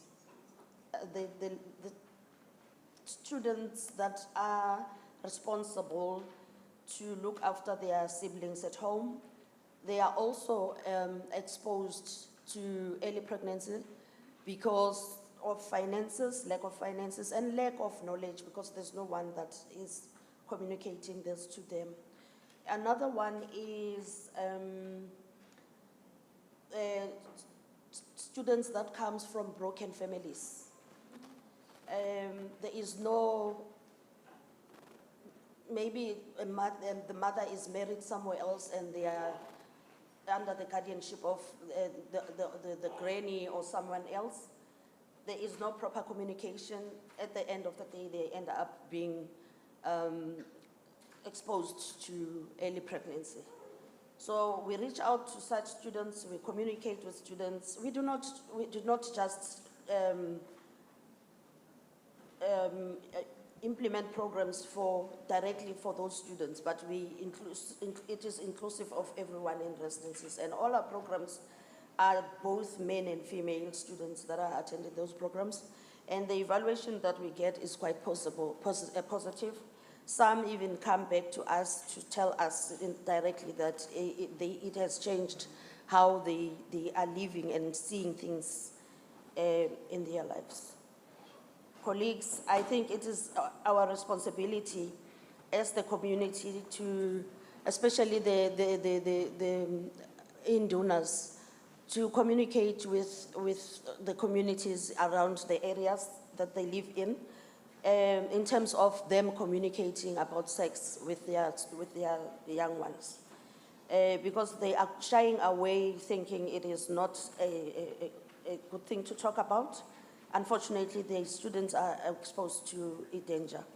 I know that there is LO that is taught in high schools, but I do not think it is dealing in depth with the early pregnancy. So if maybe there could be something that could be done in terms of the Department of Basic Education to have a program that assists the learners to understand the danger of exposing themselves to sexuality. We have Indoni. Indoni is a program that is focusing on young male and female. If I'm not mistaken, it is provincial. And when you look at that, it is a beautiful program. If that could be extended to maybe they introduce that in our institutions and get enough participation of students and make them aware of the importance of abstinence and prevention and controlling how their behaviors. That would assist. We have a lot of first-year students that are coming in who are not sexually active, but they leave the university broken. So if we could have the organizers, we challenge them, if we could have them to extend the program to institutions, that would help curb early pregnancy. I thank you. Thank you so much, Ms. Kauri. I noted that you've also highlighted both the challenges and the solutions thereof.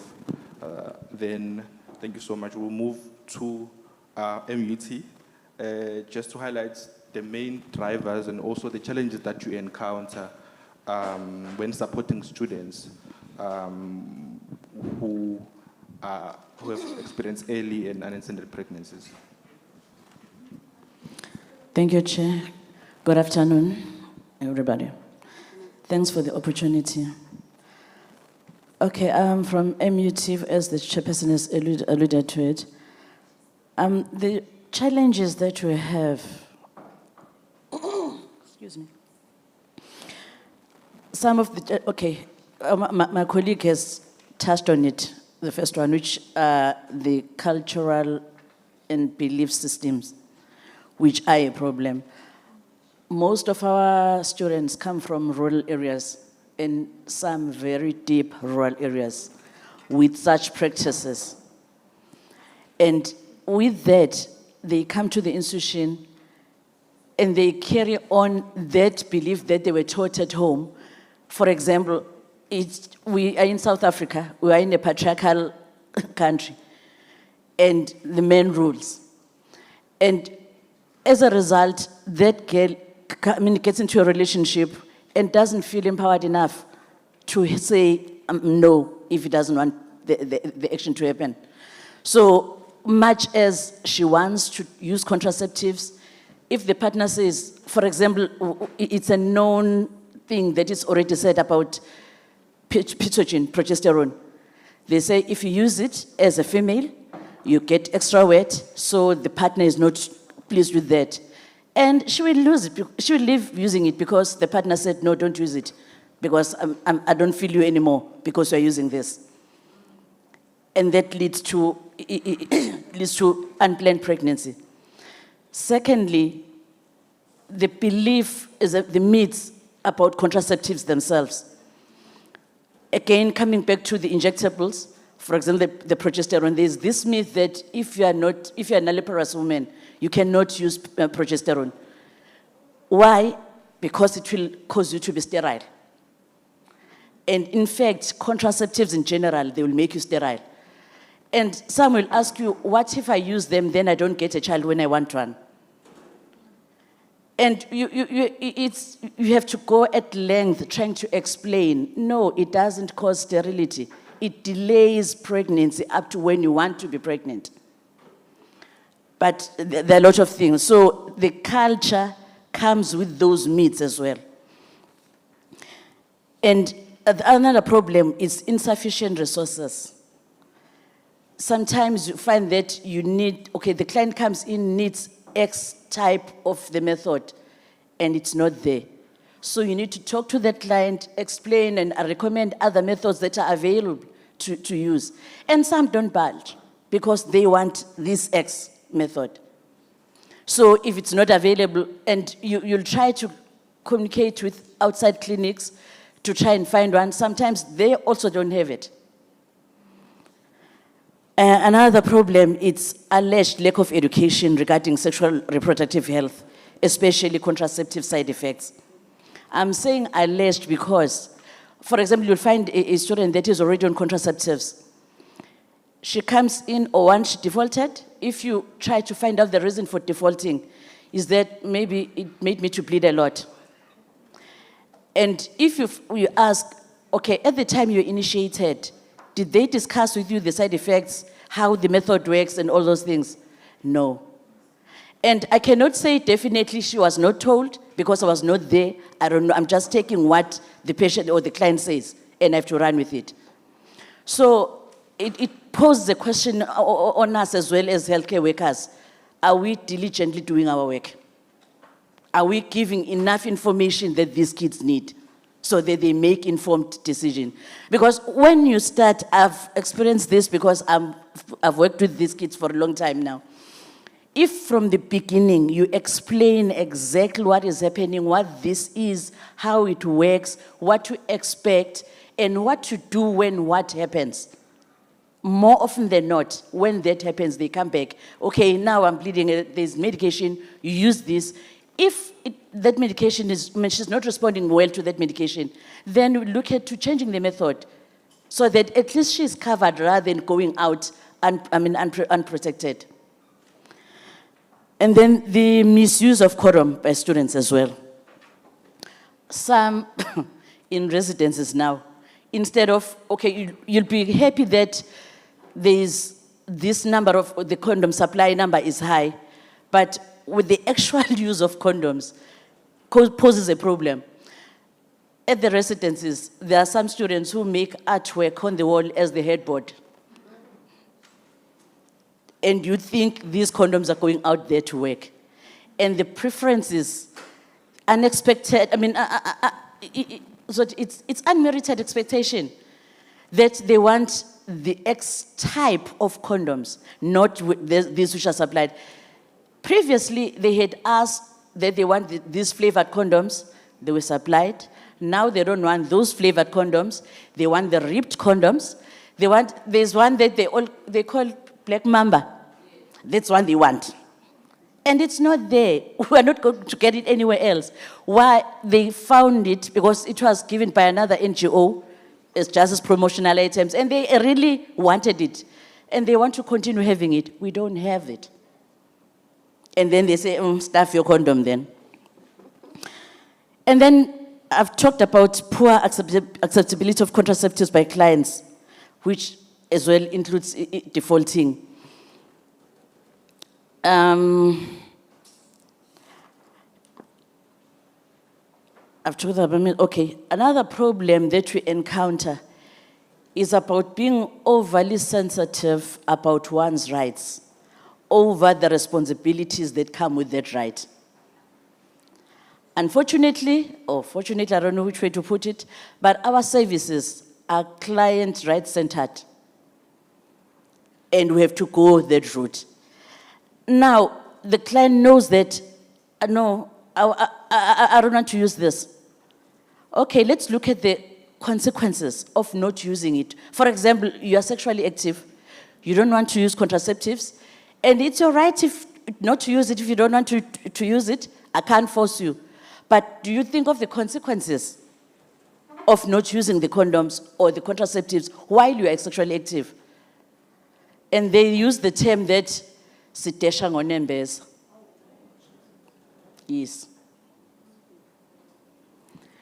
And I had a client who told me, when it has been several times that I was talking to her, because when the person comes in, for example, complaining of headache, I mean, it's not the head that came rolling into the consultation room. I need to treat the person holistically. So sexual health as well comes in there. And as I talked to her this time, after I've talked to her previous times, she asked me, is it my right that I don't use contraceptives if I don't want to? And I said, yes, you're right. It is your right to use or not to use them. But are the consequences, are you aware of them? Okay, fast forward, I did what she came for, did pregnancy test, she's pregnant, and then she starts crying. And I'm the same person that has been told it's my right to do it or not to do it. Yes, and I don't, as an adult or as a healthcare worker, I can't respond the way she talked to me. So I have to start counseling her again. Okay, these are the options that are available. Which one? No, I need time to talk, or to think. Okay, it's fine. Take your time to think, but remember, beyond this age of pregnancy, you cannot do termination if you opt to terminate. And she went, it never came back. So I don't know whether, and most of the times, when the person is diagnosed with pregnancy, now, she came in not knowing, more often than not, she'll come back with PV bleeding, unexplained. Yet you ask this person, okay, there's an option of terminating if you don't want to carry on with pregnancy. I want to think, come back, unexplained PV bleeding.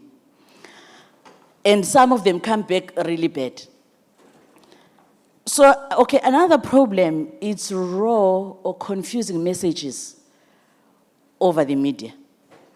For example, I'm not sure whether some of us saw, there was an article about the dangers or the possibility of getting intracranial meningioma for people that are using progesterone for a long time. And it's there, it's available for anyone. It was on TikTok, actually. And these people don't understand this, and there is nothing that has come from the DOH to say this is what's happening, or this is what we need to do. Now, as a health practitioner, you are sitting here, okay, we go to articles, you check, here is this, but it's not the way it's being put. Now, what do you do? What do you say to this patient who comes in and say, there's this thing, I'm not using it, or I don't want to use it. Actually, you are killing us with this. And then now the blame comes to you as a health worker. And now, okay, the other one is the alcohol and drug abuse. It is a problem amongst our students. Because at the end of the day, when they are under the influence of these things, the decision making is just out of the window. when a person maybe really wanted to say no, will not even say no's because of the influence. And they get taken advantage of because of the mental state that they're in at that particular time. Going back to the culture problems, there is this thing of programs like the promotion of virginity. For example, at EUP, we've got this called Amajiji. Yes, these kids preserve themselves. There's little that's done for the guys. They preserve themselves for the guys that are not well mannered, are not well taught, not well matured, and a problem starts there already. 2, these kids go to Mhlangeni as a majiji. And then comes a 45, 50-year-old wanting a second and a third wife, go Mhlangeni looking for these kids. And parents, my child has been keeping herself well, now she's getting married. To who?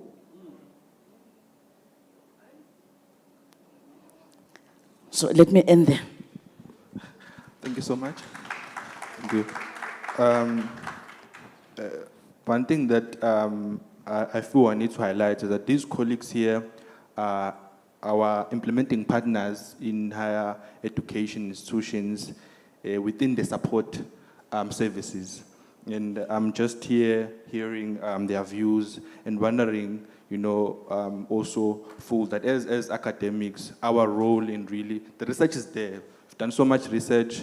Our role in really disseminating the information that we have accumulated through research to raise awareness, because there's just so much information, but there are no efforts and initiatives to actually go back to communities and raise awareness. There's just, I was reading one of a master's thesis, well written. When you go to, a student will start by problematizing the research and by highlighting the gap and so forth. So now I was reading the actual recommendations that were so well done. Now, the question is, how do we then engage the policymakers, the government, ensuring that we have answers? You can go read many of these dissertations and theses. They are informing good practices, they're informing solutions, but there is no synergy in working together and finding solutions. But it's just a question that I'm raising for academics in the room, because these colleagues obviously are working as implementers in the support services. Then we go to Ms. Nonhlanhla, the provincial manager for higher health, just to share the main drivers of early and unintended pregnancies, and also the challenges that you encounter, particularly when you're working with TVET colleges as a representative for today. Thank you so much, Dr. Gnene. Good day, colleagues, and to my fellow panelists in the room. Before I just go straight to answering your question, I'm hearing my colleagues, I have an idea that we are dealing with a problem that has been there for a long time, in a sense that it has been intergenerational, especially for African people, Black African people, which has been a huge problem. If you were to do an analysis of families, you will definitely see the trend and a pattern where a mother gave birth to her daughter at the age of 15, and the daughter does the same thing and then the same thing, and it's a generational and a pattern thing. And it's quite concerning that we still have this particular problem. And moreover, that we are at the point where we have a conference that aims to bridge the gap when it comes to the issues of early unintended pregnancies. But if I were to be specific to the TVET colleges, which I look after in terms of direct implementation as Higher Health, we are the agency of health. We are the agency of the Department of Higher Education and Training, so we are responsible for ensuring that we have these programs that are aimed at bridging that gap. The drivers that that I've seen over the years while working as for Higher Health as the provincial manager is quite a lot, but I think I will focus more on the social drivers that we probably encounter during our dialogues with the students. It has been covered by my colleagues, but it's quite something that is quite essential that students talk about during our sexual reproductive health dialogues. Mostly the fact that the people that are still requested to have prevention of pregnancy, of unplanned pregnancies, are females, are still females, that there's still no contraceptives that are out there that are intended for men. Lack of a better word.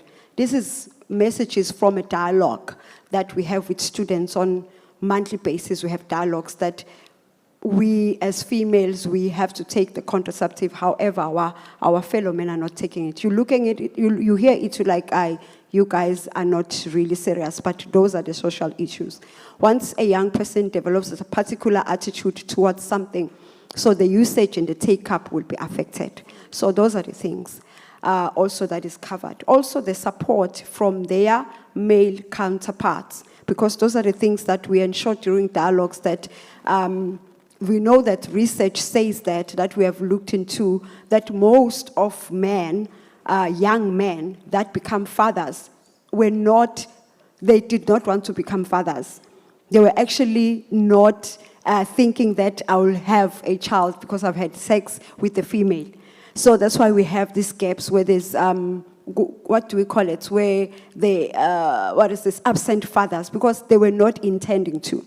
So what I'm trying to bring here as part of the social issues is that there is no participation of men in prevention of unplanned and untimed unwanted pregnancies, because they take contraception as a responsibility of their females and their partner. However, the work that we are doing has given us an indication that if we work with young men in terms of encouraging them to know about contraceptive, to encourage their partners to take up contraceptive, to ask questions about contraceptive, that, babes, are you taking contraceptive?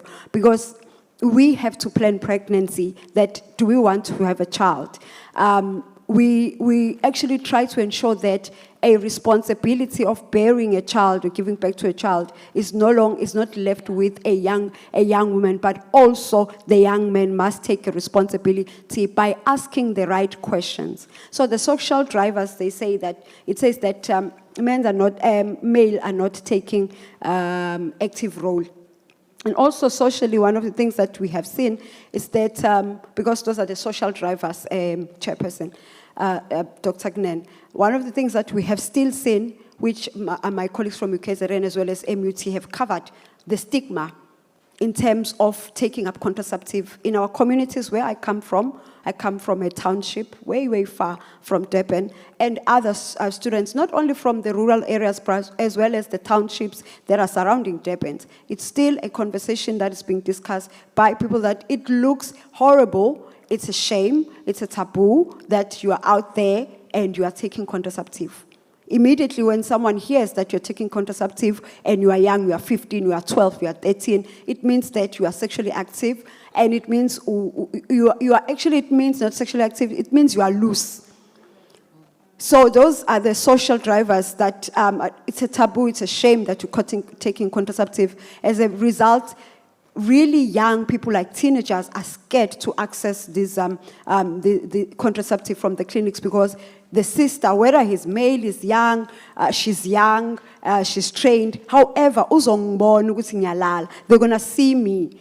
So those are the things that are there as part of the social drivers, which I was able just to write. So mostly in terms of structural drivers that I've picked up is access. We run programs in partnership with some partners that are here who are providing health and services to institutions of higher learning, bringing their mobile services, as well as the Department of Health and other service providers. However, there's inconsistencies.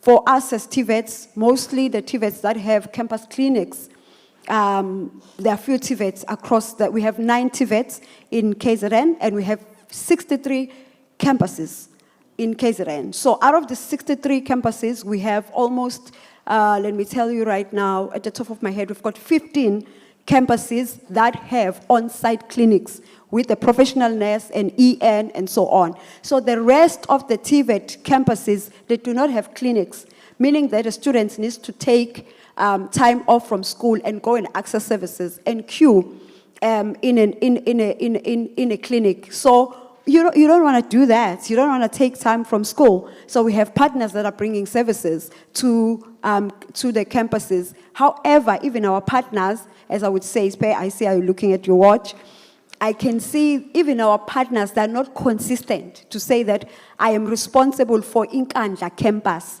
that every month, 28 days, I'll bring family planning. I will bring family planning. I will also provide chronic medication. Our partners will only come when they're pushing targets for HIV testing, and then they can assist with family planning. So access for students, for campuses that are in the rural areas, Onkandla, Nongomba, Bambanana, all over Mzimkulu, Kokstad, those are the real issues. Inqutu, those are the places where you have students, but who do not have access. Those are the structural drivers. I will take long if I would tell you the behavioral, which most of us we know about, the risky behaviors that we see in our young people. I'll just leave it there for now. Thank you so much. In the interest of time, but we can still engage further, as you know. Sister Sori from duty, I know colleagues have already highlighted the drivers and the challenges that they encounter when supporting these students at a higher level. Perhaps if we could start sharing like best practices, what you do at duty, and that has worked or that has seemed to be working. And also then I will allow colleagues 2 minutes each to conclude on practical solutions, innovations that they would want us, that they would wish we could really implement to prevent early and unintended pregnancies. Thank you. Thank you, Chair, and greetings to my fellow panelists and to the delegates here. Chair, I hope you'll indulge me. I'll try to be as quick as I can. But I'd like to highlight a few more points regarding the factors that contribute to the unintended pregnancies. The first point I would like to talk about is, or at least mention briefly, is the limited knowledge of sexual and reproductive health, that our 17 and 18-year-olds come onto campus not knowing anything or very little at all. And that is a big problem for us. There's no education, in schools. It really, the LO or life orientation, it barely covers what they should have been taught. So this contributes to poor decision making. Risky sexual behavior, that's already been addressed already. There's misinformation. Sometimes they are impulsive. Peer pressure has been spoken about. Substance abuse, we've spoken about that. We've also heard about that earlier. Then psychological issues, where there's poor self-esteem, they make very poor decisions, and this may contribute also to risky sexual behavior as they are very vulnerable. Then there's the social and peer influences, social pressures. The student is totally unprepared for the consequences of an unintended pregnancy and concomitantly sexually transmitted infections. Lack of support networks. We know that they have very little support from their families. Absence of parental guidance, they are very vulnerable to being coerced and to misinformation. And then power imbalances or coercion in relationships. This also leads to the unintended pregnancies. I won't talk about the cultural, religious, and societal factors. We've touched on stigma and taboo. The gender roles, I think if we heard from Patrick Ledge this morning talking about young people, adults having children at an early age, so they grow together. And also where childbearing, early childbearing, is accepted in certain societies and where women are undermined, and that has continued through the ages to date. So there are many other factors. I think my colleague here spoke about queues and long queues. In some clinics, we do have fast tracking or fast queues for contraception. That's not always possible. It depends on what staffing is available. Human resources plays a major role within our clinics on campuses. Youth-friendly services, that was mentioned by panel 1 this morning. I mean, if you look at me, I'm a retiree. And so how many of the 17-year-olds or 18-year-olds may want to come to me? They may see me as a mother figure.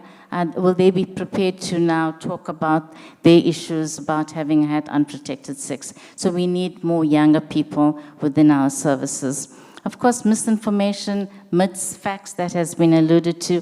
And then there's academic pressure, which leads to stress. And students are stressed out. Are they going to remember that they need to go to collect their pills or to take the injectables? I think also to briefly talk about the sexual violence and emergency contraceptives. I think I was very disturbed hearing earlier on from panel 1 about some of the clinics not having emergency contraceptives or condoms. And I think today as a collective, we've all heard this. What are we going to do about it? Was there anyone here from the Department of Health to immediately find out what happened there with procurement? Were there delays in procuring the goods? Or was it perhaps neglect from the Department of Health or from the district office that they did not receive the supplies in time? And come June, July, August next year, when we see the spike in pregnancies, or not pregnancies, in deliveries rather, a large number of infants being born in June, July, August, that will be the direct consequence of not having provided these pregnancy tests or emergency contraceptives at this very moment. I thought I'll mention that very briefly. And then going on to challenges, I think it's non-compliance to interventions.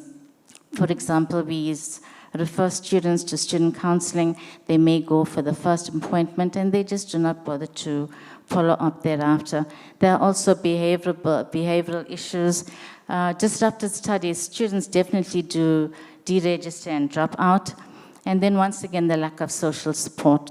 The stigma has been spoken about. Also, they get isolated from their peers or from the staff within academia due to these societal perceptions and about pregnancy in academia. I think you wanted me to cover what do we do at DUT. Okay, so we cover sexual and reproductive health during our institutional orientations. We also have orientations as requested by individual departments. We have campaigns throughout the year. We focus largely on the DOH health calendar. These are both physical events and webinars, which we started back in 2020 and we've continued to date. We have an excellent relationship with the Department of Health.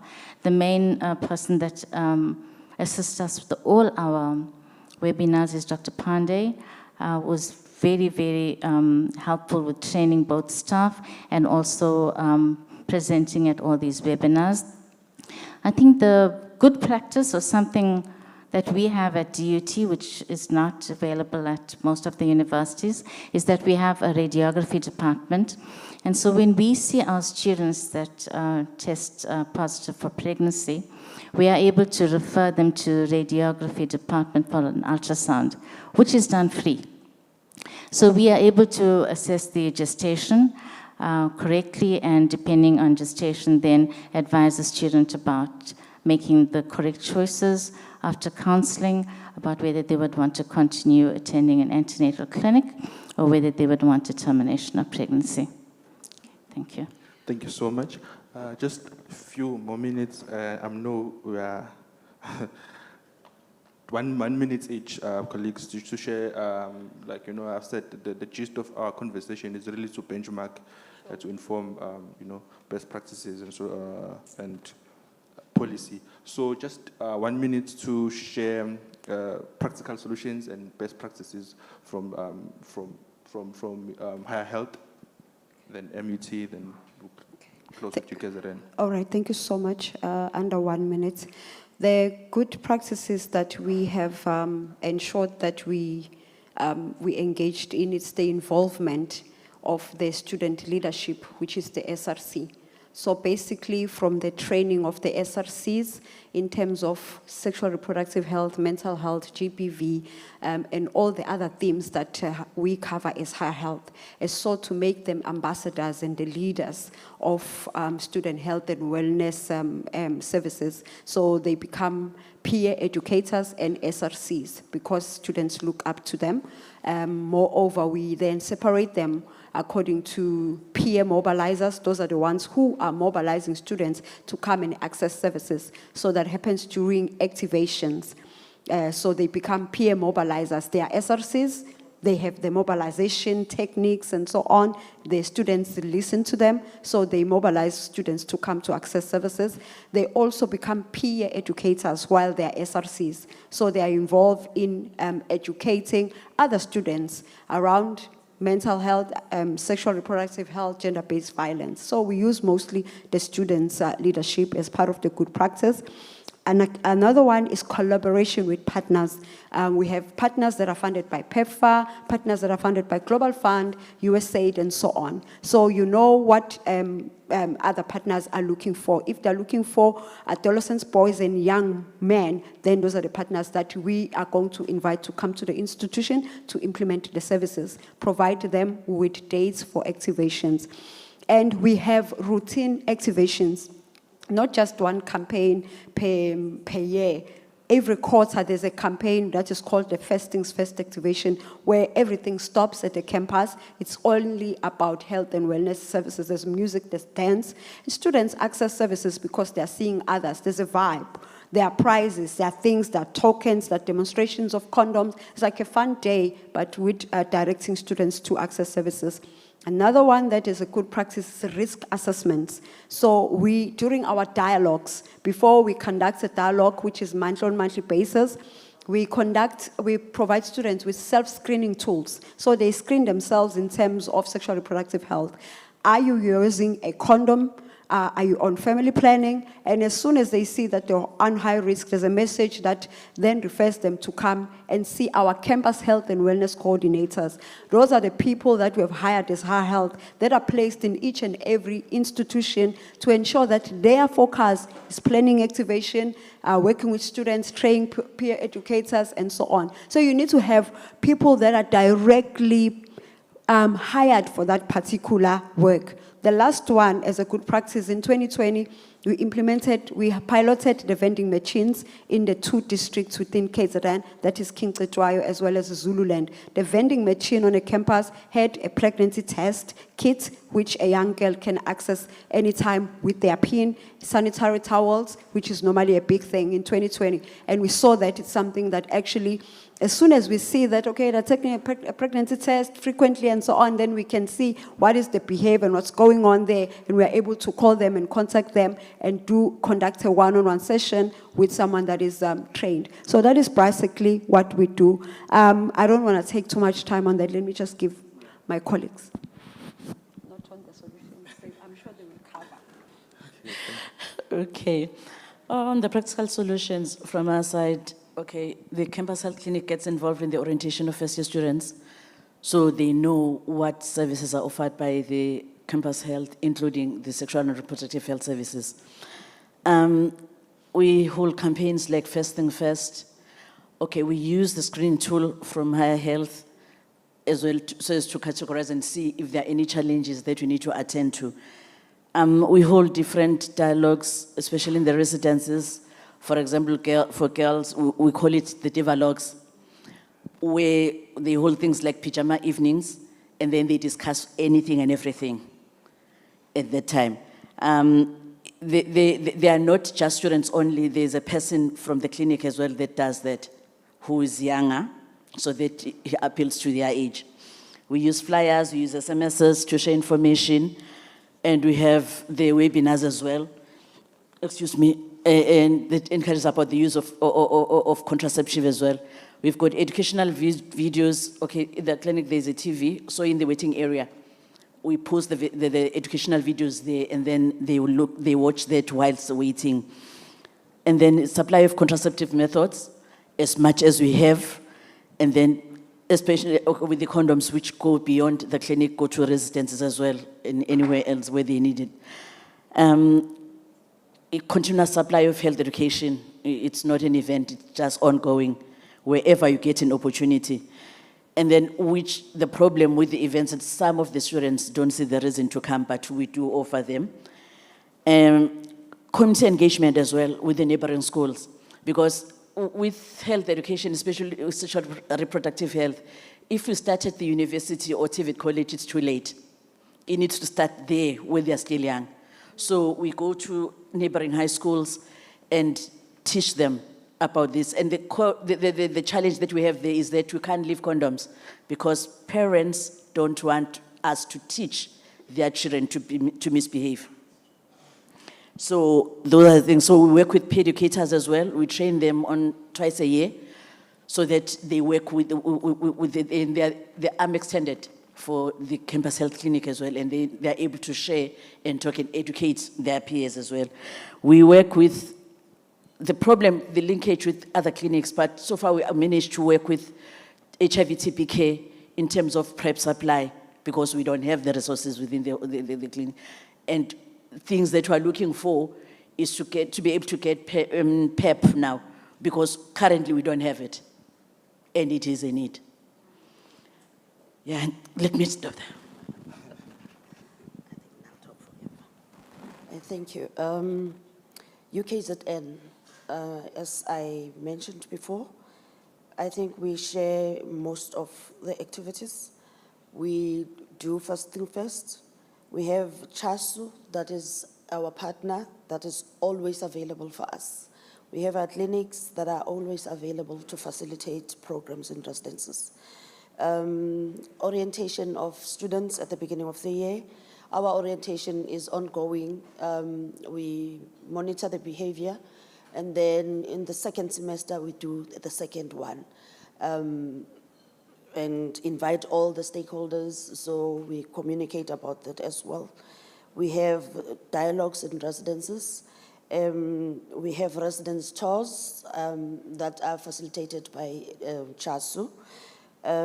We have peer educators from CHASU that reside in residences, and they assist us with the programming. There is a program that is very, very effective, which is Men of Virtue. This is where male students communicate about best health practices. We do community outreach programs, visiting high schools around us. We also go to, especially Westville, we are surrounded by informal settlements. We also go there and, get the peer aids to, we call it adopt a girl child. Then we teach them about good sexual practice. We have residence assistants in our residences, mostly male students that assist us in facilitating programs. We have a Pillow Talk program whereby students informally sit around and we have a facilitator.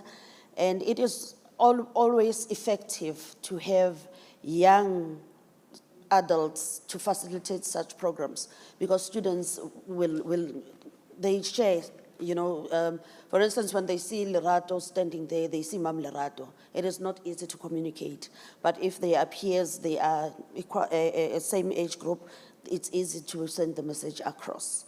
Our partner, CHASU, they do a lot of programs with us. We also have competitions in terms of attendance of programs. We make sure that we give students that are attending, we give them points. So every time when they come, we take the register. That register, it encourages them to attend these programs, because some of them, they feel it's useless to go to those programs. So we always have some points that we give students for attendance, and then we give a reward at the end of the year. That makes encouraging students to attend the programs. Again, I have noticed that when you, for instance, condom usage, people take it for granted that students know how to use a condom. They don't know. And we have, like I said, we have our partners that comes with the tools and show students how to use that. They get excited. And in the process, they are getting educated on how to practice safe sex. So it is quite effective. I think some I mentioned earlier on. I'll end there. Thank you. Thank you so much, colleagues. Let's give them a round of applause.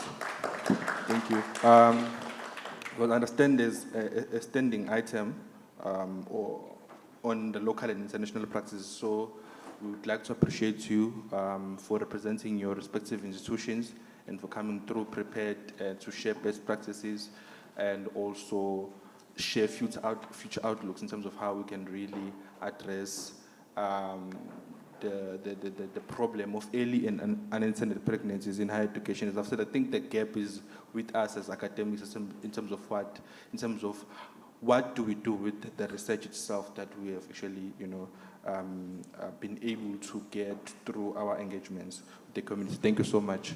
Especially Zanda Sabonga.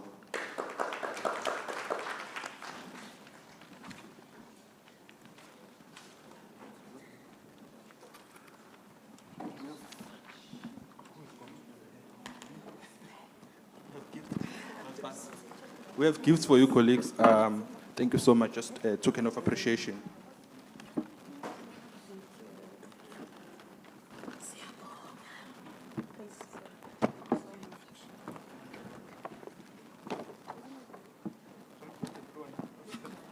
There's a picture.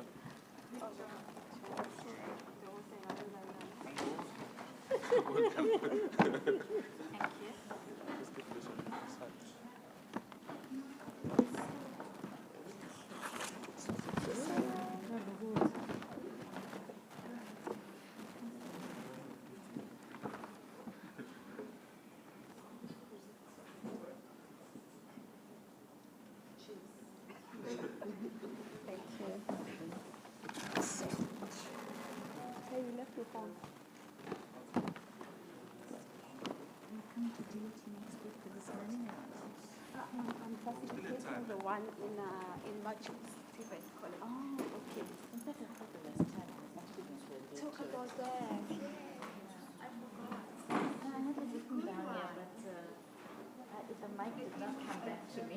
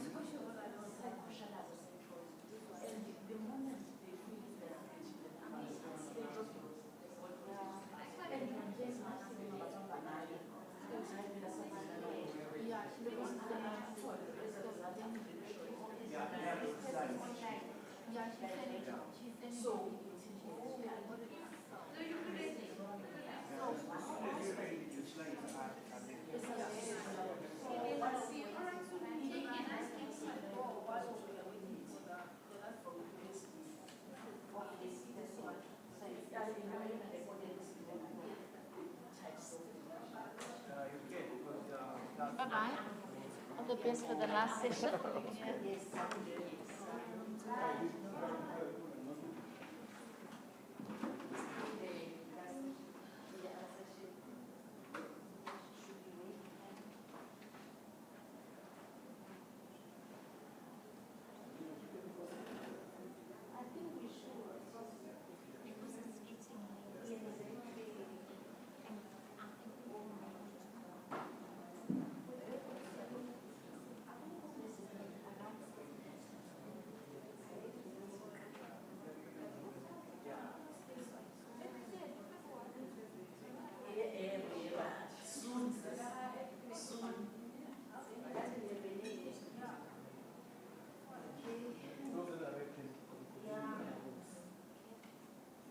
Which one is this?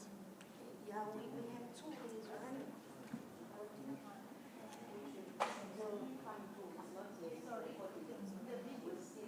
Yeah, we still can. Yeah, after. It's fine, you can continue. Oh, okay, so there is no mic here. So colleagues, how are you? Sorry about the delays, which were unexpected. We were looking for the third presenter who was to also share the early and unintended pregnancy in Eastern and Southern Africa, analysis of adolescent sexual and reproductive health, but we don't seem to know the whereabouts. So at the moment, we'll have two presenters. I know because this is a hybrid session, so one will be sending through their recording, which we'll share, but we'll start with the second presentation. Let me first introduce myself. I am Hlolisile Qhiya. I'm working here at the University of KwaZulu-Natal as a lecturer, researcher. I'm also a quality improvement advisor, working very closely with the Department of Health on various projects. So I'll be chairing this session, and I know it's sometimes at this moment in time, it becomes a graveyard session, but I promise you, with the experts from people like Jenny, you will really not actually feel like sleeping. So with that, the theme of this one is on the local and international good practices at institutional and community levels in addressing early and unintended pregnancies. So the first presentation will be from Jenny McLaren, and I will ask Jenny to just introduce herself before she do a presentation. And the topic will be on implementing electronic community mapping to enhance HIV prevention efforts in the rural South Africa. I see a couple of co-authors from people like Mr. Mdebele and other colleagues there, and also Harry Hausler. Over to you, Jenny. Thank you. I understand that there's 10 minutes of presentation and then 5 minutes to engage in the questions. Maybe we can share this. Okay, that's fine. Okay. Thank you very much. Is it possible to make the screen bigger on here, or? In your screen? Yes. It's just small. Yes. Is it possible before I start? My apologies. If it would be possible, thank you.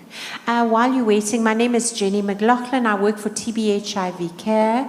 We are implementing the DREAMS program, which supports the adolescent and young people's program in KwaZulu-Natal and the Eastern Cape. We support 4 districts in KwaZulu-Natal, being eThekwini, Mgungundlovu, Zululand, and Utugela, and Oliver Tambo in the Eastern Cape. So without wasting any time, we funded through the Center for Disease Control. And thank you so much, Shoni, for the kind introduction. So just to say my presentation outline, I'm going to talk to the context, the background of the mapping, the objectives, what we actually mapped, the methodology, progress, and the next steps.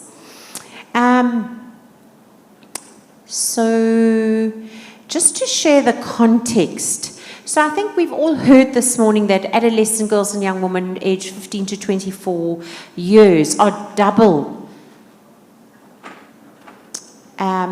risk of HIV acquisition than the general population. And this is from the Tembisa model, that adolescent and young people face several challenges, including high unemployment. And I think we spoke a lot about poverty this morning, as well as unwanted pregnancies in this age group, which curtails their ability to stay in school and increases vulnerability and hence higher risks of HIV infection and STIs. And these challenges are particularly detrimental to the female adolescent and young person. So this is really setting the context of where the mapping is done. So just to say DREAMS, as you know, I said I was implementing the DREAMS program, and what are the objectives? And you see decreasing teenage pregnancy is one of those objectives. And we've heard a lot about poverty, unemployment, economic strengthening, and you can see economic strengthening came up a lot, and this is one of the core activities we do, because we feel it doesn't help just to provide information, social behavior change programs, biomedical services, but if the girl doesn't have agency to make their own decision, it's going to be very difficult, like you were hearing, the transactional sex that takes place, parents that close a blind eye to this because of poverty. So you can see a picture of the girls that have done a accredited baking course, and now they're young entrepreneurs. They earn more than the minimum wage, and they can make their own decisions. So just to say, where does the mapping fit in? The mapping is one of the goals, which is actually goal 2 of the KZN Integrated Multi-Stakeholder Health Promotion and Wellbeing Strategy, which aims at empowering local communities with health promotion approaches and strengthen community action and ownership. And I think that's what we've been talking about here, the youth taking ownership, the youth leading the PIP, community-based approaches. So why the need for geospatial mapping? It's to be able to understand who are the service providers in the community, where they're providing services, and what services are they providing. You can think of, in the past, the yellow pages. If you wanted to know where a service was, you could look there. This is just a digital directory. So a young person who's a victim of gender-based violence can actually go onto this website, look for my closest GBVF services, and it's actually going to help linkage to care. So it helps with referrals. Also, we plot with the government data, the geographies of key indicators. So we map hotspots, and teenage pregnancy is one of those indicators. So this pilot and expansion was funded by CDC, and Right to Care provide the technical geomapping. So the objective of this community mapping is to develop an adaptable digital geospatial map to allow KZN government to efficiently enhance service access and coordinate service provision. I'm sure you probably think we did mapping 10 years ago. Mapping is not something new. But what is new is this is on a digital geospatial map. So it means if TB HIV care stops being funded and another organization can come in, you can easily delete TB HIV care and just update the system. The system is updated monthly with data, so this is a live system which is constantly up to date, so that any young person, month on month, can actually be directed to services that are relevant and active. If we look at what areas were focused, we focused on mapping areas across all the service sectors. So we mapped all field workers, community caregivers from DOH, DSD, CDWs, learner support agents. We heard from a learner support agent today. Civil society sectors. We can hear Ntokozo, who's leading the youth sector. GBVF, rapid response teams, community-based organizations, primary health care, ward-based outreach teams, school health teams, community-based social workers. We've heard from DSD today. Traditional health practitioners, I think that's come up a lot. NPOs, state-aided facilities, CCMDD sites, Pilamtwana centers, support groups, libraries, school ward aids committees, early childhood development centers, war rooms, mobile clinic points, and others. So whatever points you want to digitize, it's adaptable. You can just add that. And note that teenage pregnancy data, substance abuse, gender-based violence, malnutrition, clients lost to follow-up and care, and TB information is mapped onto the system so that we can see the hotspots. So if we look into the methodology, this is what the map looks like. This is a Google Earth map. You can see in the street, it's a wall-to-wall GIS-driven mapping solution who shows who the service providers are, what services are offered, and where. So you can see it's real, isn't it? You can even look in the street, you can see the house, you can recognize it.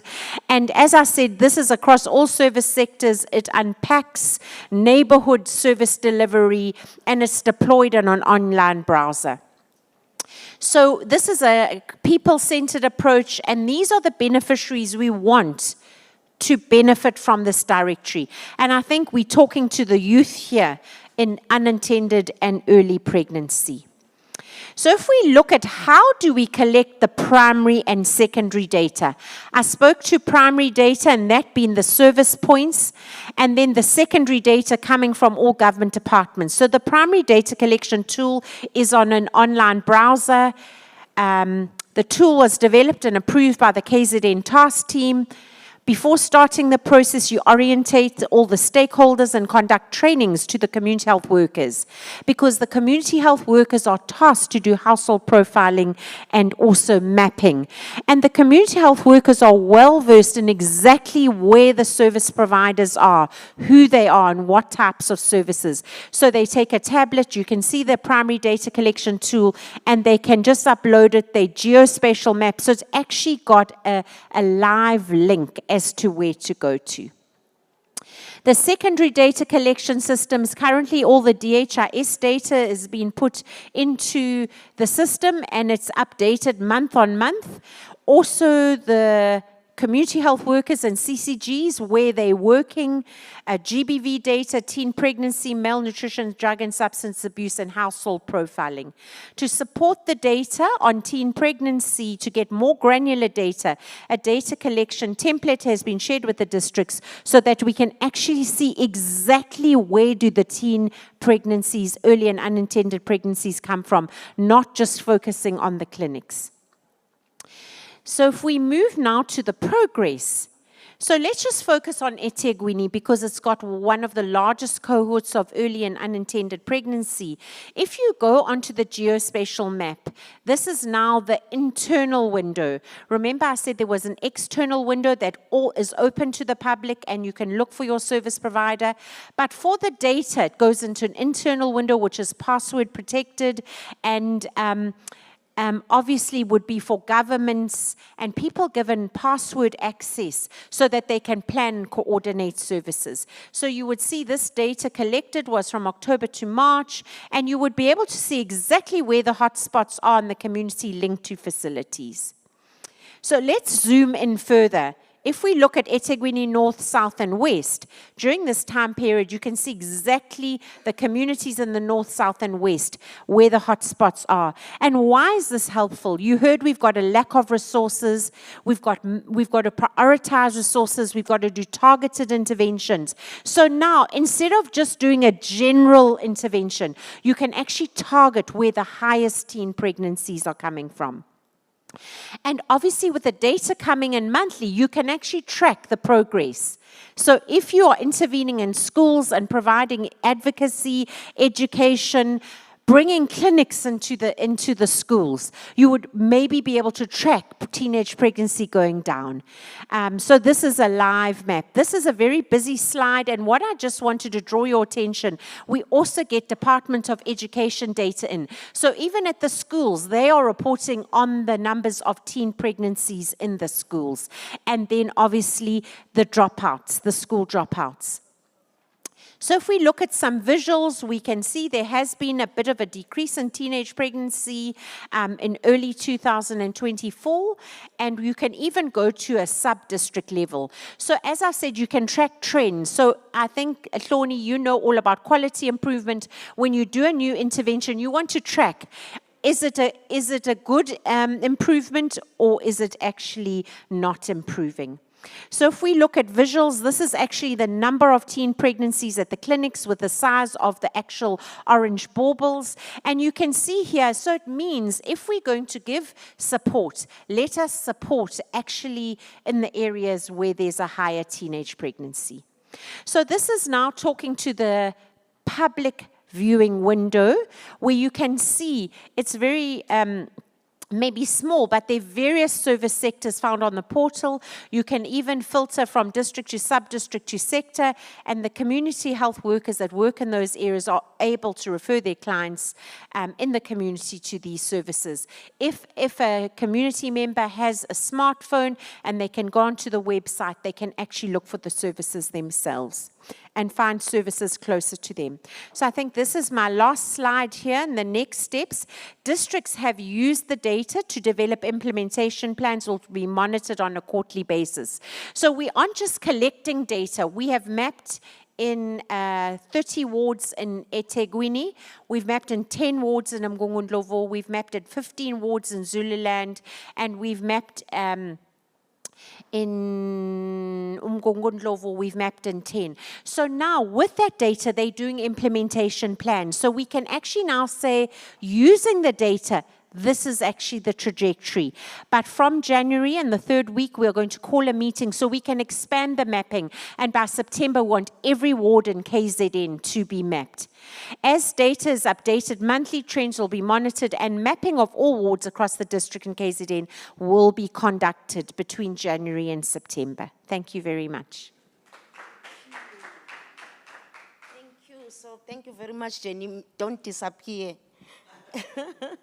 Thank you so much for such an innovation, especially in the space of digital innovations around forecast. Like if you want to focus your intervention and know exactly where you want to focus. So maybe before I talk, any follow-up questions?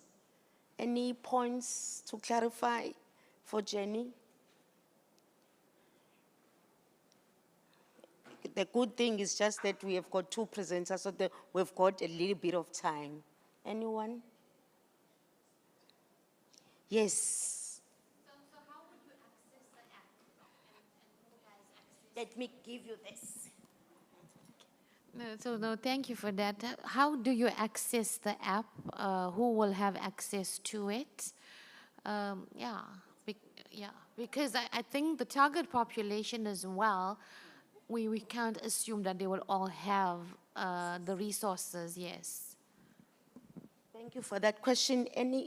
Jenny is noting. Any other? Yes.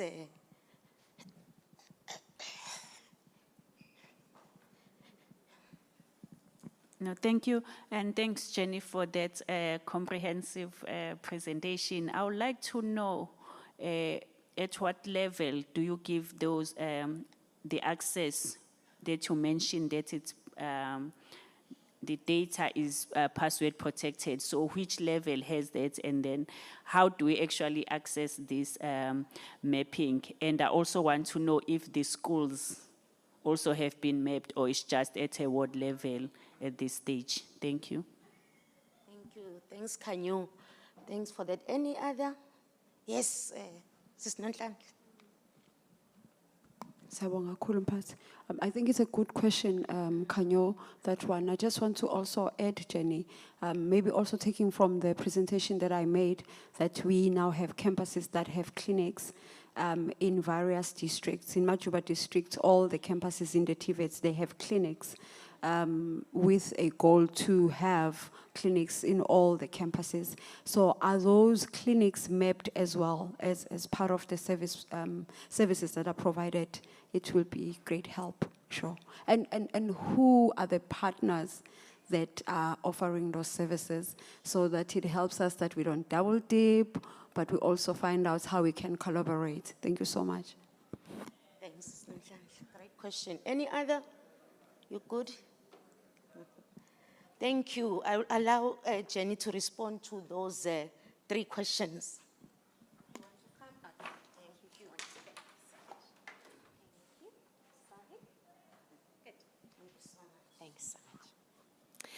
So thank you very much for these very meaningful questions. So I think to you, ma'am, first, how do you access the app? So to say the app has been running, it's on a web browser. It was live and was available until the end of October. But as we migrated, because as you know, TBHIVK piloted this right to care, we basically migrated all the information. It's sitting with the Office of the Premier now. So Mr. Nzimande, on the 1st of, so it's just been a month that it's gone dormant, so we could migrate all the information across. It's going to be active and brought live on the 1st of December. So we just had to down tools for 1 month in order to migrate. So on the 1st of December, the KZN World AIDS Day, and Dogos and Dono, who's here, is actually going to be having a session where he is going to, in KCD, going to be sharing with the MEC and the Premier that now this KZN mapping is going live, and TBHIVK has funded, and this is owned by the Office of the Premier, which means all government departments have access. So you'll go into KZN, community mapping, and it'll come up with a web browser. So there is a public-facing window. So you'll be able to access everything on the public, where services are and everything. So this is a government-owned system. So that is really great. So just to say it's dormant, if you go onto it now, you will see it's dormant, but we were just handing it over. And Dogozo, we are really looking forward to you. The youth sector lead for KZN is actually going to really celebrate it going live in the hands of the Office of the Premier. Then the second question was, who will have access? So everybody, anyone who's got data can have access to it. That is for the public-facing window. For the internal or private-facing window, what level of access, Kanyo, did you say could get the data and password protection and access to the maps? So with the internal window now, remember we have handed it over. It's actually in the knowledge hub of the Office of the Premier. So it's sitting on their portal, and on the 3rd week of January, Mr. Ndebele is going to be calling a meeting, and he and Mr. Nzimande are the key people.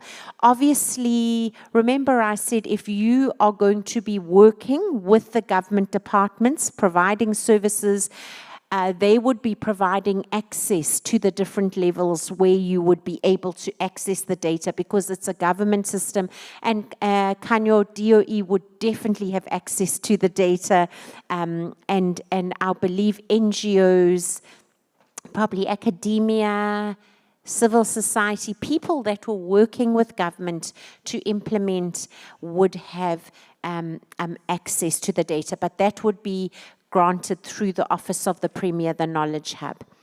And then the question number 3 said, are schools mapped? And I think I probably went through a bit fast, so apologies for that, but all the focal areas, schools are definitely mapped. All schools are mapped. The TVETs are mapped. Institutions of higher learning are mapped. And remember I said all state-aided clinics are mapped.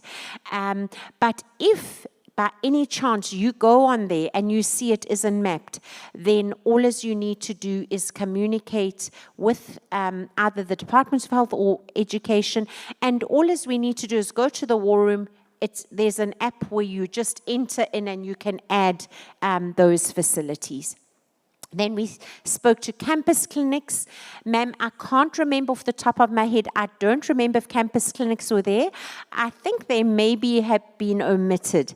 But I'm going to take that point down and I'm going to check on that. Just to say that we only have done mapping. Remember I said in eThekwini, Mngongondlovu, Utugela and Zululand. So now from the 3rd week of January, the Office of the Premier and DOH are going to drive that every ward is going to be mapped. So even in Amajuba, and that would be a good opportunity. Remember I said this is live. So at any time now we may need to map campus clinics. So then all as you do is go into the app and then you just go and geo-map them and then they're on. So that's what is so amazing about this. It's any, and if you look at the presentation, whatever you feel is relevant that young people, that the community at large need to be referred to, it can be added. So it's not, it's inclusive of everyone.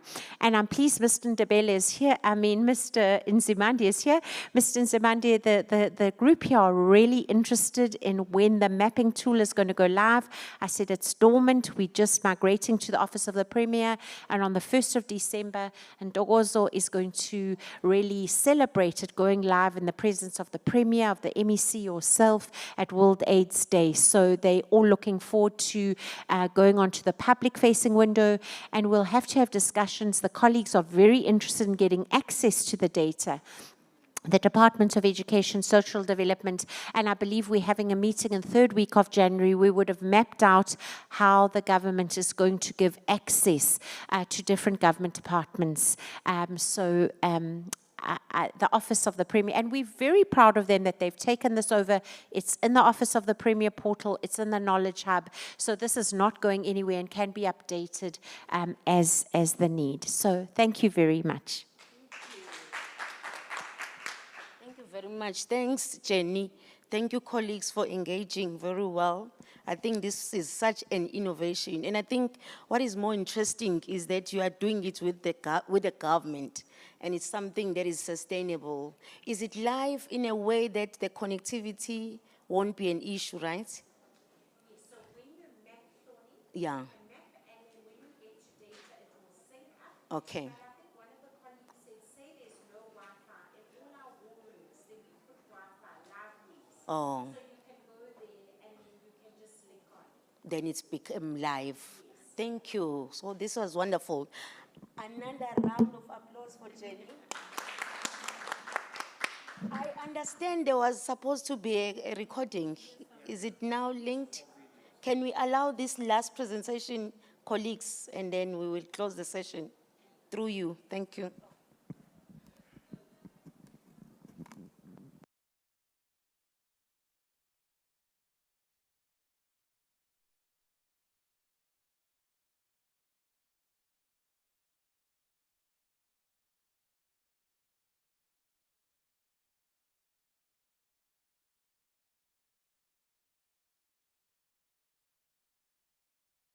We skipped the first presentation. So this is a recording from the a presentation on using community-based prevention and early intervention care package of services. So it says RESIHA for effective case finding of OVCAY by SPL Maluleke. So we'll be listening Good to the afternoon, recording. conference delegates. And then my name is accordingly. Sibonelo Maluleke, and I am going to be presenting a paper that looks at using community-based prevention and early intervention core package of services, which is a RESIHA program for effective case funding of orphans and vulnerable children, adolescents, as well as youth. The theme for the RESIHA program is basically moving children from a state of vulnerability to a state of resilience. So that's the main goal of the program. Many children in South Africa are struggling with different forms of vulnerability. And this is due to some extent to the high levels of poverty, unemployment, violence that South Africa is faced with. This has translated into high levels of social structural issues domestic violence, substance abuse, sexual abuse, neglect, as well as teenage pregnancy. The Constitution of South Africa recognizes the rights of all children to develop to their full potential. It further imposes an associated duty on the government to adopt measures that ensure children's survival, protection from abuse, neglect, and exploitation, and access to parental and family care. The South African government has come up with a number of legislations that are designed to assist in addressing the social ills and also empower families to be able to rise above the challenges that they are facing. The Children's Act 38 of 2005, as amended, is one of the legislations that are designed to uphold the protection and care of children. Specifically, Chapter 8 of the Children's Act talks about prevention and early intervention programs that they need to be implemented. The Department of Social Development has implemented a number of community-based care and protection programs targeting vulnerable children in communities, primarily to ensure that children are kept in their families and communities of origin as much as possible. These programs continue to have a positive impact in the lives of children, their families, and communities. The Resiha core package of services is the integrated and comprehensive case management system that aims to address holistic needs of orphans, vulnerable children, adolescents, as well as youth. This program enables early detection, which leads to early intervention. Through the use of the core package of services, which uses the ecological model and resilience theoretical frameworks. Well, the program stands on the shoulders of legislative mandates such as the Constitution, the Children's Act, the National Strategic Plan for HIV, TB, and STIs, and many other key legislative mandates that have to do with ensuring that we render appropriate programs to children. And this included guidelines for the registration of drop-in centers, as well as community-based prevention and early intervention services to vulnerable children guidelines. If we were to just zoom in on the guidelines on the community-based prevention and early intervention services to vulnerable children, these guidelines are designed to support and sustain healthy families and to prevent the removal of children from their home environment and communities, as it is stated in Chapter 8 of the Children's Act. The state has an obligation to ensure that these services are funded, provided, and accessible to all vulnerable children.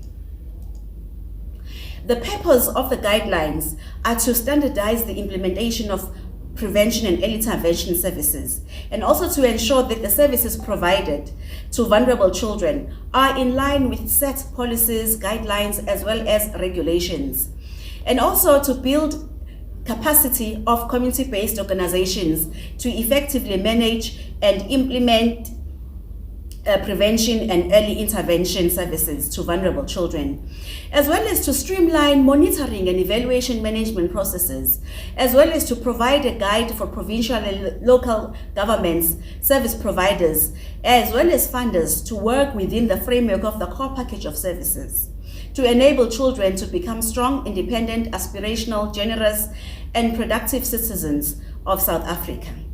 The Resiha program has a social service practitioners that may implement the program. And here I'm referring to the social workers, the auxiliary child and youth care workers, the social auxiliary workers, as well as the community development practitioners.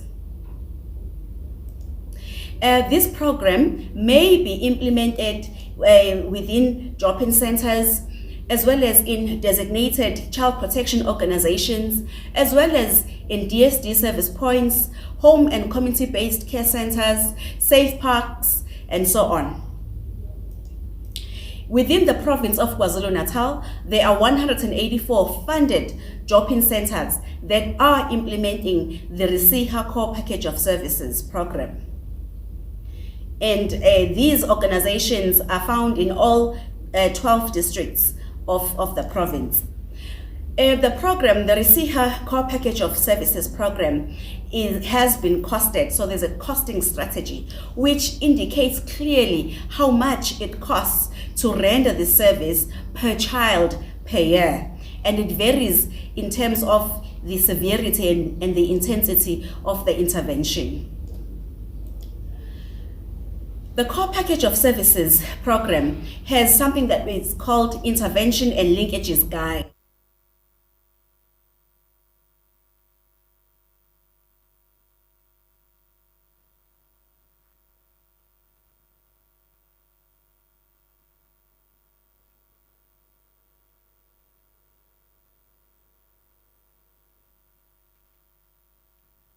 And Linkages Guide.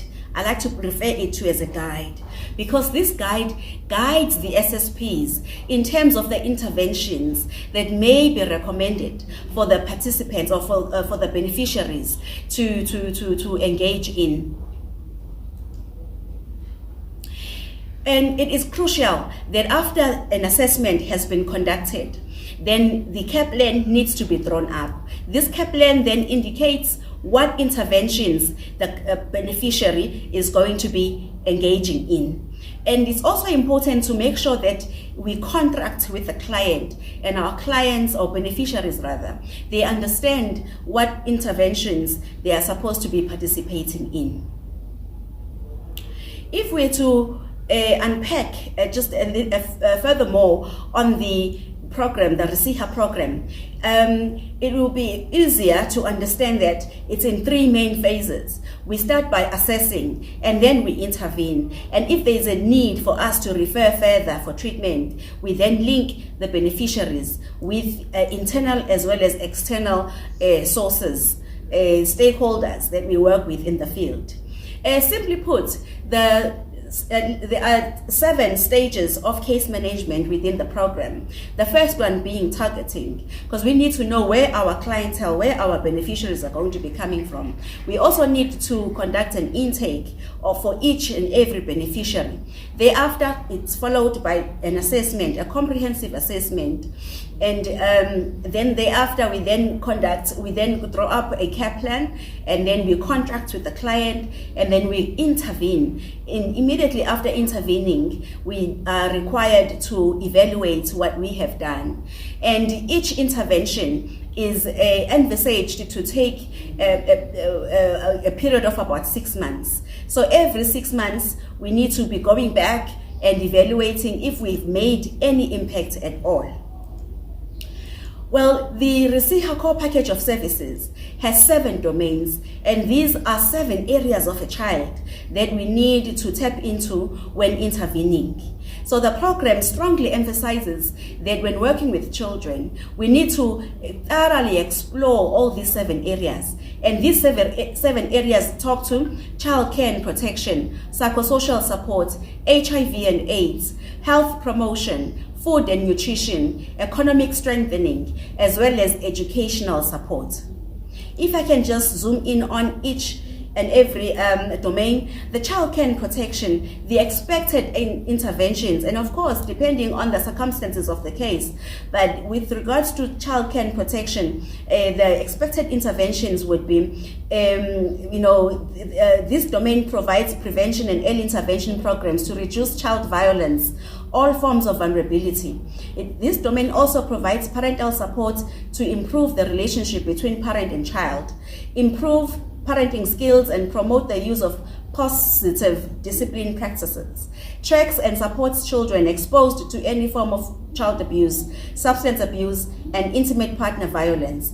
It also identifies and supports pregnant teens. So issues of pregnancies, teenage pregnancy and child pregnancy, they find expression under this domain. And this domain also identifies, tracks, and refers children with critical child protection concerns. The next domain is psychosocial support. The interventions that are expected with this domain are it identifies and tracks children with emotional and behavioral difficulties. It identifies, tracks, and refers children with critical psychosocial needs to the Department of Health and other mental health support services. Provides access to sports and recreation activities for children. In terms of the HIV and AIDS domain, what is expected under this domain, conducting of risk assessment of children and refer to relevant stakeholders, link and track children and families to HIV testing services, link and track children and families to ART services, link and track adherent support groups and follow-up services, provide and link children at risk and youth with sexual reproductive health programs, identify, track, and refer children and families with critical health needs to the Department of Health. And with regards to the fourth domain, which is health promotion, this domain stresses and emphasizes tracking the health and physical growth of the child, and identifies and supports children with disabilities as well as children with chronic and acute illnesses, and it links children to primary healthcare services, and identifies, tracks, and refers children and families with critical health needs to the Department of Health. And with regards to the fifth domain, which is food and nutrition, this domain puts an emphasis on providing household and community level food security solutions, and it directs services to highly food insecure households, and it tracks the use of mid-upper arm circumference indicator, which is, in short, it's called MOAC of a child, and this one is utilized to gauge the malnutrition of the child. It also provides long-term impact-oriented interventions to reduce food security. It identifies, tracks, and refers children with critical nutritional needs to the Department of Health. And the sixth domain is economic strengthening. Interventions that are required ensure early enrollment in social security net through relevant social grants. So provide short, medium, and long-term interventions to reduce poverty and unemployment, including savings clubs and access to skills development. Link families with poverty alleviation initiatives. Last but not least, education and support domain. It tracks and supports timely school enrollment, school progress and absenteeism, supports literacy and numeracy of children, supports homework completion and grades, supports learning and studying skills of learners, supports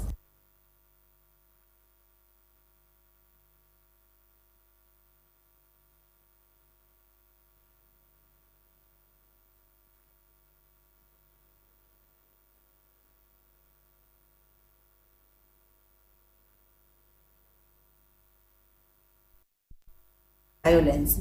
It also identifies and supports pregnant teens. So issues of pregnancies, teenage pregnancy and child pregnancy, they find expression under this domain. And this domain also identifies, tracks, and refers children with critical child protection concerns. The next domain is psychosocial support. The interventions that are expected with this domain are it identifies and tracks children with emotional and behavioral difficulties. It identifies, tracks, and refers children with critical psychosocial needs to the Department of Health and other mental health support services. Provides access to sports and recreation activities for children. In terms of the HIV and AIDS domain, what is expected under this domain, conducting of risk assessment of children and refer to relevant stakeholders, link and track children and families to HIV testing services, link and track children and families to ART services, link and track adherent support groups and follow-up services, provide and link children at risk and youth with sexual reproductive health programs, identify, track, and refer children and families with critical health needs to the Department of Health. And with regards to the fourth domain, which is health promotion, this domain stresses and emphasizes tracking the health and physical growth of the child, and identifies and supports children with disabilities as well as children with chronic and acute illnesses, and it links children to primary healthcare services and identifies, tracks, and refers children and families with critical health needs to the Department of Health. And with regards to the fifth domain, which is food and nutrition, this domain puts an emphasis on providing household and community level food security solutions. And it directs services to highly food insecure households. And it tracks the use of mid-upper arm circumference indicator, which is, in short, it's called MOAC of a child. And this one is utilized to gauge the malnutrition of the child. It also provides long-term impact-oriented interventions to reduce food security. It identifies, tracks, and refers children with critical nutritional needs to the Department of Health.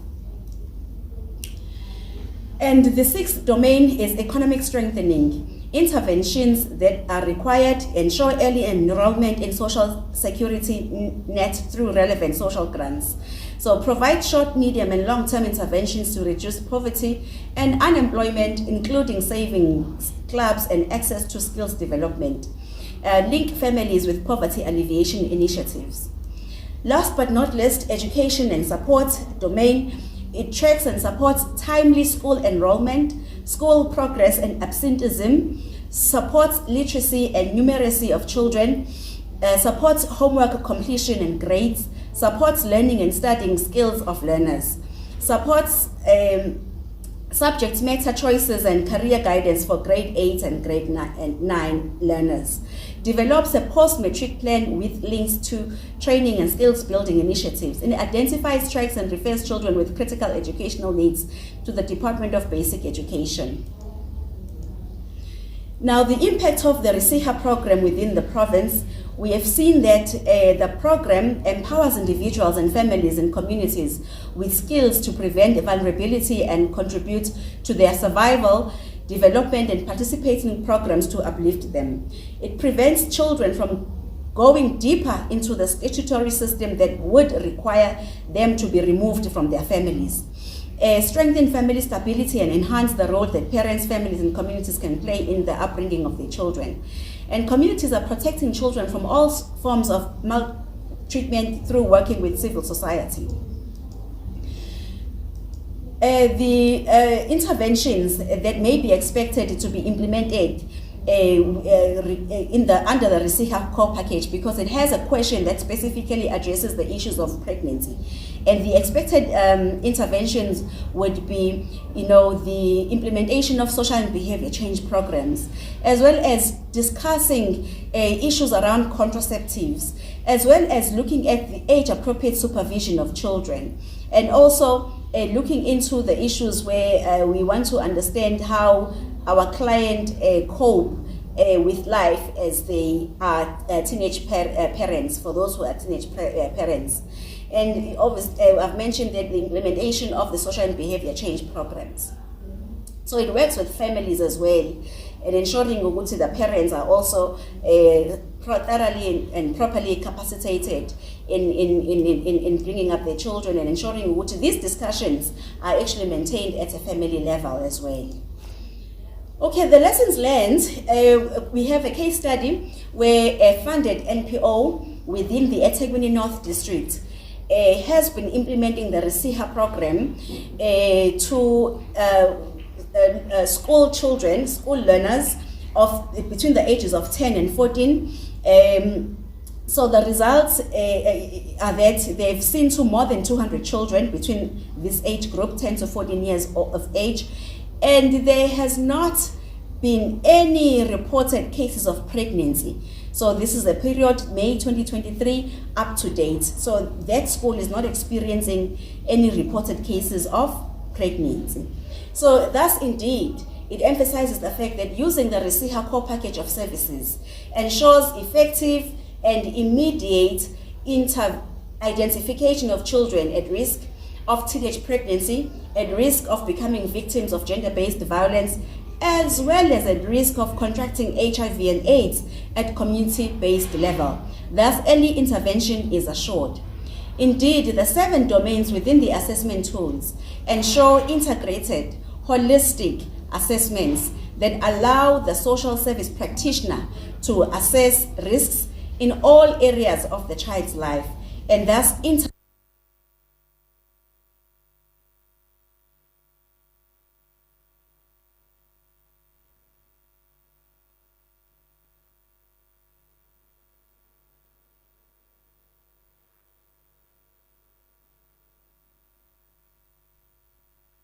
Good afternoon, conference delegates. My name is Sibonelo Maluleke, and I am going to be presenting a paper that looks at using community-based prevention and early intervention core package of services, which is a RESIHA program for effective case funding of offense and Yeah, thank you very much, colleagues, and I really want to appreciate maybe violence. It also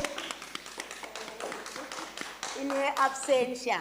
Yeah, we've learned a lot in the presentation ka Miss Maluleke in terms of the package of services and also these 6 domains that she was actually breaking down in terms of the RESIHA project, all about case management for orphans and vulnerable children, adolescents and youth. So we really appreciate in your absentia. Thanks again, Jenny. We've learned a lot in this session in terms of innovation, especially that are actually embedded within the health system to actually see how best the interventions are forecast based on the digitization using those geospatial mapping. So we learned, we appreciate colleagues. I think we can call it a day, and there is a gift for you, Jenny.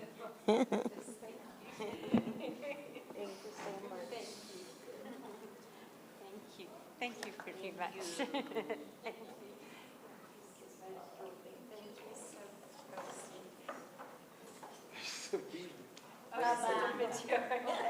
Thank you. Colleagues, thank you so much. I don't know whether there was a Mr. Nzima, I don't know, was there?